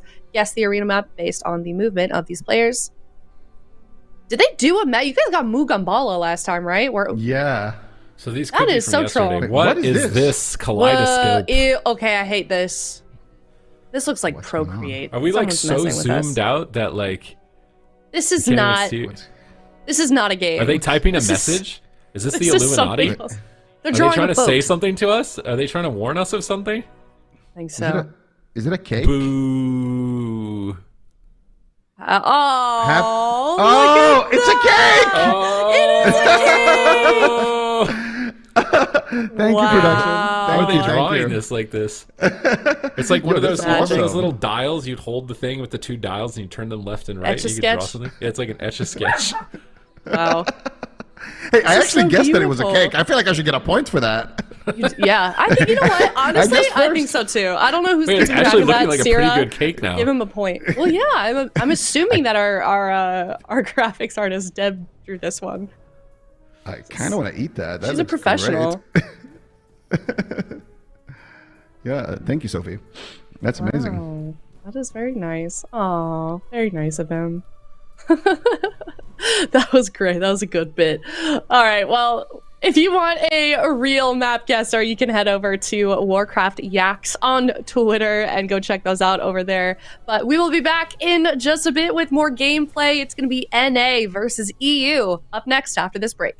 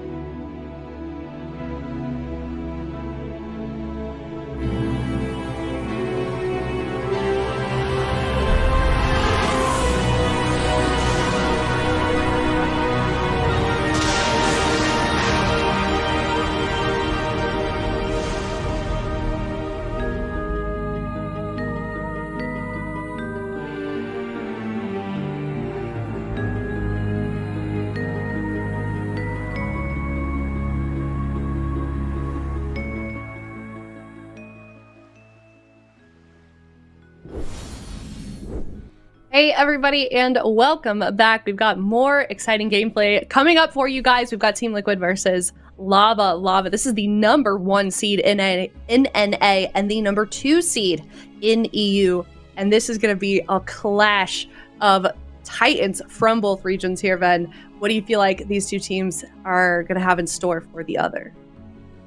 I kind of feel like I know, like my anticipation for this match is that Liquid is just going to be playing their Moonkin Rogue Shaman. So I think they're going to stick with their kind of bread and butter, what we have been seeing from them. And I think Lava Lava is going to be very similar.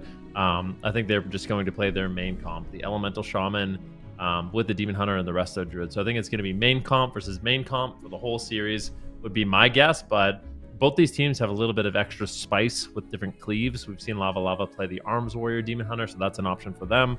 And then, of course, Liquid, they have a bunch of options as well. They could bring in Mez on the Demon Hunter. I know that's something Liquid has been practicing a lot. So we might see the debut of Mez for the series too. Yeah, who knows? I mean, you know, it wouldn't be the first time that we've seen a DK this season. Been very good. Some of these teams that brought out the Frost DK. So maybe we see it here with Team Liquid. Maybe we see something new with them, or Lava Lava, of course. Here's just a bit of an overview for these for both of these teams. So quite a lot of newer comps that we've been seeing for Team Liquid. They've kind of been experimenting. The what? The snewer comps. Snewer? Did I say snewer? You said snewer. I was trying to think what you were gonna say. The snewer? I don't know. You ever like start saying a word, but you kind of mix it with another word? Oh yeah. You just created a new word. What is the definition of snewer? A sweet new, strong, slightly newer. Yeah, maybe it's slightly newer. You know what? That may have been exactly what I was gonna say, and then I just kind of skipped the rest of the word slightly. I just You newer. just created a new one. Slightly newer. I did. Is snewer. Yeah, it's the new word of the month. Tell your friends. All right. Well, here's some other snewer comps for Lava Lava.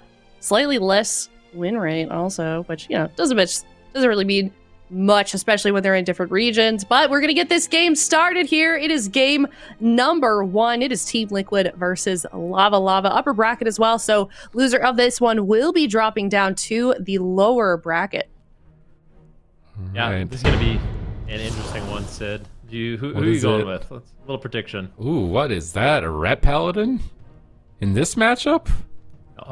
Preservation Evoker as well. Also, but Pres Evoker's good here. He's going to get triple purge on every. He knew Dex was a Druid main, so picking a Preservation Evoker, knowing you're going into a Druid, is a good move. Ret Paladin into Rogue is all right, and Demon Hunter is obviously just never going to be a bad pick, I think, for a team. So I would say the only disadvantage right now for Lava Lava is that Druid into Evoker matchup. All right, here we go. Sea-Doo's going to be throwing out the Nullifying Shroud, giving them a nice aggressive opener here. Beamon carries right away, so just trying to prevent some of that incoming initial defense, but they're going to shrug off that attack and continue to make a push. Trill going after Coffee, and I do expect a lot of damage. Tip the scales, Fire Breath coming in, removing all those heal over time effects, but it is going to be Trill taking a brunt of the damage in this opener. Still looking for Cyclones, but needs to be very careful to make a swap here on Dex, but Coffee getting aggressive with the Metamorphosis. Hunt comes in, but Sea-Doo with massive heals. Those Dream Breath Hots are going to keep his team nice and healthy, but maybe not. I mean, Sam is just still dead. The Ret Paladin Demon Hunter can put out a surprising amount of damage. I think they were expecting Sea-Doo to be a Shaman, which would be a decent matchup here, but him on Evoker, it's going to be tough. I don't know if they can just train him with a Ret Paladin. These clones coming up from Sam, just locking everybody down. Now clones onto Coffee. He actually trinkets out, but what is this one shot on Sea-Doo? I said they probably can't go him, and then almost kill him in less than a second. They get pretty much every cooldown, but Sea-Doo gets to sleep, and now they're turning it around onto Carry G's, and now onto Coffee. Everybody is dying on Lava. Everybody is dead. He has to nether walk. Dex can get swapped to. Trill's going after him. This pressure is crazy right now from Trill and Sam. Dex is just cowering in the corner. He bashes Trill. Trill gets to go for the win. They're going all in on Dex. Is he going to survive? Nature stripped this 1 second before the Solar Beam takes him out, and now Sea-Doo has no trinket. He's in a Hammer of Justice, but Trill intercepts with a kidney shot, and clones from Sam, they protect Sea-Doo, and he stays alive. What a massive exchange right there. As the lay on hands from carries as well. Now it's going to be Sam I Am taking some damage here from Coffee. Trill moving over, trying to get some peels as they make a swap onto Coffee. Full Cyclone on carries. Dex positioned very far away, but Trill is not allowing him to play the game. He gets cheap shot into a full sleepwalk. Big Fire Breath once again coming in from Sea-Doo, removing all those heal over time effects, but it causes him to get silenced. And now Sam being punished a little bit for that aggressive play.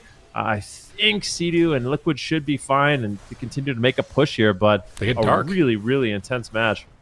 Darkness is now down for Coffee. There's not a lot of options. Clones on the red, kidney shot on the healer. He can't get the Sanctuary. It's not even on cooldown. Coffee gets a double stun. Big swap on Sea-Doo. Massive damage. He's going to have to use Emerald Communion here. And he survives another Hammer of Justice. But even with him not on a Shaman, it's not looking entirely safe for him. He's still just dying at the end of it. He gets kicked on his Fire Breath. He goes for the tip the scales, but a Blessing Protection comes up from Carriages. He's dying through Blessing Protection. Sam snipes him, and Liquid take game 1.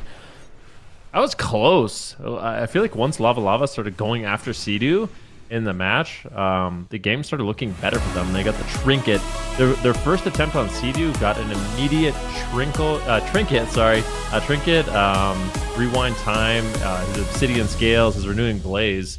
But it was a good response. Sea-Doo ended up surviving, and Liquid is able to push the pace for most of this game, putting out a ton of pressure on all 3 members of Lava Lava and eventually taking down carries here. Okay, so Bubble in the opener with the sleep. Fire Breath hits the whole team, and as a Resto Druid, Fire Breath hits the whole team, you're really sad. So they get Bubble and Nether Walk, and then they just go on the Druid, who has to reload Hots with regrowth or with Overgrowth, and I thought he was going to die here. Sam almost Solar Beamed him before he could NS. Then the big swap on Sea-Doo, but he sat on Emerald Communion. He didn't panic in the opener. You don't want to overlap your Trinket with your Communion. Those are the 2 major cooldowns you're going to cycle, is like a Trinket Wall, Renewing Blaze. Then the next time you're really in trouble, you Communion. The next time you're going to hope you have your Trinket again.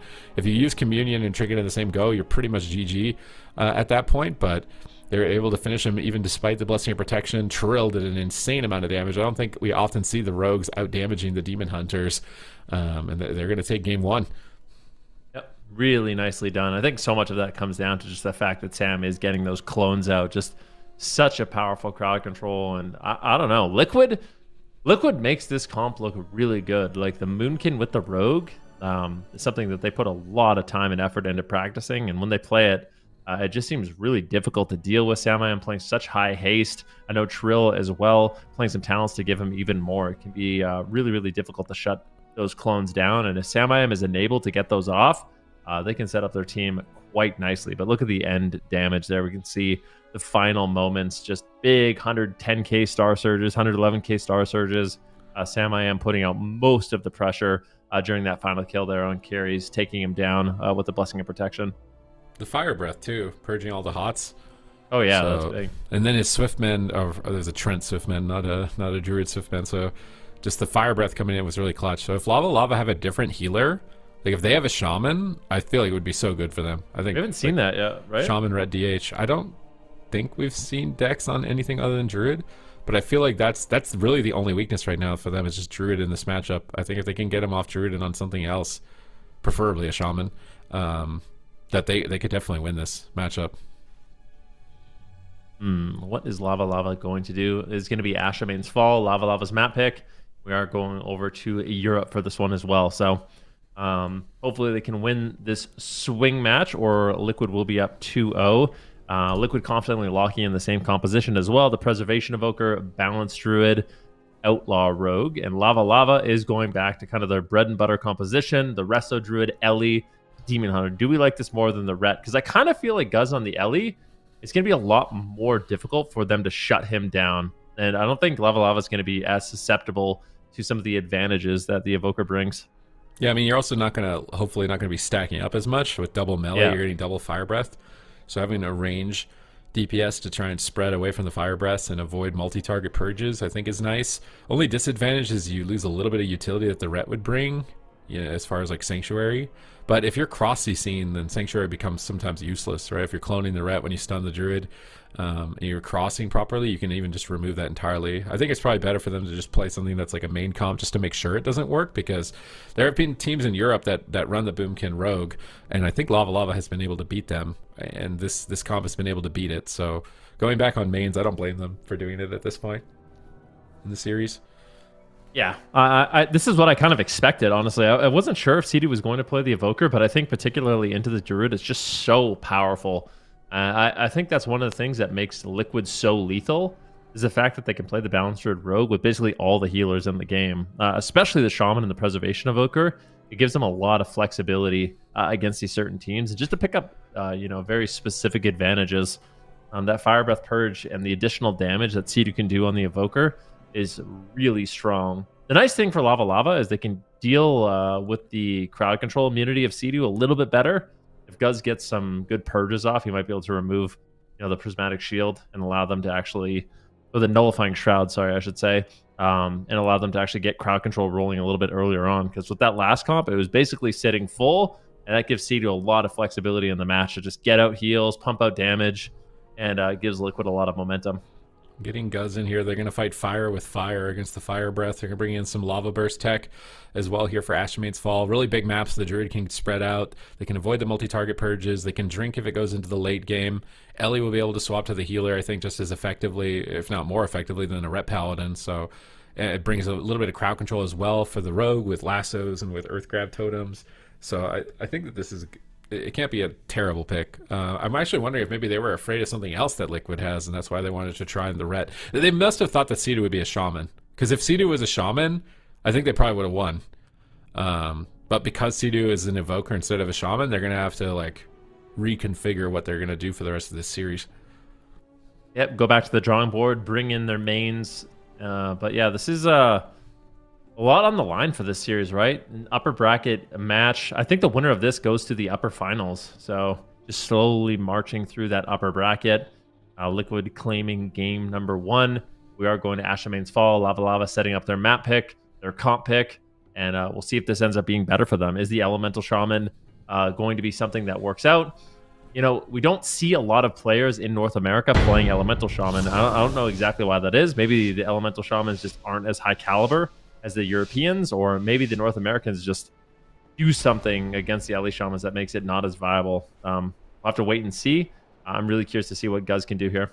All right, no sap at the start here. Trill actually gets stunned at the beginning of the game, so Guz is going to be able to just really start to ramp up right now. He's got Flame Shock on everybody, coming for the Primordial Wave, Lava Burst. Now he's retreating away from the Incarnation, and line-of-sighting Sam at the pillar along with Dex. Coffee's into a clone. I don't think he's on stun DR, so I don't think they're going to swap back. They're just trying to Cyclone him, take him out of the game. Metamorphosis from Coffee off to the side as he connects with the Essence Break into a Blade Dance onto Sam, but Time Dilation is up and it's denying a lot of damage. And in the meantime, Dex is getting swapped to by Trill and Sam. They clone him low health. They could go back on Guz. He doesn't have a wall in this position, but here comes the hunt onto Sam. Double stun from Lava Lava. Sea-Doo's in crowd control. How are they going to respond? It's massive damage. Sea-Doo gets a huge Verdant Embrace. Sam fakes out another interrupt, looking for Cyclones. And does he land one? That's a super effective. I think a grounding totem on that one. Coffee now gets cloned. Sam jumps on top of Dex, goes for a bash. I think they're swapping to him in the bash again. Maybe they're going to clone him low. They solar beam him out of the cheap shot. They're going all in, and they get Trinket Tranquility.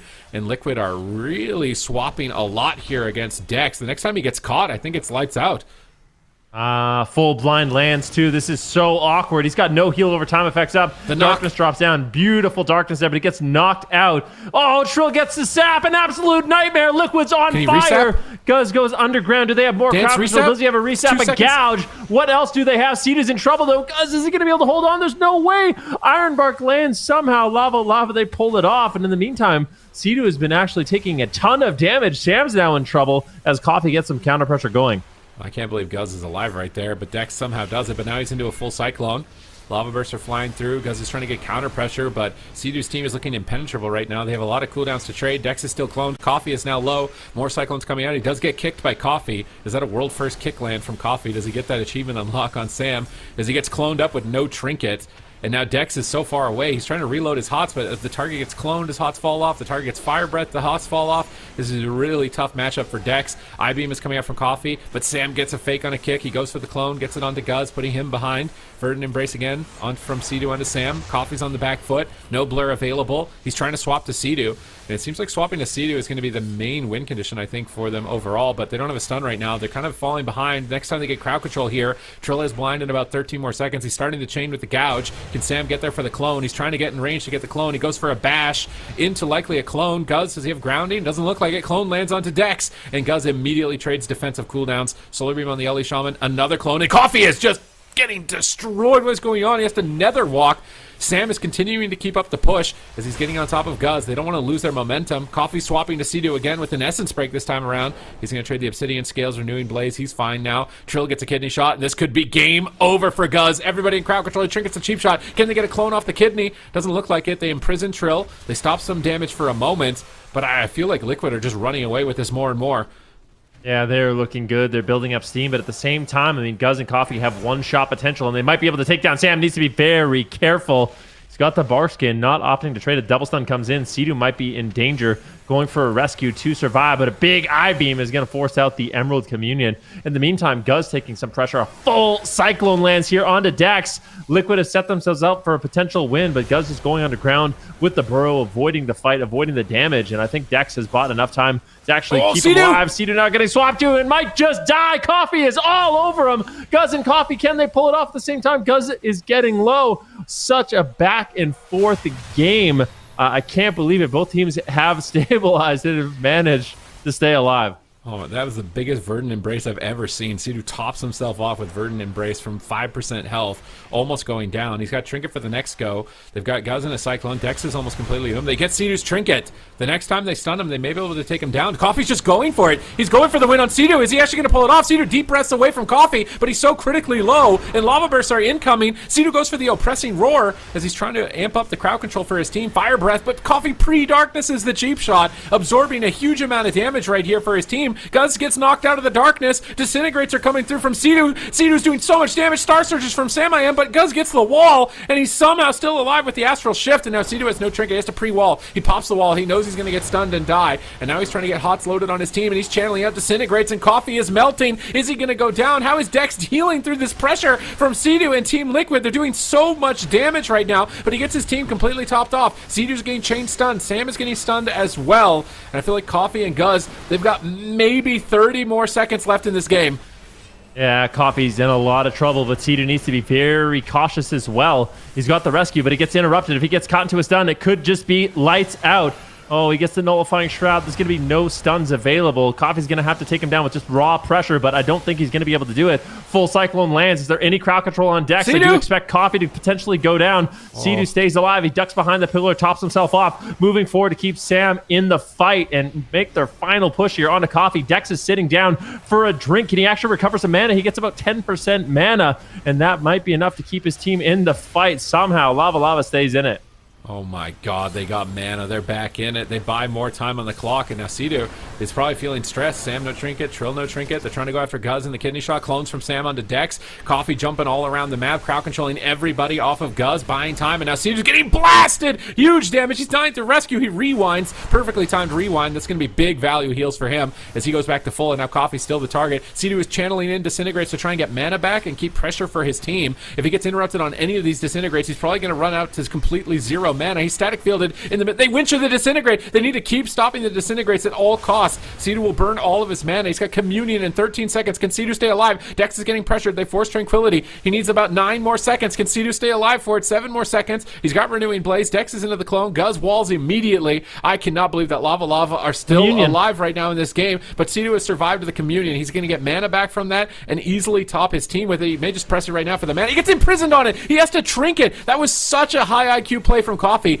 Prison denies healing and would deny his recovery. So they get the Trinket, but it doesn't matter. Cheap shots can come through. No Trinket. Another walk in 1 second. I can't believe Coffee is pulling this off right now. Guz gets swapped to. That's Incarnation. Guz burrows beneath the ground. Sidu has Shroud up. He can't be crowd controlled. Where on earth are Lava going to go? He Shadow Melts a Star Surge. Coffee line of sights behind the pillar, and Dex is somehow still healing. How is Dex still healing right now? Guz is down below half. He pops the Spirit Walkers, and they're actually doing it. Sidu might just go down. He's got time dilation. He's staggering the damage, but he's not totally stopping it. That's going to be a massive time dilation dot on him from all those lava bursts, and Guz is still tossing lava bursts. Lava after Sidu, and he needs to get a Disintegrate. He's almost out of mana, but if he gets kicked on it, it might be game over. Sam gets cloned low health. Coffee's going after Sidu. Stun, no Trinket. If Guz can get here, can Trill peel for him, and it looks like he is able to stop the damage just in time. Sidu gets the Obsidian Scales. Sam has to Barskin. Dex got a drink. Dex has mana. How is Dex doing this? This looks like a game that was impossible for Lava, and they're actually doing it. They're so close to a win right now. Sam is getting pressured so heavily, and I think he can fall at any moment, and they've actually done it.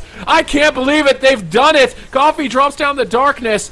Such insanely high IQ plays right there in those couple of moments. The Imprison on the Communion to force the Trinket Communion in one go and get a checkmate later on. Keeping the pressure to get the drinks. Staying alive at 1% time and time again. Shadow melding the Killing Blow Star Surge to immune it.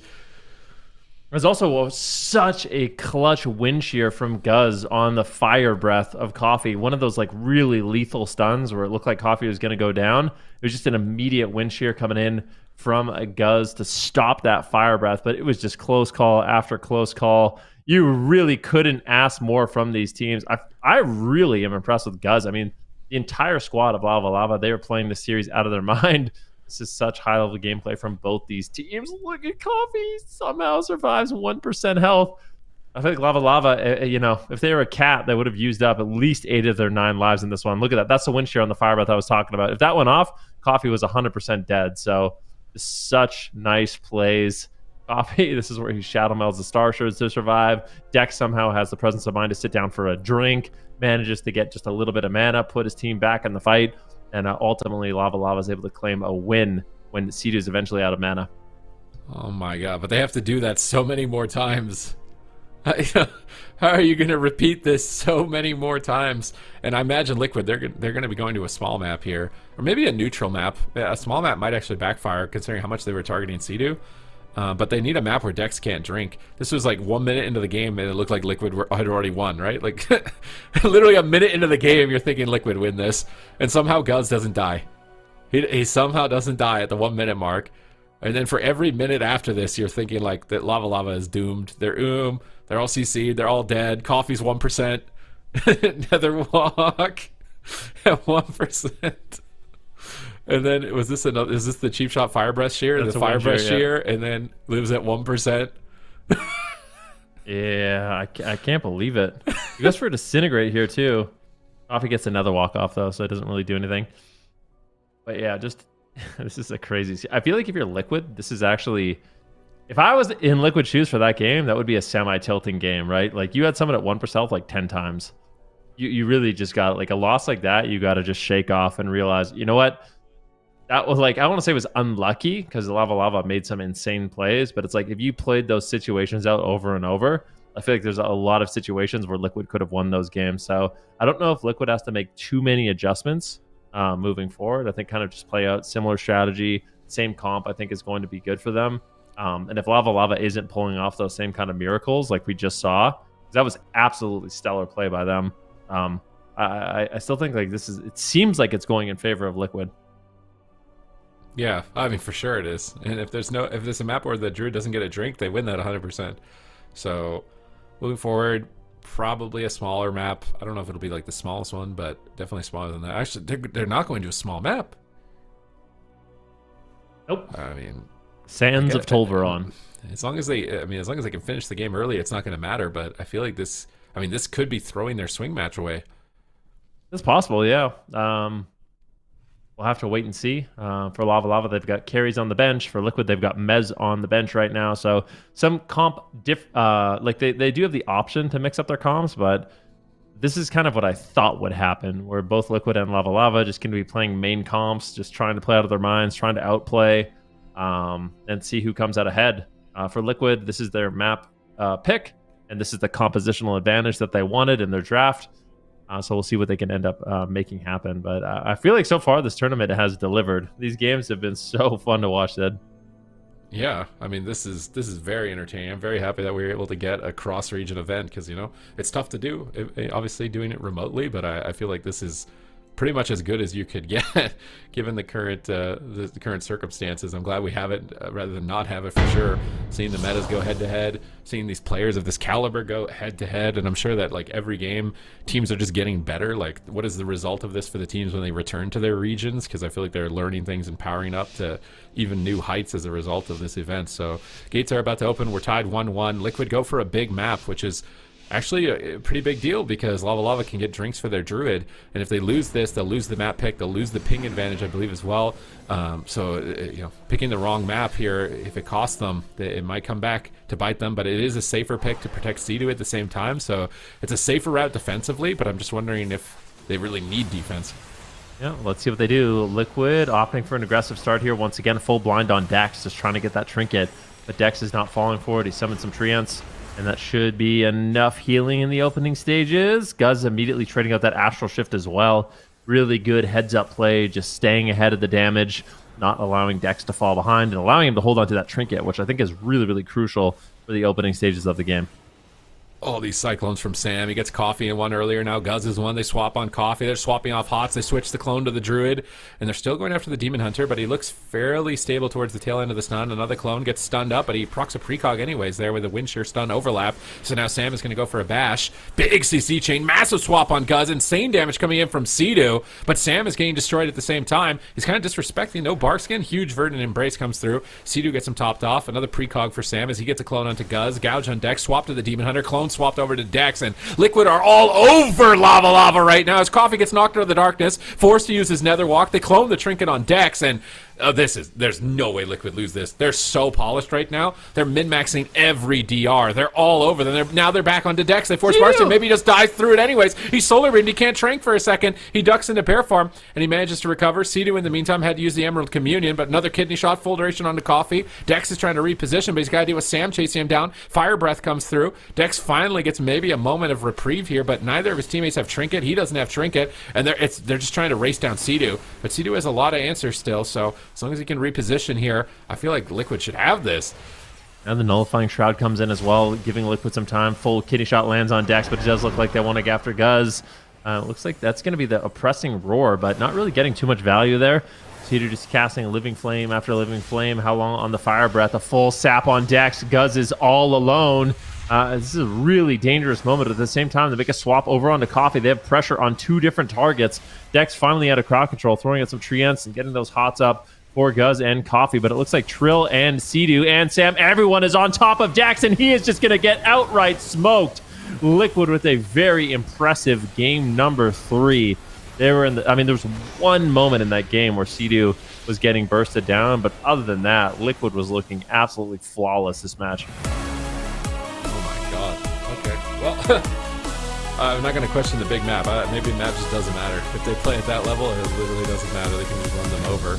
If you're Lava after that game, like, I mean, with how close your one win was, and then to go into this where you're just getting brutalized, like the whole game just getting brutalized. Everybody's into clones, everybody's into CC. There's swaps all over the map. Basically anybody on your team can die. They forced like every single cooldown from every single player in this game before winning the game, before the 5-minute mark, which at this skill level, like, is insane. The saps out for crowd control chains from Trill in this position. This is such an insane game from Liquid. Like, if Liquid win this series and move to fight Echo, that's going to be probably one of the biggest series we've ever had.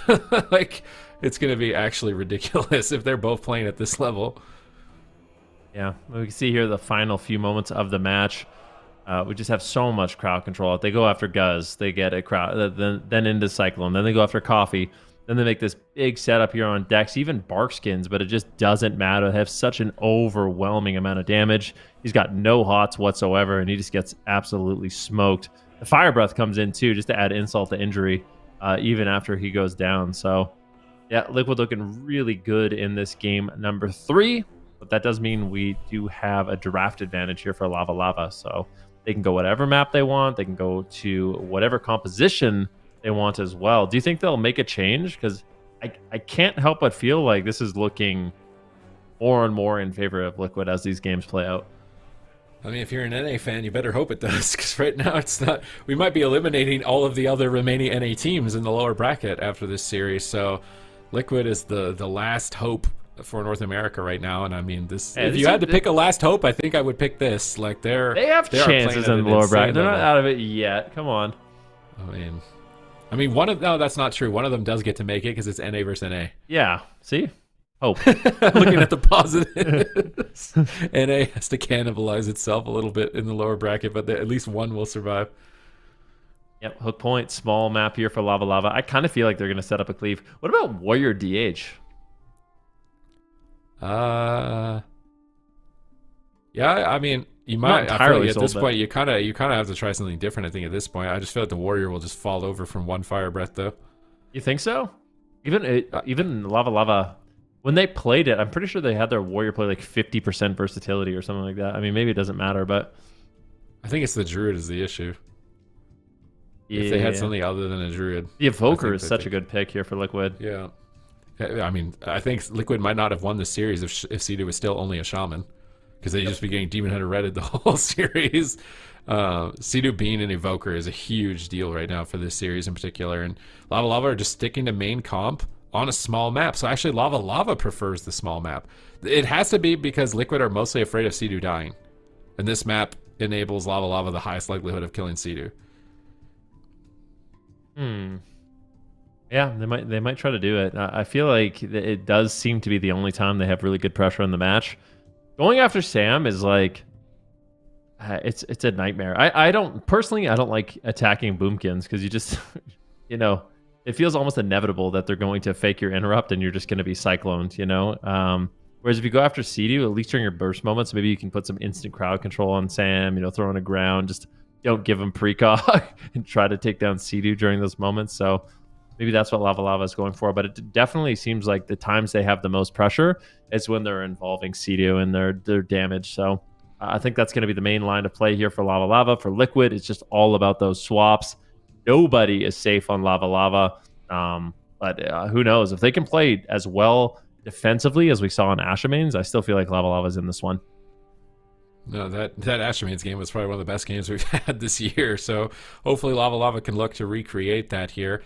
It's going to be a good map for swapping targets to the healer, but it's also a good map for Liquid to swap targets. And we saw in that last one that looked really dangerous. So yeah, Lava Lava could easily be going down to the lower bracket right now if Liquid can play at that same level, as the gates are about to open in about 5 more seconds. Dex is getting the adaptive swarms out, looking to get his hots fully loaded, but I would imagine that Sea-Doo is just sitting on that trigger. Oh, he gets a sap. Trill immediately grapples in, but he does get stunned up from Coffee and into a Cyclone. Nice Cyclone from Dex, slowing down Trill's initial kind of ramp, and they get control of the adrenaline rush, which is really important. You want to CC the Rogue as much as possible during this time. It's when his damage is going to be maximum. And Trill actually can't connect onto anybody. He's going to go onto Dex with a Solar Beam, but there's no stun. He just walks out of the Solar Beam. He's in tree farm. Now Sea-Doo taking a lot of damage from Guz in the middle of the map, but Coffee can't get there. He's in a cheap shot. Lasso comes through. Sam's just going to trinket the Lasso. Fire Breath hits 2 players. Coffee's in so much trouble. He's refusing to trade Blur on that Fire Breath connect. He wants to maybe line it up. It's still Incarn.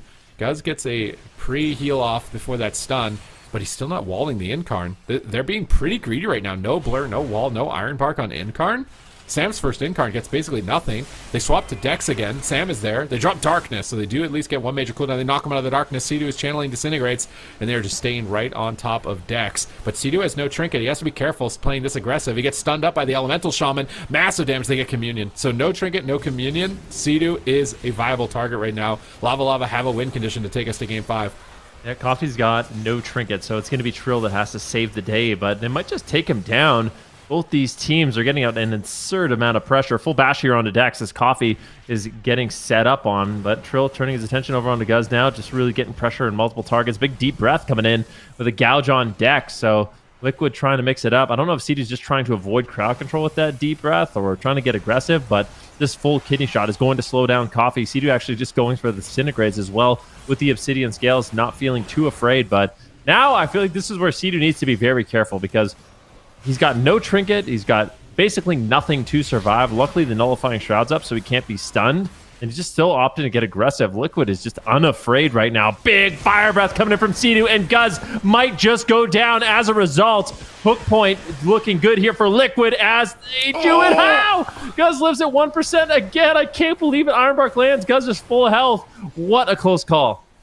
They have like a calculator in their brains. They know they don't need to burrow until this 1 millisecond where they're 1%. They stay alive. Sea-Doo pre-time dilates himself. Double stun from Coffee onto Sam and Trill, and they swap to Sea-Doo. What an insane swap. Massive damage. They bash Coffee, and Sea-Doo recovers with the rewind. He's got his trinket available. Now they're getting aggressive. They're pushing on top of Dex. They still have no trinkets on anybody on the side of Lava Lava. Sam I Am is wild charging in. I think they maybe want to swap Dex. They are going to swap him. Incarn stun, Solar Beam. Massive swap on Dex. Is he going to be able to survive? They lasso Trill. He trinkets for it. Are you and kidding Liquid me? are going to Championship Sunday. Was that a pressing roar? I feel like it might have been. He seemed like he was stunned forever on that Druid. Liquid does it, though, on Lava Lava's map pick. Battle it out 3-1 to the first team in the upper bracket finals. Looking really, really good. Second team, actually, right? The second team overall to get to Championship Sunday, they're going to face Echo. So they're going to be able to squash their beef, their Twitter beef tomorrow. in that upper bracket final, and both of them are playing at insane levels. It'll be very exciting to see like comp Look at this. matchups because Look at Guz. How is he alive? The 1% Burrow. Yeah, here it is. Look at his health. It's just a fraction of nothing. Oh, that's so greed. I mean, the levels of greed. It was dies to the dot tick. Yeah, that's insane. But I want to see what happens here to Dex, because I think this is where Sidu gets pressured and he actually deep breaths in. Could be wrong about that, but I also want to see if it was the oppressing roar, because an oppressing roar on Dex with a solar beam and a full stun, I mean, there's just literally nothing. You're just stunned forever at that point. They have like 10 seconds to 100-0 you. And if you're not in bear form with like Iron Bark and Barkskin, this is, pressing roar, gouge, cheap shot. Look at that cheap shot. 6-second cheap shot. 6-second cheap shot, followed up with another, like, it's just ridiculous how overkilled he was. Oppressing 11 roar. 11-second stun chain. Yeah, that's crazy. Cheap shots. It's like a classic WoW cheap shot, right? No, really. What is that? Like an oppressing roar cheap shot is it 50%? What is it in PvP? It looked like 6 seconds. I think it's a 6-second cheap shot, but then even the diminishing return is another 3, so it's 9 seconds for 2 cheap shots. And then the next one is like 1.5, so like 10.5 seconds. Pretty good. Seems pretty good. Seems good. It's good. That'll do it. Stalling a day's work, you know. Just GG go next. All right, well, Team Liquid holding it down once again. What a way to finish it as well. I feel like, I guess I'm a little bit surprised that they didn't do quite as well, at least for me and my perspective, Subtees, as I would have expected Lava Lava to do. I think it's just matchup. I think this is just Lava Lava got countered by the Prezivoker. If they had the ability to flex onto more healers, I think the series could look completely different. So Sidu's ability to play more than just the Shaman is really important, because the opposite could have been true today. The Cleaves of Lava Lava could have just ran Sidu over if he was only a Shaman. So it's about experience, right? We had that stat pop up for Sidu. He's been competing since, what was it, 2009 or something? So that's a lot of years to practice, whereas Dex, like, this is the first season we've seen him, so the fact that they're taking Liquid this close in these games is very impressive. Yeah, very true. So we will see. I mean, this is a team, they've kind of been carving their own path here. Lava Lava, you know, we can talk about how they just lost, but they should for sure be proud of their performance so far. And they have a chance to continue proving themselves. They're going to be dropping down to the lower bracket. They've got another chance. They're going to be fighting either VOIDGG or the Move based on how that series does end up going in. It is the next one as well. So we'll see if they can take on either of these teams. But this is going to be another good one. I'm excited for this. The Move getting dropped down by Echo pretty swiftly, might I add. 3-0 was that match that we saw earlier today. And then VOIDGG, a team that came out of the gauntlet, didn't do very well against CHIBAKU TENSEI. But I feel like this is going to be a good lower bracket match, Fen. Definitely. I mean, we've got some really exciting elimination series coming up. VOIDGG versus the Move. I mean, these two teams are no strangers to each other, right? Like, I think they both know what they're going to be running. The Move likely just going to be running that RPS. For VOIDGG, obviously, they've been showing a lot of flexibility, even bringing in some cleaves like the Ret Demon Hunter, like double Demon Hunter, which has been almost surprising to me. And I kind of wonder if VOIDGG is almost spreading themselves too thin, because I feel like they are a team that is capable of, you know, doing kind of what Liquid is doing, you know, playing, you know, the rogue Moonkin at just like such an insane level. You beat everything. And I kind of wonder if they're doing a disservice to themselves by playing so many different compositions, that they need to just like kind of dial it back and focus on just a few things and play at the high level. I know they can, but I am curious to see what that blind pick looks like. It's kind of like going to a restaurant. You know, I watch a lot of Restaurant Impossible. I swear I'm going somewhere with this. But he says the lower quality restaurants have like this massive menu that they can't possibly keep up with and have their quality of food going well. So, you know, what is a bad restaurant but metaphor to a really deep roster pool, right? That makes sense. It does make sense. I know exactly what you're talking about. Oh, really?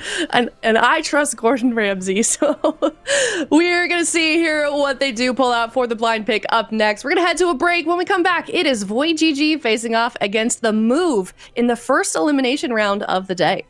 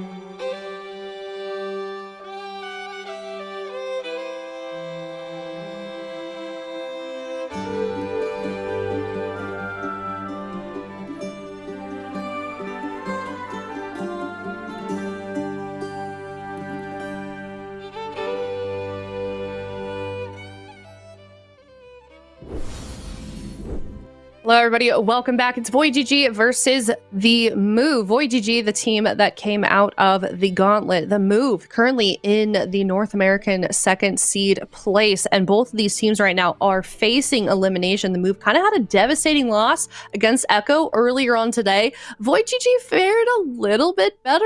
But both of these teams have had a loss, and this is their last chance, Zico, to stay in this for Championship Sunday. Yeah, and we've kind of gone full circle because they had to face each other as well for qualification, essentially, to this tournament. So VOIDGG and The Move, they're going to be battling it out once again. Last time around, it was The Move that barely won. I think it was a Game 5, like, nail-biter series, but yeah, it's always going to be entertaining to see, and it's a little bit bittersweet. We're already sending teams home. I'm not going to say from which region, but, you know, it is sad that some teams are already being sent home at the end of this. What are you saying? Worse than the chat. Yeah, don't egg him on, man. You're gonna be calling for nerfs. All right. Well, let's see who's gonna go home. Which region? Is it gonna be NA or is it gonna be NA? Game number 1 kicking off here. It is VOIDGG versus The Move. Yeah, this is going to be an interesting one. Let's see what goes down in the blind pick. It looks like VOIDGG going to be leading with the Destro Warlock Outlaw Rogue Resto Shaman. And The Move, in typical Move fashion, will be playing their RPS once again. I think this team is going to be sticking with this comp for the remainder of the tournament. Yeah, I think so. And this is kind of what we saw from them last time around as well. This is a matchup that can go either way. Shadow Priest going to be heavily pressured, and so will the Warlock. So it really is going to come down to who can get those really long CC chains. Already dropping the ball there onto Kearney. Nice Infernal stun coming out there from Nick right at the end when Kearney was blinded. So there's no follow-up for that. They're going after Absturge here. Cheap shot into a Fear, actually. They're going to go after VOIDGG. Cheap shot onto VOIDGG. Absturge still in that Fear. Nick not going to be able to find a Refear. Nick now in a little bit of trouble here. Peekaboo really digging in, and still some more CC onto Kearney. Gouge connects here as well. Nick be forced to teleport and use that demonic gateway all the way to the opposite side of the map, relaying his demonic circle there behind the pillar as well. Now getting back into the midfield here to attack VOIDGG. Oh, nice fear there on Peekaboo as well. I like Nick's positioning so far, just really trying to create some space, and I think it's really important. VOIDGG getting blasted, forced into dispersion, but I think it's really important that Nick is just crossing the map consistently when he can use that gateway. You do not want to allow the Move to play on top of you. That's a big advantage for Nick on the Warlock. He has a lot more mobility than the Shadow Priest, so definitely want to be using that mobility as much as possible. Nick now going for a little bit of a fear spam here. Silence on Kearney, and Nick's just going to portal away. Bit of a scary moment, and Calvish will come back. Looks like they are going to be going after VOIDGG, who has overstayed his welcome. Beautiful Reflect Fear there by Nick. That Nether Ward definitely paying dividends, and they might be able to get the Void Shift from VOIDGG, who somehow barely holds on. Yeah, that Desperate Prayer definitely paying its weight in gold here for VOIDGG, and he's going to be able to walk that out, just holding on to his Void Shift for a little bit longer. But the next setup is being launched already. Kidney shot onto Absturge into a full Fear Wiz. What is he going to do? Nice defensive blind there onto Calvish by Peekaboo in the middle of the setup. Kearney coming in with the Lightning Lasso now onto Peekaboo. So Peekaboo being taken out of the game there for the last 10 seconds. Full sap connects here onto Absturge. They're actually going, are they going after Kearney here? No, they're cheap shotting Kearney. They're kidney shotting Kearney, going after Nick. VOIDGG with the defensive Fear onto Calvish. VOIDGG could be in trouble here though. A lot of damage coming in right now. Absturge as well adding in with the purges here, just doing what he can, and a lot of damage. Nick, what are you going to do? Drops very low. It does catch a massive Nature Swiftness and will recover as a result. VOIDGG going for that Dark Ascension, getting a really aggressive, but he's going to get Static Field away. Master Spell comes in. Now, it looks like he's just going to continue this damage onto Nick, but still, VOIDGG is getting pressured down the most. A full Hex lands from Kearney onto Absturge. It will break. Silence now onto Kearney. Can Absturge get the Hex onto Kearney? Doesn't look like he's going to be able to just yet. Fear on Calvish as they continue to set up and make a push here onto Nick. The Move, their main target in this match so far is going to be Nick. At the same time, VOIDGG has just been constantly under fire. One Chaos Bullet lands. Are they going to be able to get the dispersion? VOIDGG's in trouble. Needs to be really, really careful. Has some heals here from Absturge, but he's in a gouge, and that does mean VOIDGG will have to disperse. Not the end of the world. It is kind of a short cooldown, but definitely a small little objective there for VOIDGG to close out this game. Yeah, it's like the stepping stone to the bigger objective, which is, of course, that Trinket Winning. Void Shift, which he still has. Calvish! Oh my goodness, might just die right now. Double Mortal Coil coming out here. Beautiful defense there from Nick, and also that Ascendance coming out there from Kearney. That was extremely close call down to Calvish, but he doesn't panic, still has his Cloak of Shadows, still holding on to his defensive, but he doesn't have a Trinket. He could die. He got feared into a really bad spot. Can they stun him over there? It doesn't look like they have the DR just yet from the Lightning Kearney. Lasso, and instead it's going to be Kearney here in a full sap. Meanwhile, Calvish is just rotting down here, forced to just retreat. Nick as well, sitting in that Earthen Wall totem, but this is looking like the move are just rolling VOIDGG, just running all over the place here and doing whatever they want to them. Yeah, full kidney shot now onto Absurge. Nick is still in some trouble. The diminishing returns are up, and WizK is going to be looking to get aggressive, but a full gouge, double flame rift coming in here onto WizK. That was a triple portals from Nick, and WizK has weathered the storm. So that's one of the scariest moments in the match against the Destruction Warlock when he pulls up all of that nether portal damage. Unlucky for Nick. Didn't really amount to too much. They weren't able to force too much, but now Nick's going to have to cross the map once again. Peekaboo is in hot pursuit with power infusion and might just die to raw damage. Does he have any crowd control here for Kearney? It's a full blind on Absol. He's going to have to sit that full. WizK's low. One Chaos Bolt lands from Nick. He shrugs it off and does have that dispersion available. So the luxury of that Shadow Priest is those short cooldown defensives. Let's see if he's going to be able to get it off. He needs to be careful just tanking out some of this damage in Earthen right now as he's continuing to march forward and really just trying to push the pace of this game and take down Nick.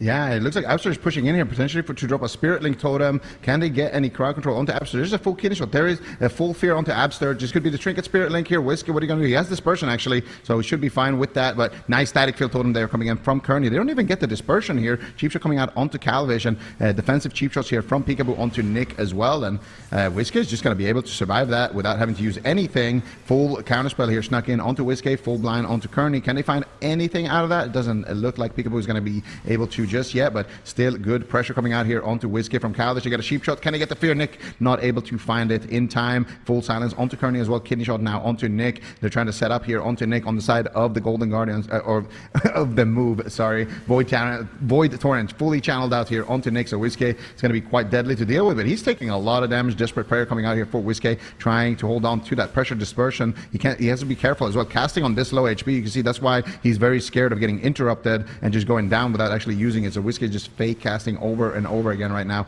Finally does recover some HP, feeling confident to get out some dots here. Yeah, WizK into a stun lock. Another Flame Rift is going to land, and Calvish is getting the pressure rolling.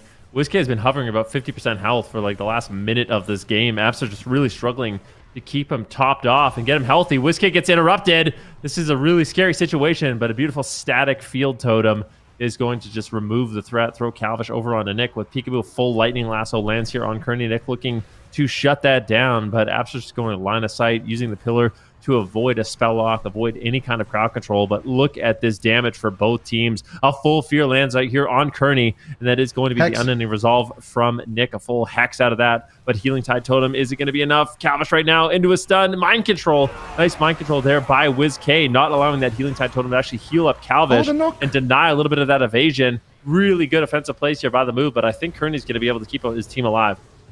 Yeah, I just love watching Abster on that Shaman, but we're going to have to table that for a second here. Big setup on the Peekaboo. Cheap Shot coming out from the Kidney Shot. Can they force something? They force the Cloak of Shadows there from Peekaboo. Still holding on to that cheat. That Peekaboo with a blind ready as well here. And Peekaboo is still hunting down Nick. Right now they're going after Calvish. There's the Lightning Lasso. Look at Abster. He's going to Thunderstorm potentially here. He goes for the knock with the Static Field. Can he knock him even further though with the Thunderstorm? He's in position for it, but he gets gouged into a full Fear. And now VOIDGG trying to turn the pressure around here back onto the move. Peekaboo in a Kidney Shot right now. WizK though trying to counter pressure back onto Nick here. Kearney's in a full Hex here. That is absolutely devastating here for VOIDGG. They could fall. They could take down Calvish. They could take down Nick. So much pressure. Kearney with no cooldowns left. How are they going to be able to stay alive here? Kearney is out of crowd control. Trying to heal him, but there's the silence. Cheat Death procs for Calvish. He's on 1 HP, but it's not going to be enough. Calvish will fall, and it is going to be the move that takes first blood here in this all NA affair.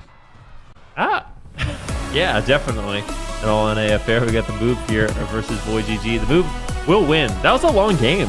That was one of those games. It went on for a while, but there was a lot of kind of pressure and intensity throughout the match, right? It felt like if anybody kind of dropped the ball, the game could have ended really, really quickly. It just goes to show you the defensive play of both of these teams. But I feel like the move, they tried to really push the pace this game. WizK always just positioning aggressively, trying to play on top of the enemy team, going for these really nice mind controls here, which I love. The healing tide totem's down, Calvish is low on health, and WizK mind controls him. Now we have another nice play here. Calvish and Nick just rotting down. Kearney's really struggling to keep them alive, uses the link, uses the ascendants, throwing in some big heals. But once that link gets sniped, the double fear comes in. Peekaboo gets kidney shot, but Peekaboo, I think, gets the counter kidney shot here onto Calvish, which is eventually what seals the deal. He goes over to Nick, gets a stun here. He gets coiled. It's very soon that Calvish gets stunned, I promise you. So it's right here. Here comes the cheap shot, and it's just a stun lock that Calvish has no answer for, right? He gets stunned, into stun. Cheat death procs. What did he do? He casted 2 heals onto Nick, who was half HP, while Calvish was in the stun. I think he healed the wrong target there by accident or something.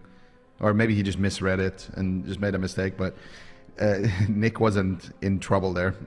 Like, it's so hard, right? When you play healer, like, there's multiple people who are low. Like, you got to heal the guy. Like, if you have one guy on 50% and another guy on 50%, if the enemy team focuses one of them, that's the guy who's probably going to die, right? So, but he healed the 50%er who was safe, essentially, which was Nick. So a little bit unfortunate that he didn't get those healing surges there, because it would have been enough, because he wasn't in crowd control there, Kearney. But still, only first game, and I don't think the maps are going to matter too much because, well, both teams are from NA, so there's no ping advantage.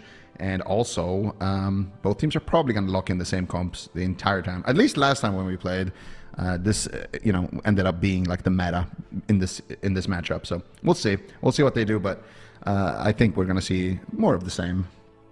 It really surprises me that Void doesn't play Boomkin.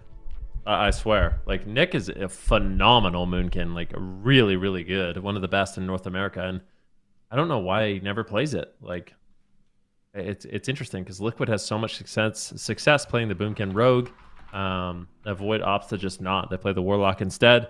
And I don't know. When we see this matchup plays out, it just feels like it slowly goes in favor of the move. I do think that these bigger maps are good for Void.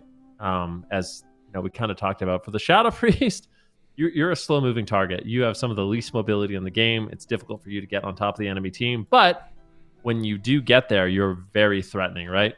Really, really threatening. So need to be careful with that one. And I think that's why Void goes to the big map, just so they can create more space. Mm-hmm. Yeah, just want to create more space, move instantly. Well, not instantly. Move taking their time to discuss the game and then locking in their comp. Now, VOIDGG, what are they going to do here? Rogue Boomkin is an option. They could play more Lock Rogue, but last time they played Lock Rogue, like it was back and forth, but they ended up losing. Double DH, personally, I wouldn't mind it.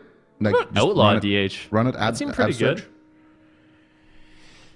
Yeah, honestly, just lock in a cleave. Just lock in a cleave. I feel like usually when the move struggles, it's like when there's a cleave that tunnels WizKid. Or Shadow Priest is getting ran down by cleaves, but I think Shadow Priests are actually, I mean, the chat might get mad at me for this one, but I feel like Shadow Priests are pretty tanky right now when it comes to some of the cleaves that attack them. It can be very frustrating to be attacked as a Shadow Priest. I will admit that, but you do feel reasonably durable, especially when you have an Outlaw Rogue and a Shaman backing you up. So I don't know if they'll be able to just run over WizKid as any kind of cleave comp. But they might end up just playing the same thing, and they're just discussing strat, right? But they did go to a large map. There are a lot of options here for Void. They do have Wealthy Man also, so that's an option too. They could bring in the Mage, but I think that's pretty unlikely. I feel like the move usually does super well into teams that Demon Hunter. Ooh, Demon Hunter. Okay, so okay. This is very interesting. So this is just looking like the meta, dude. Everyone is playing DH, Destro, Arsham. I think it's the most played comp so far by like different teams. That's a stat that just like I have, made up from observing the games. I mean, this is the comp that sent them into the lower bracket, right? Yep, it is. Yep. I like it. But can they play it? Calvish Demon Hunter, like, give us the insider scoop here, Van. How good is he on Demon Hunter? Is this like legit? I guess we saw him play double DH earlier. Yeah. Well, I mean, I think Calvish can play Demon Hunter. Like, yeah.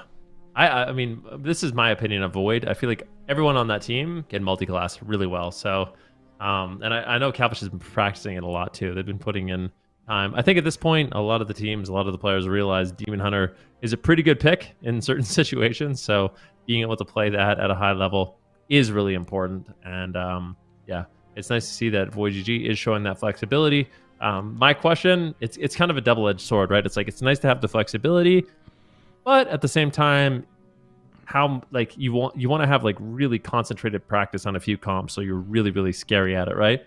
There's like different styles you can play where you're always trying to counter comp, or you could try to like really level up on just a few different compositions. And I kind of worry and wonder if a VOIDGG spreads himself too thin. I'm not exactly convinced of that, but it is something that I do think about. Yeah, let's see if they can pull it off here. I think this is a great answer. If they have practiced it, if they can execute on it, we'll see here what they can do. I do like that they're just switching off at least of their Rogue Warlock. You know, I do love watching Calvish on the Rogue, but I do feel like this is just a more kind of meta pick, especially when we have seen in the past kind of that matchup play out in the move's favor. But we are heading to the Empyrean domain right now. Game number 2 here, the move leading 1-0. This is an elimination match, so whoever loses here will be the first team to get knocked out of the tournament. So VOIDGG right now with their backs against the wall, they need to try to turn it around. Calvish on the Demon Hunter. Can he put his team on his back and do it? All right, here we go. An aggressive opener here. Lightning Lasso onto Kearney. Full Fear on Calvish. WizK setting up big damage here onto Nick. And Calvish on the Demon Hunter is going to put out a lot more pressure, but have less control of the match. So I think this match in general is going to be a lot more chaotic than the last one. I don't expect it to go to the 8-minute mark. I think it will conclude a lot shorter. Calvish getting aggressive here onto Absurge. Big I-beam, Essence Break. This is the double coil. Absurge could easily fall. WizK backs him up with a beautiful grip to safety and to his Earthen Wall Totem. Really, really nice thing about the Shadow Priest is, of course, you have all the extra utility that WizK is bringing to the table. Now he's looking for the fear. There's a healing tide around the corner. They're just going to try to kill that one off. WizK manages to snipe it. Beautiful. Static field totem. There's the silence on the Kearney. Do they have a cheap shot or a kidney or something? There is the dispel on the VT into the cheap shot. WizK, can he move in and get the fear is the question. Doesn't look like he's going to be able to find it. Absurge also not going to be going for the Hex there. And they're just going to continue to pressuring WizK. Instead, on the side of Void, Lightning Lasso coming out from Absurge onto Calvish here as they look to make a little bit of a swap there. DR cheap shot out of that Lightning Lasso, but Calvish still feeling nice and safe, and it's going to be Nick actually taking most of the damage here as Nick ports back to safety here, looking to assault WizK right now. Beautiful stun combo coming in there. There's a gouge as well onto Kearney now. Peekaboo trying to launch a counter attack with the fear here onto Kearney. Kearney actually forced to trinket that fear, so a massive defensive cooldown here forced from Kearney. They're trying to hold on to Nick's cooldowns, but the Hex comes out of the silence, and it's going to be the health stone from Nick as well. So really good follow-up there. Once again, Absurge just playing this offensive setups super well. Yep, really good job out of the move. They're nice and stable right now. Lots of cooldowns, healthy to go, and making a play here onto Nick. The Lightning Lasso with the full blind on Kearney. It could be in some trouble, but no. This crowd control fades onto Kearney, and he's able to get a huge heal on Nick with that Dark Pack, and that's going to be more than enough for Nick to survive. Looking for fears. Immediate wind shear comes in from Absurge, who's in the backline at the pillar. Nick moves over, maybe looking for a coil fear, something. He puts exhaustion on Absurge, trying to get there, but Calvish just taking such a huge hit of damage. Nick needs to get there for peels. Just an overwhelming pressure. Kearney not in any crowd control, though. Keeps his team alive. Full silence land, and now it's another setup here onto Nick as he gates away, trying to escape, but Peekaboo is there to catch him and continue the damage. Lightning Lasso lands from Kearney. There's nothing to shut that down. Fear, do they have it on Peekaboo? Doesn't look like it just yet, as it looks like they are going to make a swap on Kearney. Pressure on 3 targets. The move is getting really aggressive here.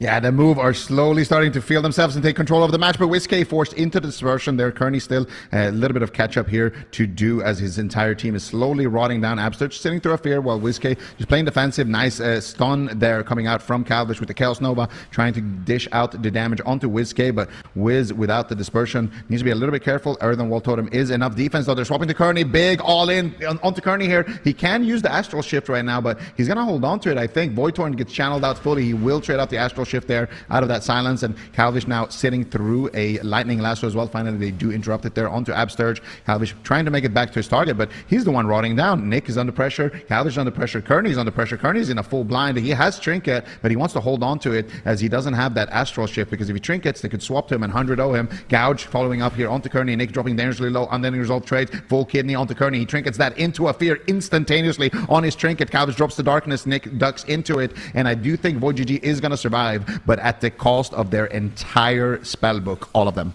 Yeah, they used everything, and now Void is in a lot of trouble. Nick is still not out of it yet, using the gateway to escape, but Whiskey is just blasting him down. Mind Spike after Mind Spike. Kearney trying to keep him alive, drops the Earthen Wall Totem.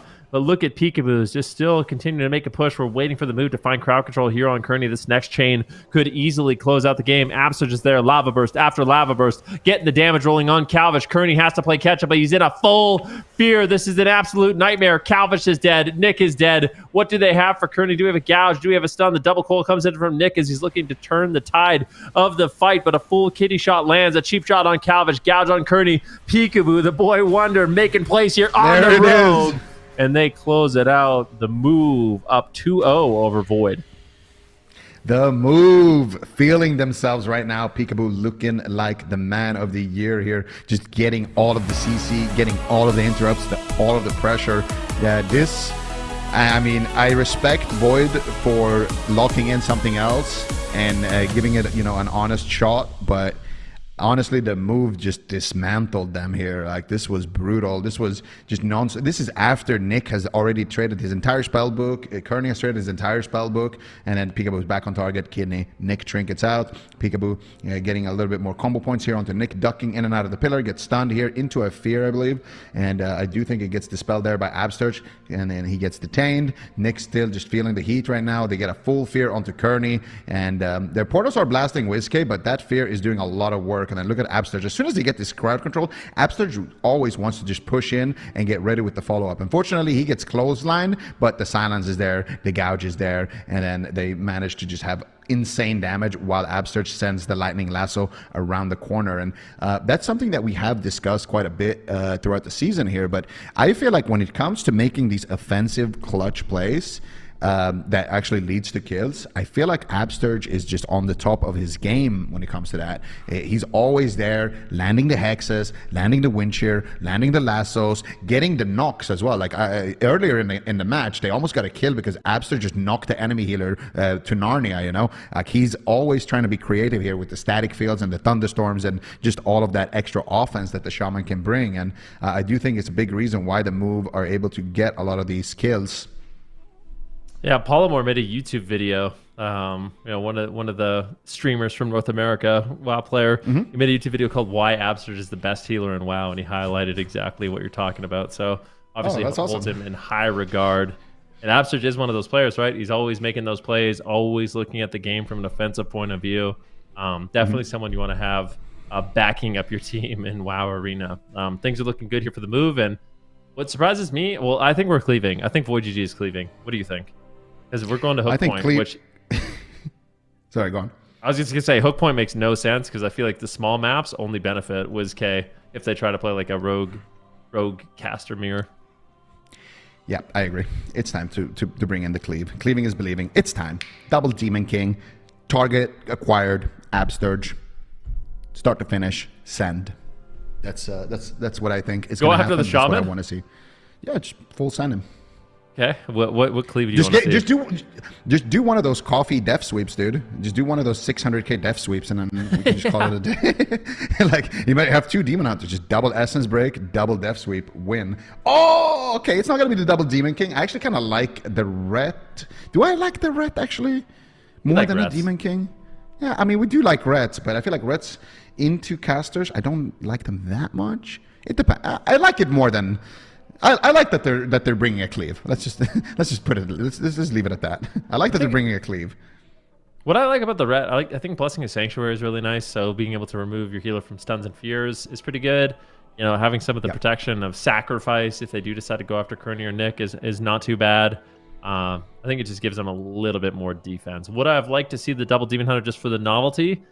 Yes, but I do think the Red Demon Hunter is a really solid choice. Super Tease was saying he thinks it's a really underrated comp, and I would tend to agree with that, but I kind of feel like I don't know. This just seems like Void. They've kind of ran out of answers. They're not feeling too confident in the comps that they have, and I guess they're going to try cleaving. But I'm not. I don't think that this is like going to be an easy matchup for them. I feel like if they do decide to go after Absurge, Peekaboo and WizK are just going to rip them apart. Like WizK free casting does the most damage ever. He's like an Arcane Mage, Ellie Shaman, Affliction Warlock, all in one, just murdering everybody he looks at. So I think you really have to get good control of WizK in this game by going after him. And if you don't, the game unravels really quick.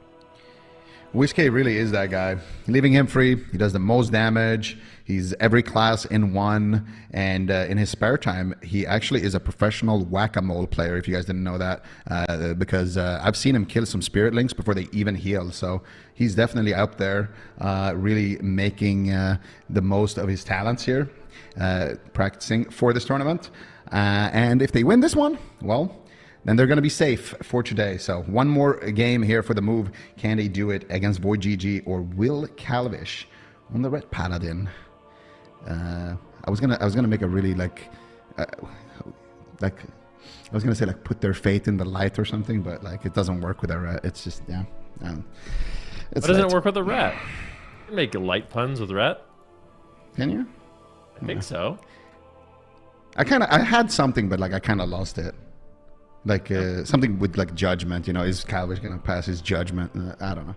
Whatever. That's Say something. great. Help. Oh, it's good. Yeah. Yep. Hook point. Game number 3 between the Move and VOIDGG. This is our first elimination series of the day, and one of these two teams will be eliminated after this series conclude. It could be Void if they can't battle it back here with their Ret, Demon Hunter, Resto Shaman. They're going to be the first team out of the tournament, and the Move will press on. And I feel like for the Move, they had a really slow start to the day, right? Like they got kind of owned by Echo, but it seems like they've kind of regathered themselves, refocused up, and they're looking good here in this series. They absolutely are. And for the Move, like if they can survive day one, like having a reset momentum, having, you know, like some time to just go back to the drawing board, like, you know, calm the nerves, talk about what you did good, talk about what you did bad, talk about the strats, you know, get a few practice games in. It's going to go a long way for that, for, you know, the remainder of the tournament. So definitely cannot count anybody out. And for VOIDGG, I mean, VOIDGG is such a strong team. You know, we've said it many, many, many times. And the fact that they are one game away from being the team that is going to get knocked out of this tournament, the first team to get knocked out, I think that just speaks volumes to how competitive this tournament is and just how well all the teams have been playing so far, especially the Europeans. Sorry, I had to do one more. That was the last one. That is not the last one. You know that's a lie. I know that's a lie. You know that's a lie. Today. I don't even believe that. I don't even believe that, to be honest with you. Jeez. We'll see what happens, all right? The day is not over, and the tournament is not over, all right, Zico? So watch out. That's true. We'll see. It's not over till it's over. The Move looking good here. Game number 3, elimination match potentially here for Void. If they don't win this one, they are out of the tournament, which I think would be surprising for me. I mean, they're such a good roster, but they're just struggling to put the pieces together. Will the Ret Demon Hunter be the answer for them? It very well could be. I mean, it's a really strong comp, a lot of damage, a lot of durability. And in the past, you are right, the Move, I feel like when the Move struggles, it's normally against really powerful cleave comps. Yeah, VOIDGG, they have the comp. Do they have the practice, though? Can they execute on it? Or will the move on to day number 2 here? Let's see what happens here. Match point, VOIDGG versus the Move. They've tried everything on the side of Void. They've tried their main, or I don't even know if you can say that these guys have a main comp, but their main comp in this matchup, they've tried that. They've tried, you know, the cleaves.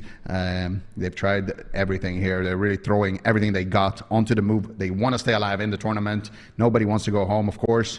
And we'll see if they can turn things around here, or if the Move can close this series out. Right now, the gates are about to open here, and I'm a little bit worried here. I feel like the win condition is definitely going to be, you know, the Move just triple dotting, getting a lot of pressure. Maybe actually just double dotting on the DPS. CC and Kearney going after Calvish on the Ret Paladin.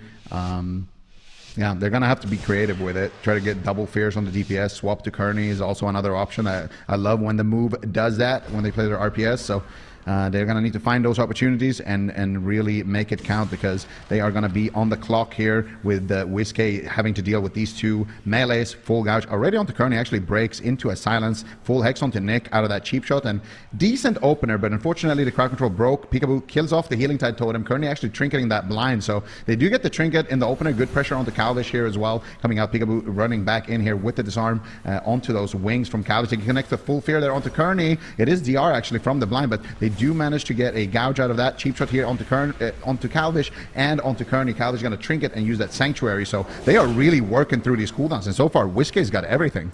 Yeah, WizKid's looking good, but a full Hammer of Justice lands on Absterge, and they get the dispersion out of the way. It doesn't look like they're going to be able to. WizKid just comfortably sitting through this. Maybe not.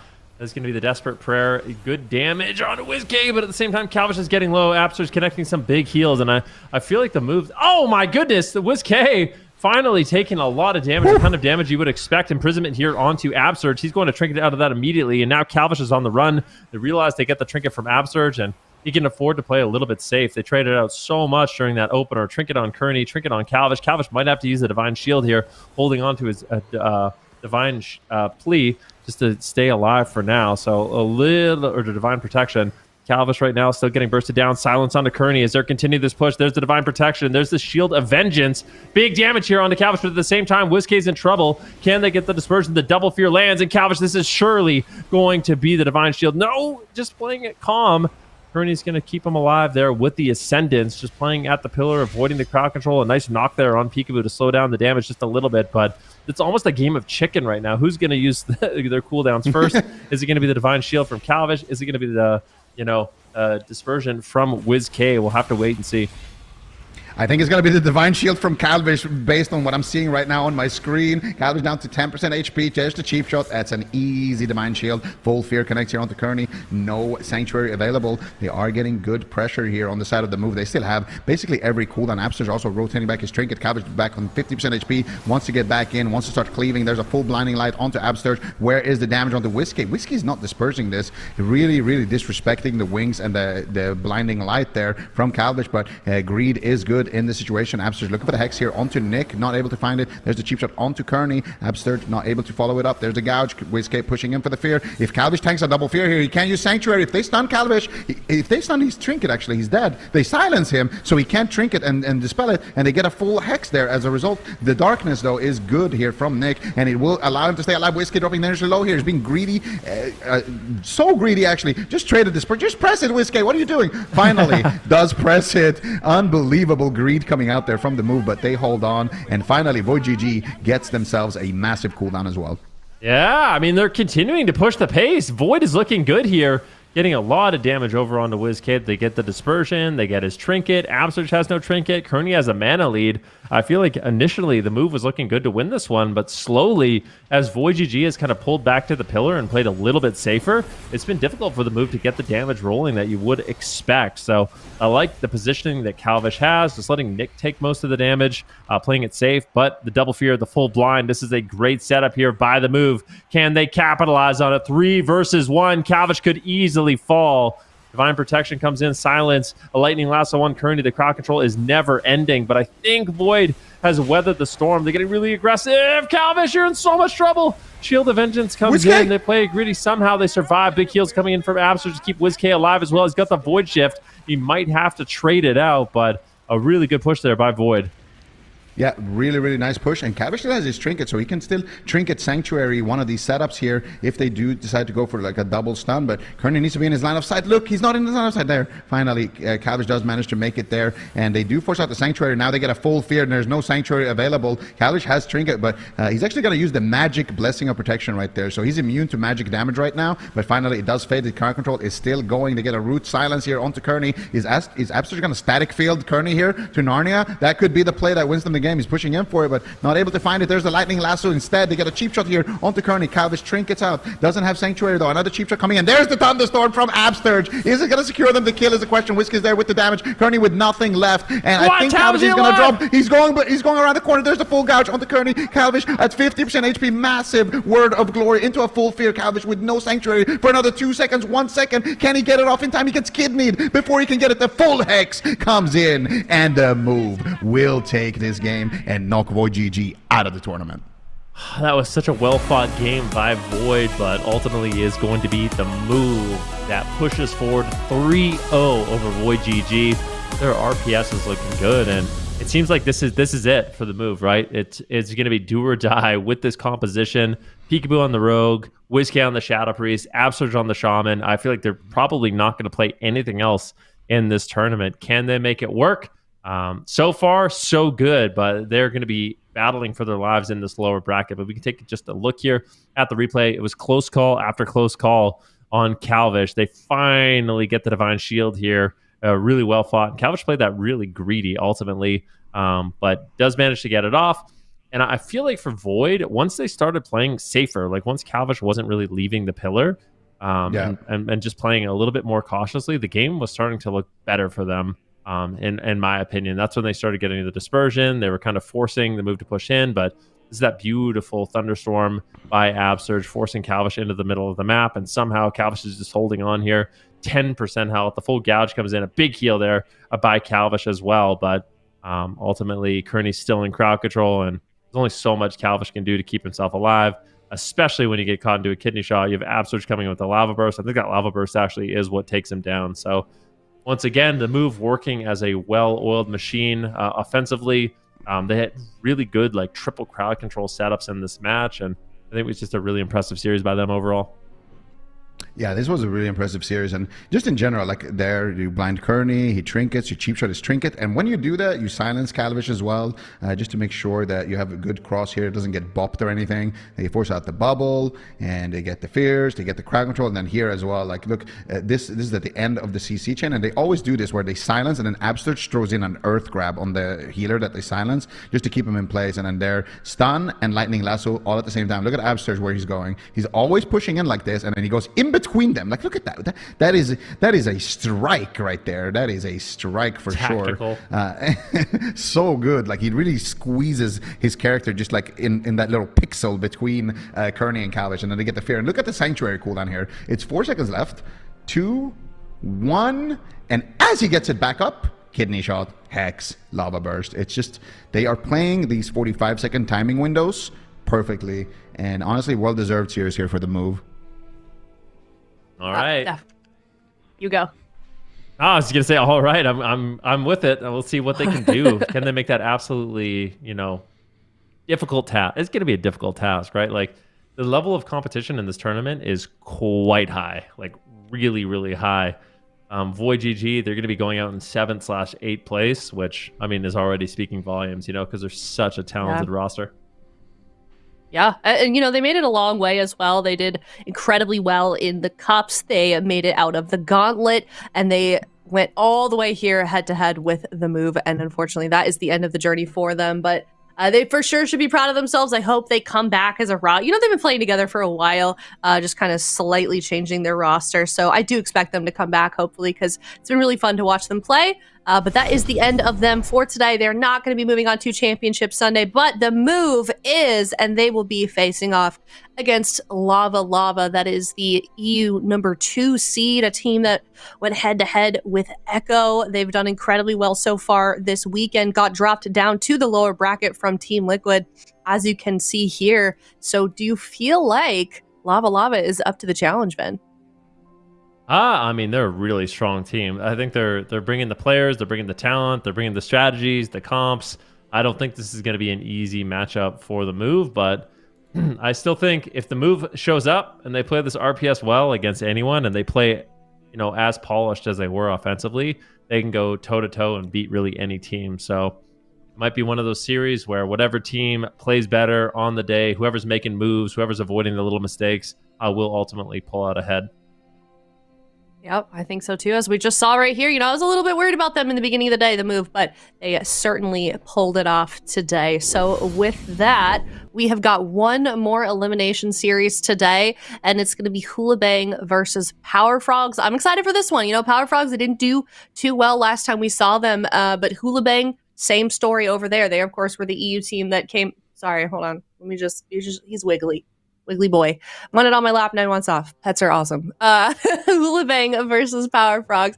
Of course, HOOLIBANG was the team that did make it out of the gauntlet. So I'm excited to see what they're capable of. Hope you guys are too. We're going to head to a break, and then we're going to get to the last series of the day, and it is yet another elimination round. But before we do head off, we are going to do one more segment here. It is a map guesser. This is the last one. So make sure you're getting your answers correct this time around, everyone. This is powered by Warcraft logs, of course.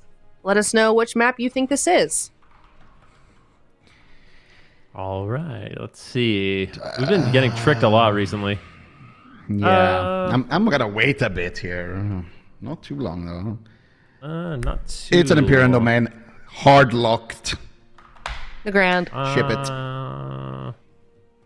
I'm going with a Grim. It's tough. I think it's Imperial Domain. It definitely could be. It's really open. I'm gonna go with Tolvaron. I'm going to Tolvaron. Okay. All right. I said Nagrand. I think Nagrand. Oh, okay. Sorry, I didn't hear. All right. All right. We're locked in. I actually don't know. Like, you don't really see any visible pillars on this one. It's really hard to actually tell where they're going. That's true. What is that yellow Just guy a on the jumble. left doing? That's got to be the healer, right? He's going for a drink. That's a druid drinking. He's just having It a could good be old Nagrand, time. actually. Just a It could silly, be goofy Tolvaron. time. I think it's Black Rock Hold. Do you think that's the room where he's going in? I don't know. A line? I feel confused. right I don't now, know are they in anything the room? anymore. I've lost all my confidence. Now that they cut off the maps, I don't know what to do. Oh. Ease. I was just trying to throw you off, man. I knew it was Imperial Domain since 2 seconds ago. You really didn't know? You didn't know for I sure. had no idea. I just guessed. Chat got it right. Chat, it was 44% for Imperium Domain. Yeah, because they just Wow. believe Yeah, Zico. He because was so they just confident. copied me. You're Yeah, right. they copied Zico's homework. Sheeple. Bunch of sheeple. Come on, chat.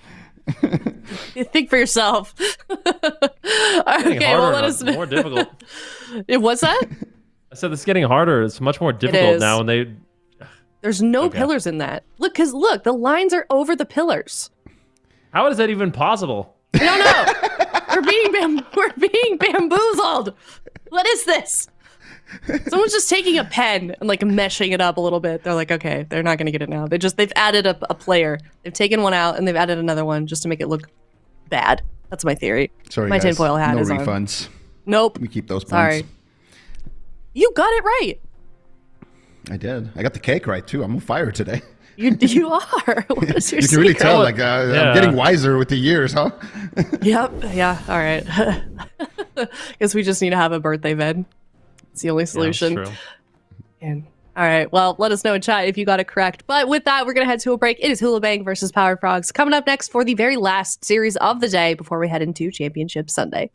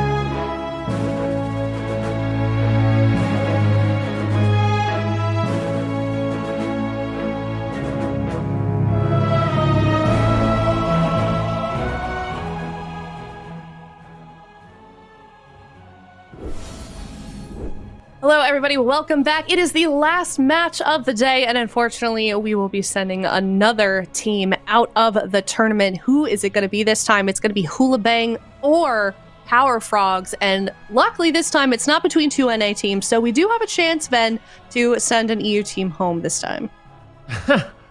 Yeah, I guess so. I mean, honestly, I'm not necessarily cheering for either one of the regions. Zico has made it kind of, I am. Someone's got to do it. If Zico's going to root for EU, we got to do it. I'll be the one. I'll be neutral. You can stay neutral. Yeah, it's okay. Yeah, I'll stay neutral. Because honestly, I don't know. For this particular match, HOOLIBANG has been kind of a favorite for me. They were originally a 3-player roster. They have brought on a 4th with the Demon Hunter. But I really like when people kind of just stick to their guns. They play a unique composition. It's ride or die. And I'm curious to see what HOOLIBANG does for this one, because I think it's likely we see the Demon Hunter Windwalker Monk, as Power Frogs is likely going to be playing that Arcane Outlaw, which is a nightmare for these Cleaves to deal with. All right, HOOLIBANG are looking for a Cinderella story right now. They came out from the gauntlet, 4th seed for Europe, one of the first teams to defeat Echo and show that it was possible. But now they face elimination against North America's Power Frogs, who are going to be starting the series off with an Arcane Mage, Outlaw Rogue, Resto Druid. How are we feeling about this matchup? I think this is one that, like I said, so for HOOLIBANG, their composition is one of the few that can actually just outright kill Outlaw Rogues. And I think it's likely we're going to see them go between Dazed and Tuna in this match. Cubsy's just going to be sitting back. Smoke Bomb drops down immediately as they are going after Dazed. Tuna sneaks in, gets the Iron Bark, but now they're just going after Tuna. Really aggressive plays here from HOOLIBANG. Tuna, though, should be fine. Just trading out the Iron Bark, trading out the Bark Skin, but everyone from Power Frogs held onto their Trinket, which is really important. All right, let's see what they can get done offensively here. Cubsy takes a huge swing of damage. Tuna manages to top him off for a moment here, and Cubsy's just playing around his Ring of Fire, trying to maximize his damage with that damage over time effect onto multiple melee. Now looking to peel for Tuna with Polymorphs coming out onto Aridas. Beautiful Polymorphs, totally shutting down the damage. Now setting up for an Arcane Surge into a massive swell of Arcane Missiles off to the side from Cubsy onto Houghton. But it looks like JT tops him. Oh, Cubsy sneaks in and gets a Polymorph. Beautiful crowd control from Cubsy right now, building a lot of momentum, but Houghton shadow steps over. Cheap shots the Re-Sheep.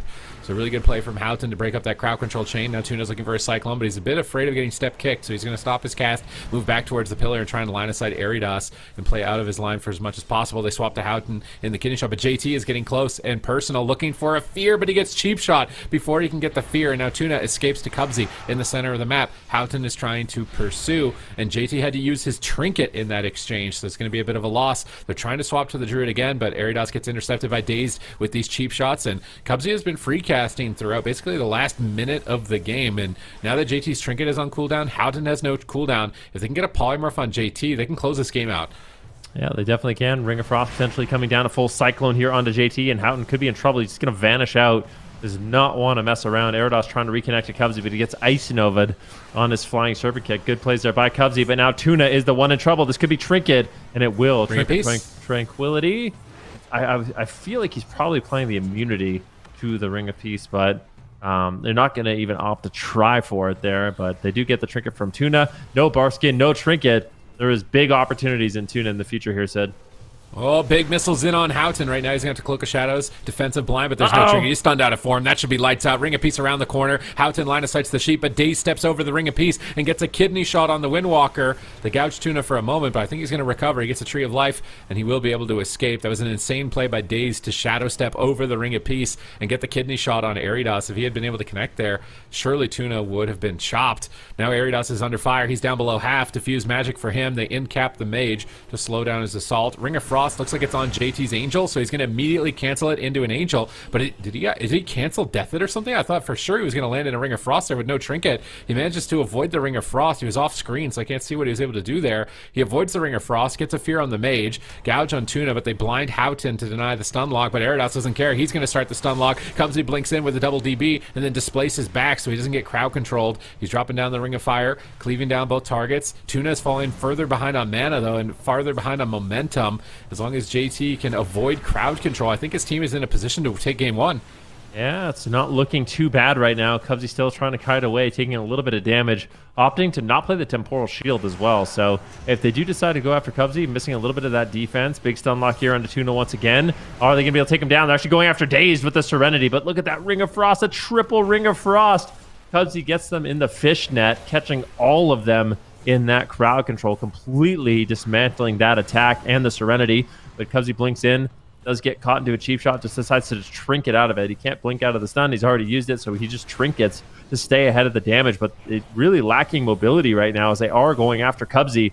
Maybe they can get more displacing away, getting pressure here onto JT. Cubsy just putting damage where he can, maybe even just opting to burn through the mana. But if you look at Tuna, he's way behind on mana right now. Somehow HOOLIBANG actually has a late game edge. Stealth. You get a re-stealth, but Cubsy is at half health, so Tuna's not healing Cubsy at the moment. He's trying to use Prismatic Barrier and Kite, but he's taking a lot of damage in this exchange, and Tuna gets caught by a Chastise into a full fear. That's a block! Oh my god, almost doesn't do it. He had Alter, he wanted to greet it, but he can't. Now he's down a block. They swap the Tuna. They might get his Trinket and block in the same push. They do this, kill him anyways! He's dead through everything right now! Iron Bark and Bark's gonna 1%! He's got Ring of Peace immunity, but Cubsy could just die. Daze could just die. He's in Tree of Life. He cancels the Tranquility. He's trying to power through with these regrowths, but it's gonna cost him basically the remainder of his mana to recover, unless he's getting really lucky on Omen of Clarity procs. JT is caught into a polymorph. They're trying to counter pressure. There's no trinket on Houghton. Tuna actually survived that. I cannot believe he survived that. Is he going to survive another round of it, though, as he's in a kidney shot and a smoke bomb? They're going after Cubsy. Leg sweep connects, and Cubsy gets dunked. HOOLIBANG do what I thought was impossible, which was to kill Cubsy as a melee cleave, which is making me think the Power Frogs need something different for this series. It is unbelievable what HOOLIBANG is able to put out. I mean, I guess this is actually a matchup we've seen, right? Like, HOOLIBANG actually won this matchup against Echo. So, maybe it's not looking so good. HOOLIBANG wins game number 1. Game number 2, do we think they're going to be locked in the same thing? Do they bring in Chun-Li on the Windwalker Monk? Like, what could they do different here? I mean, maybe you can kill healer and you CC melee DPS. So you just sheep and clone them over and over and you go on JT. How would you feel about, you know what melee, you know what caster cleave I actually would maybe like that the Power Frogs have? Evoker. Devastation Evoker, Evoker yeah, mage. Devastation Evoker. I feel like the Evoker will just die out of the sub-rogue then, huh? You think so? They're pretty tanky. I'm not saying it's guaranteed. I'm just a bit, as an Evoker, you typically don't want to be going into a sub-rogue regardless of the Evoker spec, I think. Does anything want to play into a sub-rogue, though? Let's just be honest. Like, what isn't Windwalker sub-rogue going to be killing here? I think they just take down everything. It's actually really important. I wanted to just call out one thing in that replay. There was such a beautiful fear by JT. So Cubsy actually, and that's what they netted the ice block with. So Cubsy, he managed to get a nice alter time at about 60% health.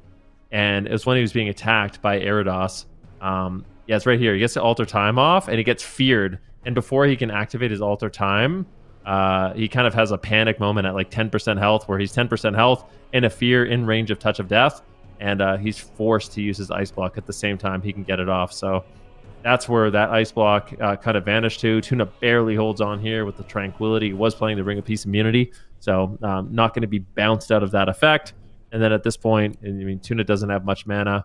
And yeah, Cubsy kind of runs out of mobility. There's nowhere he can really go. They go for a setup here on Tuna. Maybe even just I mean, I don't think this is for a lethal setup on Tuna. I think this is more so just catching him. You know, he does a kidney shot into a smoke bomb, just denies the heals on Cubsy. And they did a really good job. Eridos did a smart thing. Cubsy's playing the blink stun. So what you do is you just never stun. Just don't stun till he blinks. And that's exactly what happened. Cubsy eventually has to use his blink to just gain mobility or he's going to die. And then after he's done that, Eridos throws in the leg sweep. Power Frogs, Dalaran Sewers. Small map. Why? I don't know. Do they have like a Holy Priest killing comp? This seems weird to me to lock a small map into Windwalker Sub-Rogue, especially with a Druid. Like, you're basically not going to be able to drink. I guess you can go like on the bottom, I suppose. Knockbacks are pretty effective, but HOOLIBANG's team also has knockbacks, and they're actually not changing their comp. They're going to play the same comp, same matchup on a small map where it's easier for HOOLIBANG to get to their targets. Like, I don't know how I feel about this. I think it's got to be just a Blast Wave. I want to see how many times Cubsy gets like good Blast Wave Ice Novas, because the only thing that makes sense to me is they're trying to just take advantage of that. Like the fact that Blast Wave on this map allows you to knock people off the side. Like So I guess we'll see I what they honestly would do. have liked Blade's Edge Arena because it's easy to get sheeps. Nobody picks Blade's Edge. I feel like that could be really good right now. You get knockbacks and you get sheeps. I'm actually not even entirely sure if Blade's Edge is in the pool currently. Oh yeah, wait, it should be now, right? It's on the ladder, right? Or is it still not on the ladder? I thought it was Not brought on the back. ladder. Wasn't it brought back again? I thought it was did it get taken away again? Yeah, I think it got taken away again, but I'm not 100% sure. I haven't played. All I know is I haven't played on Blade's Edge in a very long time. I Very, know very long it time. was there was something wrong with Nox on it, so they took it away. But then I remember them bringing it back. But then I'm remembering now that I haven't played on it in a long time. So okay, so Blade's Edge isn't allowed. So that's going to be the contributing factor because I think the knockbacks and the lack of pillars would actually be really good for a mage team against a double melee cleave. So it's unfortunate they're not going to be able to utilize that. They're going to try and do the same thing with Dalaran using the top side of this pillar with the waterfall, knocking enemies off the side, novaing them when they try and use gap closers with their ice novas. But the gates have opened, and Power Frogs, man, they're facing an elimination. They're already down 1 point, which means they lose the swing match advantage, the comp advantage, and I think the ping advantage as well. So this could be a rough turnaround for them in this series. We see the Blast Nova, but they're already going for Cheap Shot Smoke Bomb on Dazed. Are they trying to bait something here with this? They were really trying to bait him to Trinket. They get his Vanish, and having to use Vanish as Outlaw before any of your other cooldowns really impedes a lot of your cooldown reduction. And being down Vanish now means he doesn't have as an option to escape, but they're swapping to Tuna. Big leg sweep, possibly a lot of damage. Doesn't look like it. He's not even bark skinning. He actually gets through that entire stun. I wonder if Tuna is like, has he equipped a bunch of versatility? I'm going to try and check. Yeah, you should go check that. I'm curious too if he's made any kind of gear adaptations. But Eranos almost gets one shot. Are you kidding me? 10% health. I mean, you do not want to mess around with that touch of the Magi of Cubsy. He had a lot of damage loaded up and almost just one shots the Windwalker Monk. Look like he gets the Karma off, and this could be the Ice Block of Cubsy. He's so incredibly low. He dies! No! Cubsy goes down. Hoolibang claims game number 2, and this is devastating for Power Frogs because this was their map pick.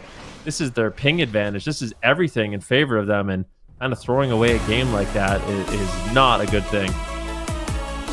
Okay, well, I mean, I'm still looking at his gear when Cubsy went down, so I literally missed it. I was like, okay, he's wearing a reverse heavy ring, and then you're like, Cubsy just goes down. I'm like, oh, I wasn't expecting this game to end so fast.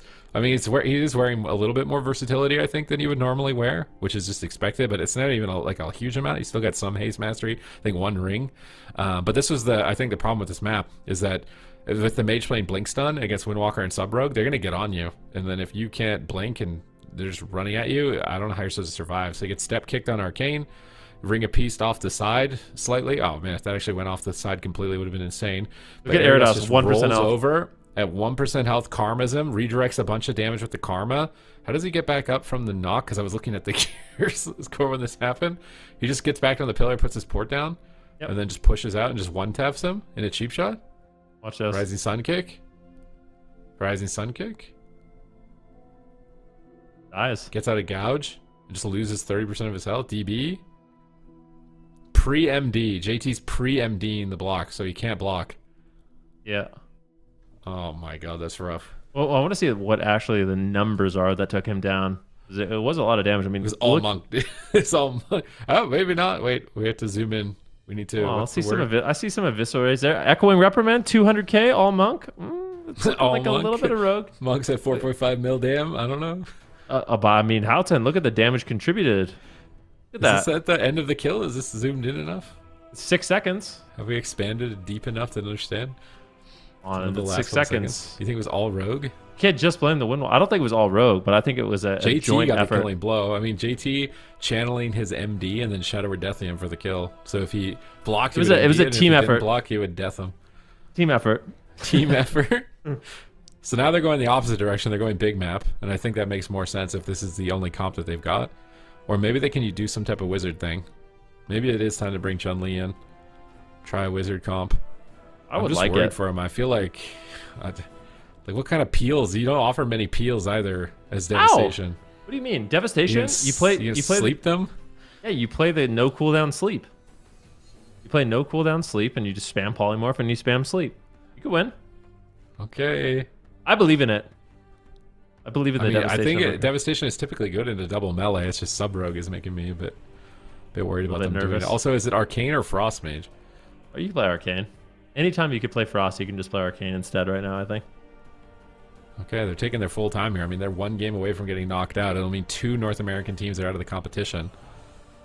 Oh, this is rough. And does it mean all the EU teams are still alive too, I think? I don't want to talk about it. Is it rubbing it in too soon?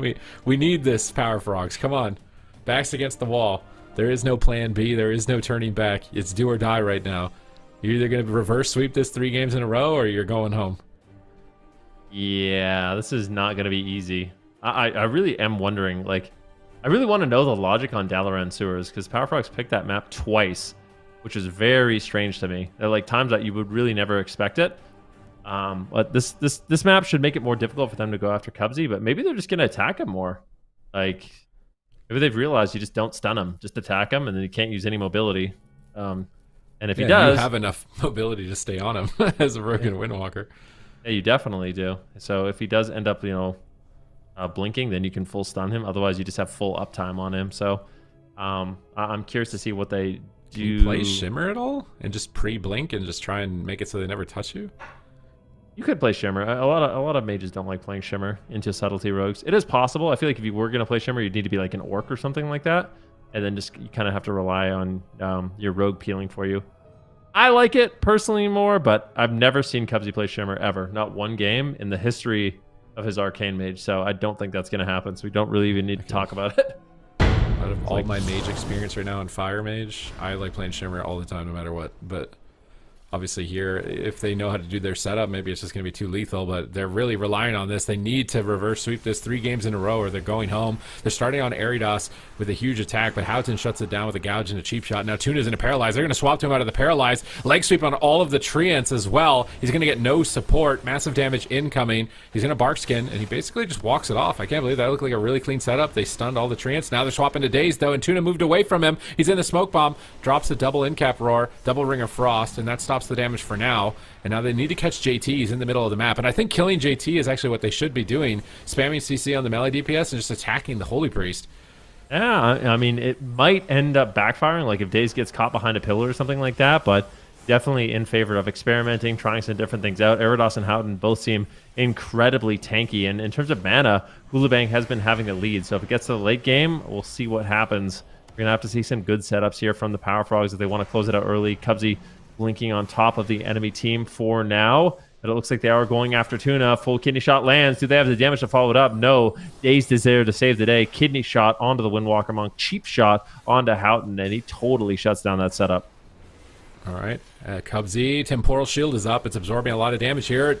Ooh, he's trying to blink back and be greedy here with the blind onto Tuna. And nice dismantle on Houghton. He's in a shadowy duel Tuna, actually, while Cubsy is still held at low health. But he in-cap roars the Monk through the duel into a kidney shot, so he can't connect onto Cubsy. And now Cubsy is free casting. Touch of the Magi missiles incoming, and he's cleaving the whole team. And I think trying to win on mana could be the main win condition here. Just max damage, use your DRs to peel for Tuna, and then turn it around and just try and AoE them all down. And it's working right now. They get dampen harm. They get a cheap shot on JT. Look at this cleave. Just swap to the Holy Priest a little bit. Poke him after the Karma and just cleave all 3 targets. Houghton's getting towards Tuna. He gets a kidney shot, catches him out of form, but looks like they're going after Cubsy. Cubsy blinks out of the cheap shot. Eridas is then going to try and assist Houghton for a moment before making his way back onto Cubsy. Kidney shot on Eridas, and Daze is just saving his DRs. He's just dampening kidney shots. Just anytime his team is in trouble, he throws out a kidney shot, throws out a cheap shot, or throws out a gouge. And I think that is how the Power Frogs should play this matchup. Just stop the burst window, try and set up Tuna for drinks, and play for late game. Cubsy almost getting one shot there once again, but will ultimately hold on. He spell seals the power infusion and has a lot of damage available here. It's just Arcane Blast after Arcane Blast here onto Houghton, just trying to solo this rogue as Eridas ducks out of line of sight, but Eridas is forced to use the diffuse magic, and they are burning through mana really quickly. Cubsy has leveled up in this game. He's put out a ton of damage. Look at this.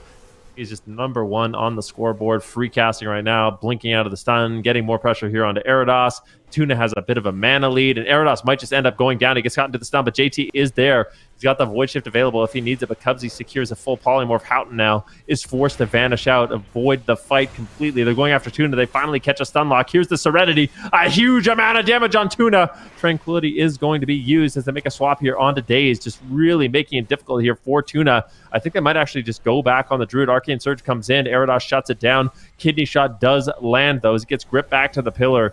Nice defensive plays here by JT to keep his Windwalker alive. All right, Fizz of Fury around the corner. Mana is still even. They're setting up on Houghton. Cheap shot. Nice counter spell by Cubsy, forcing the Void Shift. Maybe they can kill him through 2 health bars. He's still stun locked at the moment. Missiles are still flying in. JT manages to recover him. Can Tuna manage to get mana amidst this chaos? No, a smoke bomb comes down. Daze trinkets out of it immediately and looks to vacate the premises, but Houghton is chasing down Tuna. Tuna's in bear form. He has to be in bear form for this. He's got no bar skin. He's got no trinket. He in-cap roars the Rogue while they actually swap to the Priest. I really like that the Power Frogs are mixing this up. They're just doing damage to whatever they can at any moment to try and keep their pressure going. JT will fade around the corner and should be able to recover. Daze is switching his attention to Aridos. That forces the Guardian Spirit from JT. Cubsy's going to temporal and soak some hits here. Just spamming out the arcane explosions, getting some stacks of arcane charges, shifting power behind the pillar, but they catch Tuna and he's out of form. Is he going to chastise here? He doesn't even bark skin, actually, despite such a good setup there on Tuna. He gets away without using anything. Polymorph on JT. Are they attacking JT? No, they're going to let the Polymorph sit and double missile cleave onto the Rogue and the Monk, but there's so many cooldowns for the Monk. Houghton has to be the target right now. No trinket, no cloak, and no evasion. Arcane Blast coming in here from Cubsy as Aridos is just trying to get there and slow down the Arcane Mage just a little bit. Touch of Karma is going to trade. Polymorphs come in. Who are they going after? It looks like Houghton is going to be the main focus point here. Once again, Daze just throwing out these defensive stuns. Looking really good, just trying to disrupt the offense of Hoolibang and allow Cubsy to really rip in on that Arcane Mage. But mana is totally tapped here for Tuna.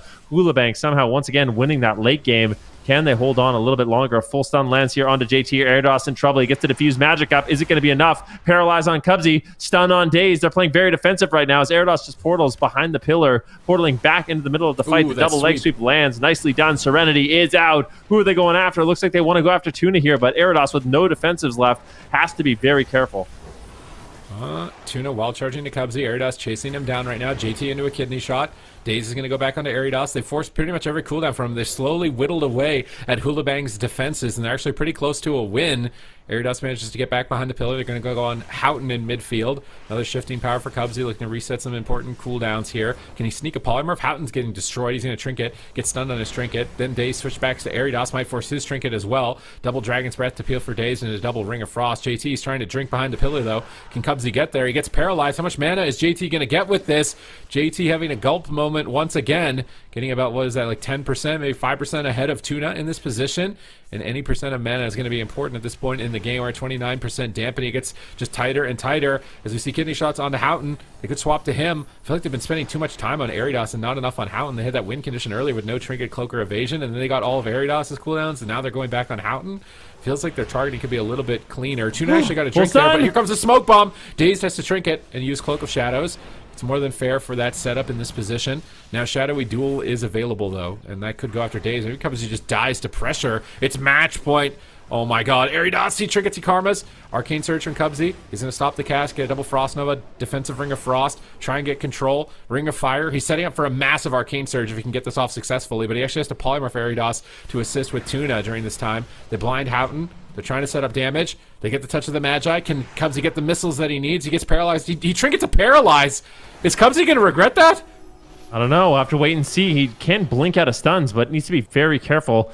He isn't able to get away. The Fist of Fury comes in, but a beautiful instant root from Tuna is going to slow him down. Houghton at the same time taking a lot of pressure. JT has his work cut out for him. 35% dampening, and this is all pressure in favor of the Frogs as they are looking to stay alive in this tournament. But Hoolibang is not an easy team to take down. Looking like they do want to go after Cubsy just a little bit here. A full stun on Houghton once again. Who are they going after? It's a Serenity available. Tuna sitting down for a drink, securing their lead. Cubsy is not going to go down without ice blocking once again. Beautiful alter time. Houghton is just so incredibly low. JT's running on fumes in terms of mana, and this pressure is just completely overwhelming. Missile barrage after missile barrage coming in from Cubsy. But somehow Hoolibang stays alive, and there are opportunities. Daze doesn't have a trinket. Are they going to go after Daze? It looks like he will just trinket out of the stun, gets the counter stun here onto Daze. Houghton just doing everything he can in desperation to live and keep his team alive, but things are unraveling here for Hoolibang, Sid. Yeah, JT, 0 mana right now, but he has made miracles work time and time again, so I'm not going to count him out, even with how grim this is currently looking. Cubsy gets Ring of Peace away from JT's drink. That Ring of Peace got JT just 10% of his mana back. Cubsy Cubsy couldn't get in line of sight. That puts them back in the game, but Houghton's in a cheap shot. Missiles are flying in. Aridos is trying to flying serpent kick over to get Tuna's drink, and it looks like he's managed to deny it for now, but he's in cap roared. They swap to him in a kidney shot behind the pillar. No trinket. JT gets in position, gets up the Guardian Angel. This should buy time for Aridos if he needs to use Touch of Karma. Here's the power infusion, but Cubsy can actually just steal that, so he might regret activating it. Houghton in trouble, taking a tremendous amount of damage, and even despite the drinks, JT is totally tapped on mana once again. Trinkets out of the blind. Here comes a smoke bomb, but they managed to just get out of it really cleanly there. That smoke bomb maybe gives a little bit of defense value, but Houghton's kidney shot, and I think that is finally it. The Power Frogs look to strike back. JT void shifts, and somehow, some way, keeps Houghton alive. Now Aridos has some options, but in terms of offense, there's no openings for them. Oh, maybe not. They get an ice block. Evasion. JT, what are you going to do, man? He's got Angel form. He can heal for free while he's in Angel form. He's got one chance to top his team, but they're ranging his Divine Hymn, I think. Hymn's in range of Aridos. Is it in range of Houghton? He gets the 5-stack. That's going to be the last chance, I think. No, JT's got Apotheosis. 6 seconds. They just need 6 seconds, and JT can heal. They might just kill Cubsy. I can't believe JT is doing this. He's got nothing for so long. He gets the Apotheosis. He gets one big Serenity. Aridos is going for the kill on Cubsy. Houghton is there. They get the cheap shot. Cubsy blinks away. Daze is out of the kidney. They need to get back to Cubsy, but he's so far away from the fight. How is JT doing this? He's making it work with absolutely nothing, and now Power Frogs, they have nothing. They cheap shot Daze. They're going for the kill. Cubsy gets a counterspell. Cubsy is doing everything in his power to keep his team alive in the tournament. They're going to be eliminated if they lose this game. They can't believe that JT is still healing. How is JT still healing? Power Frogs fully recover. There should be no way. There should be no way Cubsy is going for it, and missiles connect, and Power Frogs deny the sweep. Cubsy put on an absolute clinic during the last 30 seconds of that game. His kiting was immaculate. After they got the ice block, they just could not touch him again. Just playing so incredibly slippery on that mage, making a bunch of heads-up plays, dropping preemptive Ring of Frost on their path to actually get him. I'm excited for the replay for that one because I think Cubsy did a tremendous job there, basically making it impossible for them to go after him, dragging them in the middle of the map, and eventually able to secure the kill. Oh my God. This was hard fought though, and I mean this is like maybe best case scenario as well as far as map is concerned and ping is concerned and everything like that. This is gonna be rough to come back with how close this was. I am worried for Power Frogs. I'm worried for North America. We've only got the move and Liquid through right now into Championship Sunday. Power Frogs are looking to try and even that out right now, but they have to win 2 more games at a big disadvantage in a row. This was such a crazy game. I can't believe JT actually kept his team going for moments where I'm thinking like they might be able to win, where they got that drink a couple of times of the Ring of Peace, snuck away for a moment, and then they got a block, and maybe it was a bait. I don't know. Like maybe Cubsy wasn't the best target at the final seconds of the game. He blocked a Karma too. So it's right about here, I think. Oh, we missed the block moment. Blocks the Karma. So, but look at this kiting from Cubsy, okay? But why not just kill Dazed here? I mean, they could have, maybe. But maybe they just wanted to... The thing is, when you go after the mage, you kind of prevent the damage. But look at Cubsy. He drops like a preemptive Ring of Frost that snipes Aridos. So that Ring of Frost is beautiful. Then he gets stunned. Actually, he doesn't get stunned here. What happens here? I think he just slips away. Gets the Dragon's Breath on Aridos. Slips away, looking for the Surge. Aridos gets gripped, but the Surge goes off, and Cubsy eventually lands the Missile Barrage. That closes out the game with that 4-piece set bonus, just cleaving down JT and killing Aridos. So really good plays. I mean, what's impressive to me is how long Aridos, Houghton, and JT can survive. I mean, they're playing this kind of like one-shot comp, but they're also surprisingly durable. It took them 10 minutes to kill them, which just makes them so threatening, right? You have to survive these one-shots for 10 minutes. Yeah, it's really tough. And I mean, that's thanks to JT on the Priest. I don't know if any other Priest would be able to keep this game going as long as he is, because I feel like if you're Cubsy's team, you're like, finally, he's out of mana. We're going to finally be able to win. And it's like, wait, why is this still going on? How is he still healing them? He was doing like 3 minutes ago. What's happening right now? Game keeps going. And all right, we're going to Hook Point. It's a small map. Oh my God, HOOLIBANG can just do whatever they want. Cubsy's got nowhere to kite. Like that final moment where he brought them all across the ring and they couldn't get to him, that doesn't happen here. Yeah, definitely not. I mean, you can still be quite evasive as an arcane mage, but Hook Point, it definitely limits you, right? Like this is a very small cage that you have to play in, and you were playing against HOOLIBANG. It's their map advantage, it's their ping advantage. But surprisingly, both these teams are just sticking it out with one composition. So let's see what HOOLIBANG is going to be able to get done. Okay. HOOLIBANG, the Cinderella story of Europe coming out of the gauntlet. We saw North America's Gauntlet qualifier knocked out in the previous series, so HOOLIBANG are still trying to keep their Cinderella story going.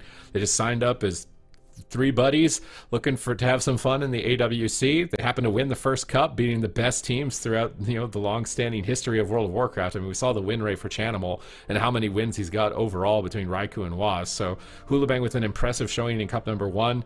Had a little bit of a mishap in Cup number 2, but when they came back into the Gauntlet with the 4th player, they really powered up, and now they're 1 game away from getting into Championship Sunday and just going from 3 dudes off the ladder to Championship Sunday, top 6 between North America and Europe.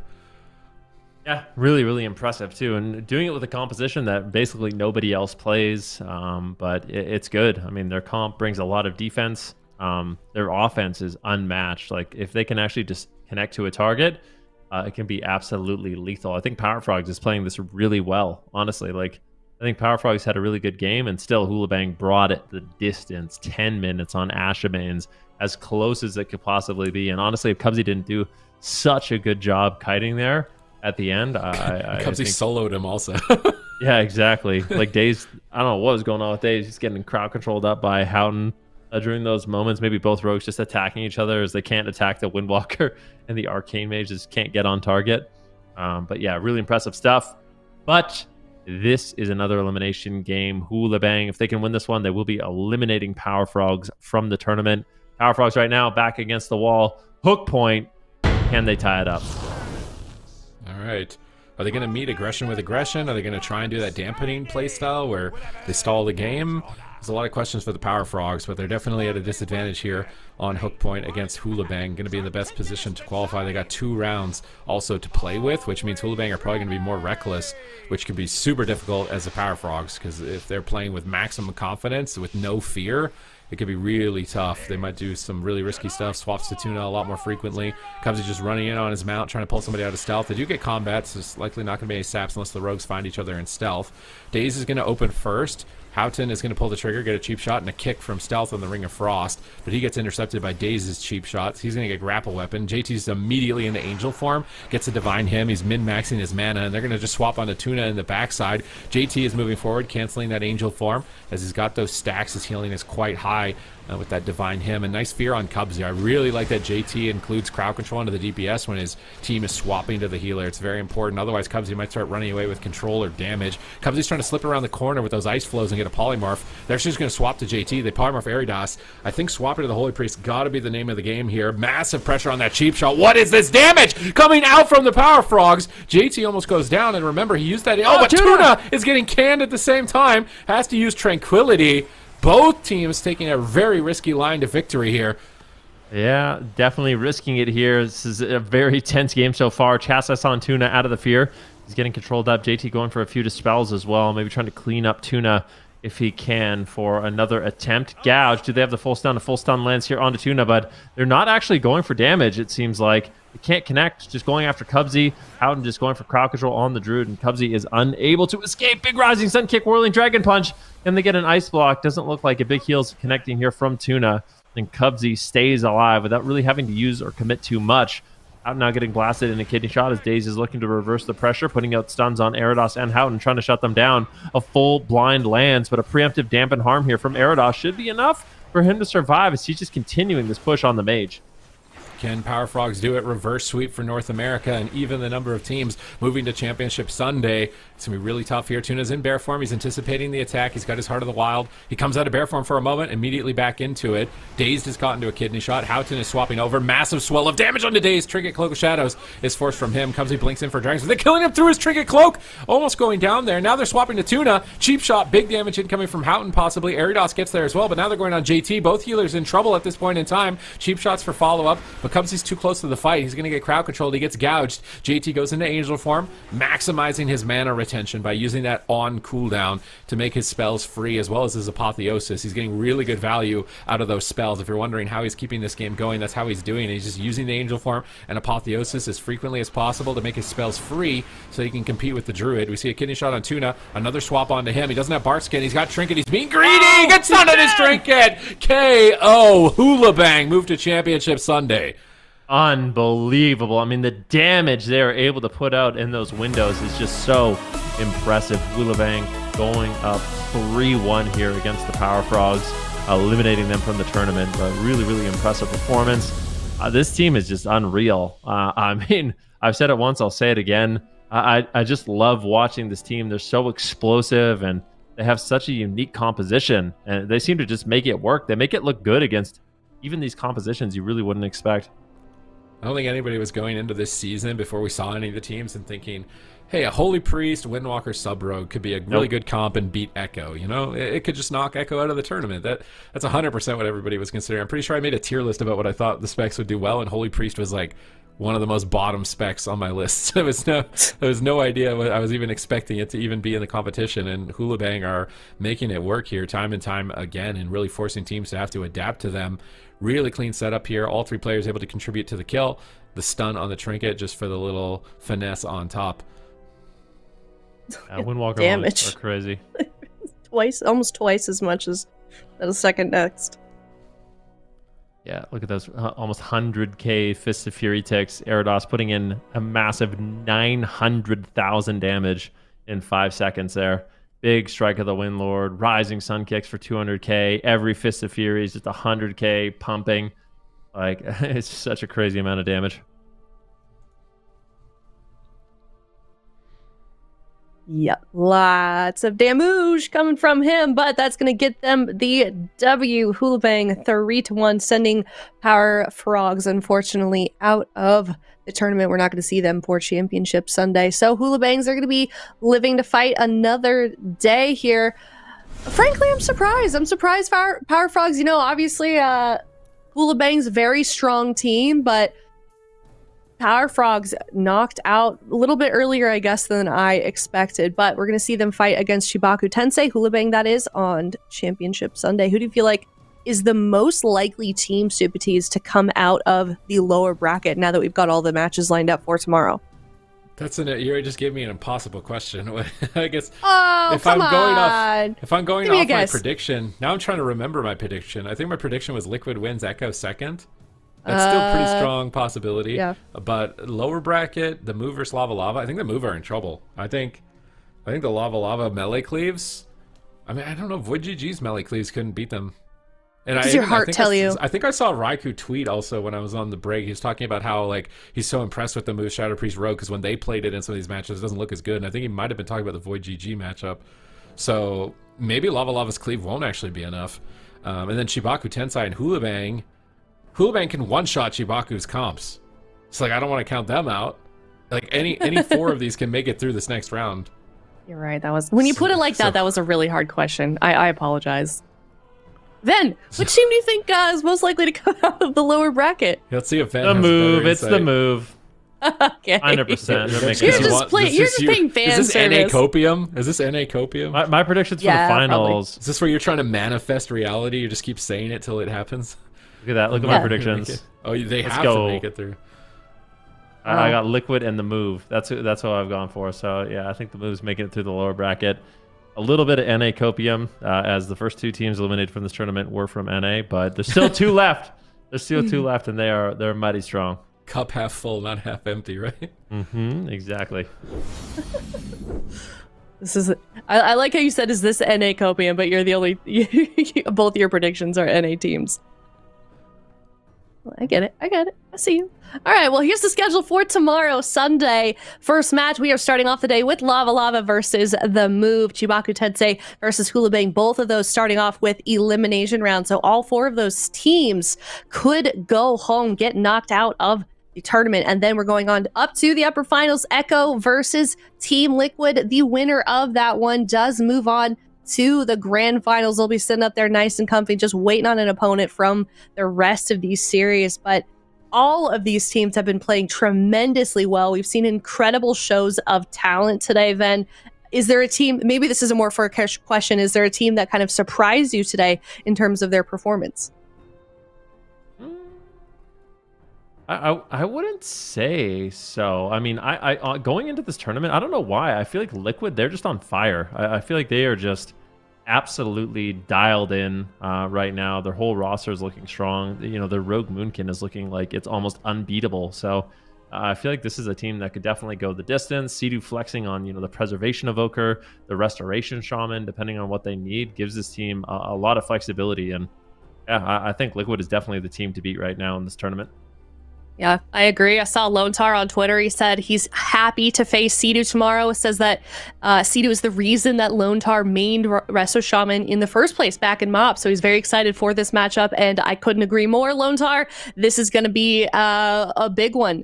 That number 3 match, Echo versus Liquid. I definitely cannot wait for that one. So let us know in chat who you are most excited for. Super Teas, what about you? Any matchup in particular besides that one? Too easy of an answer. Besides the obvious Besides that one, yeah. Honestly, I really want to see the move against as many EU teams as possible.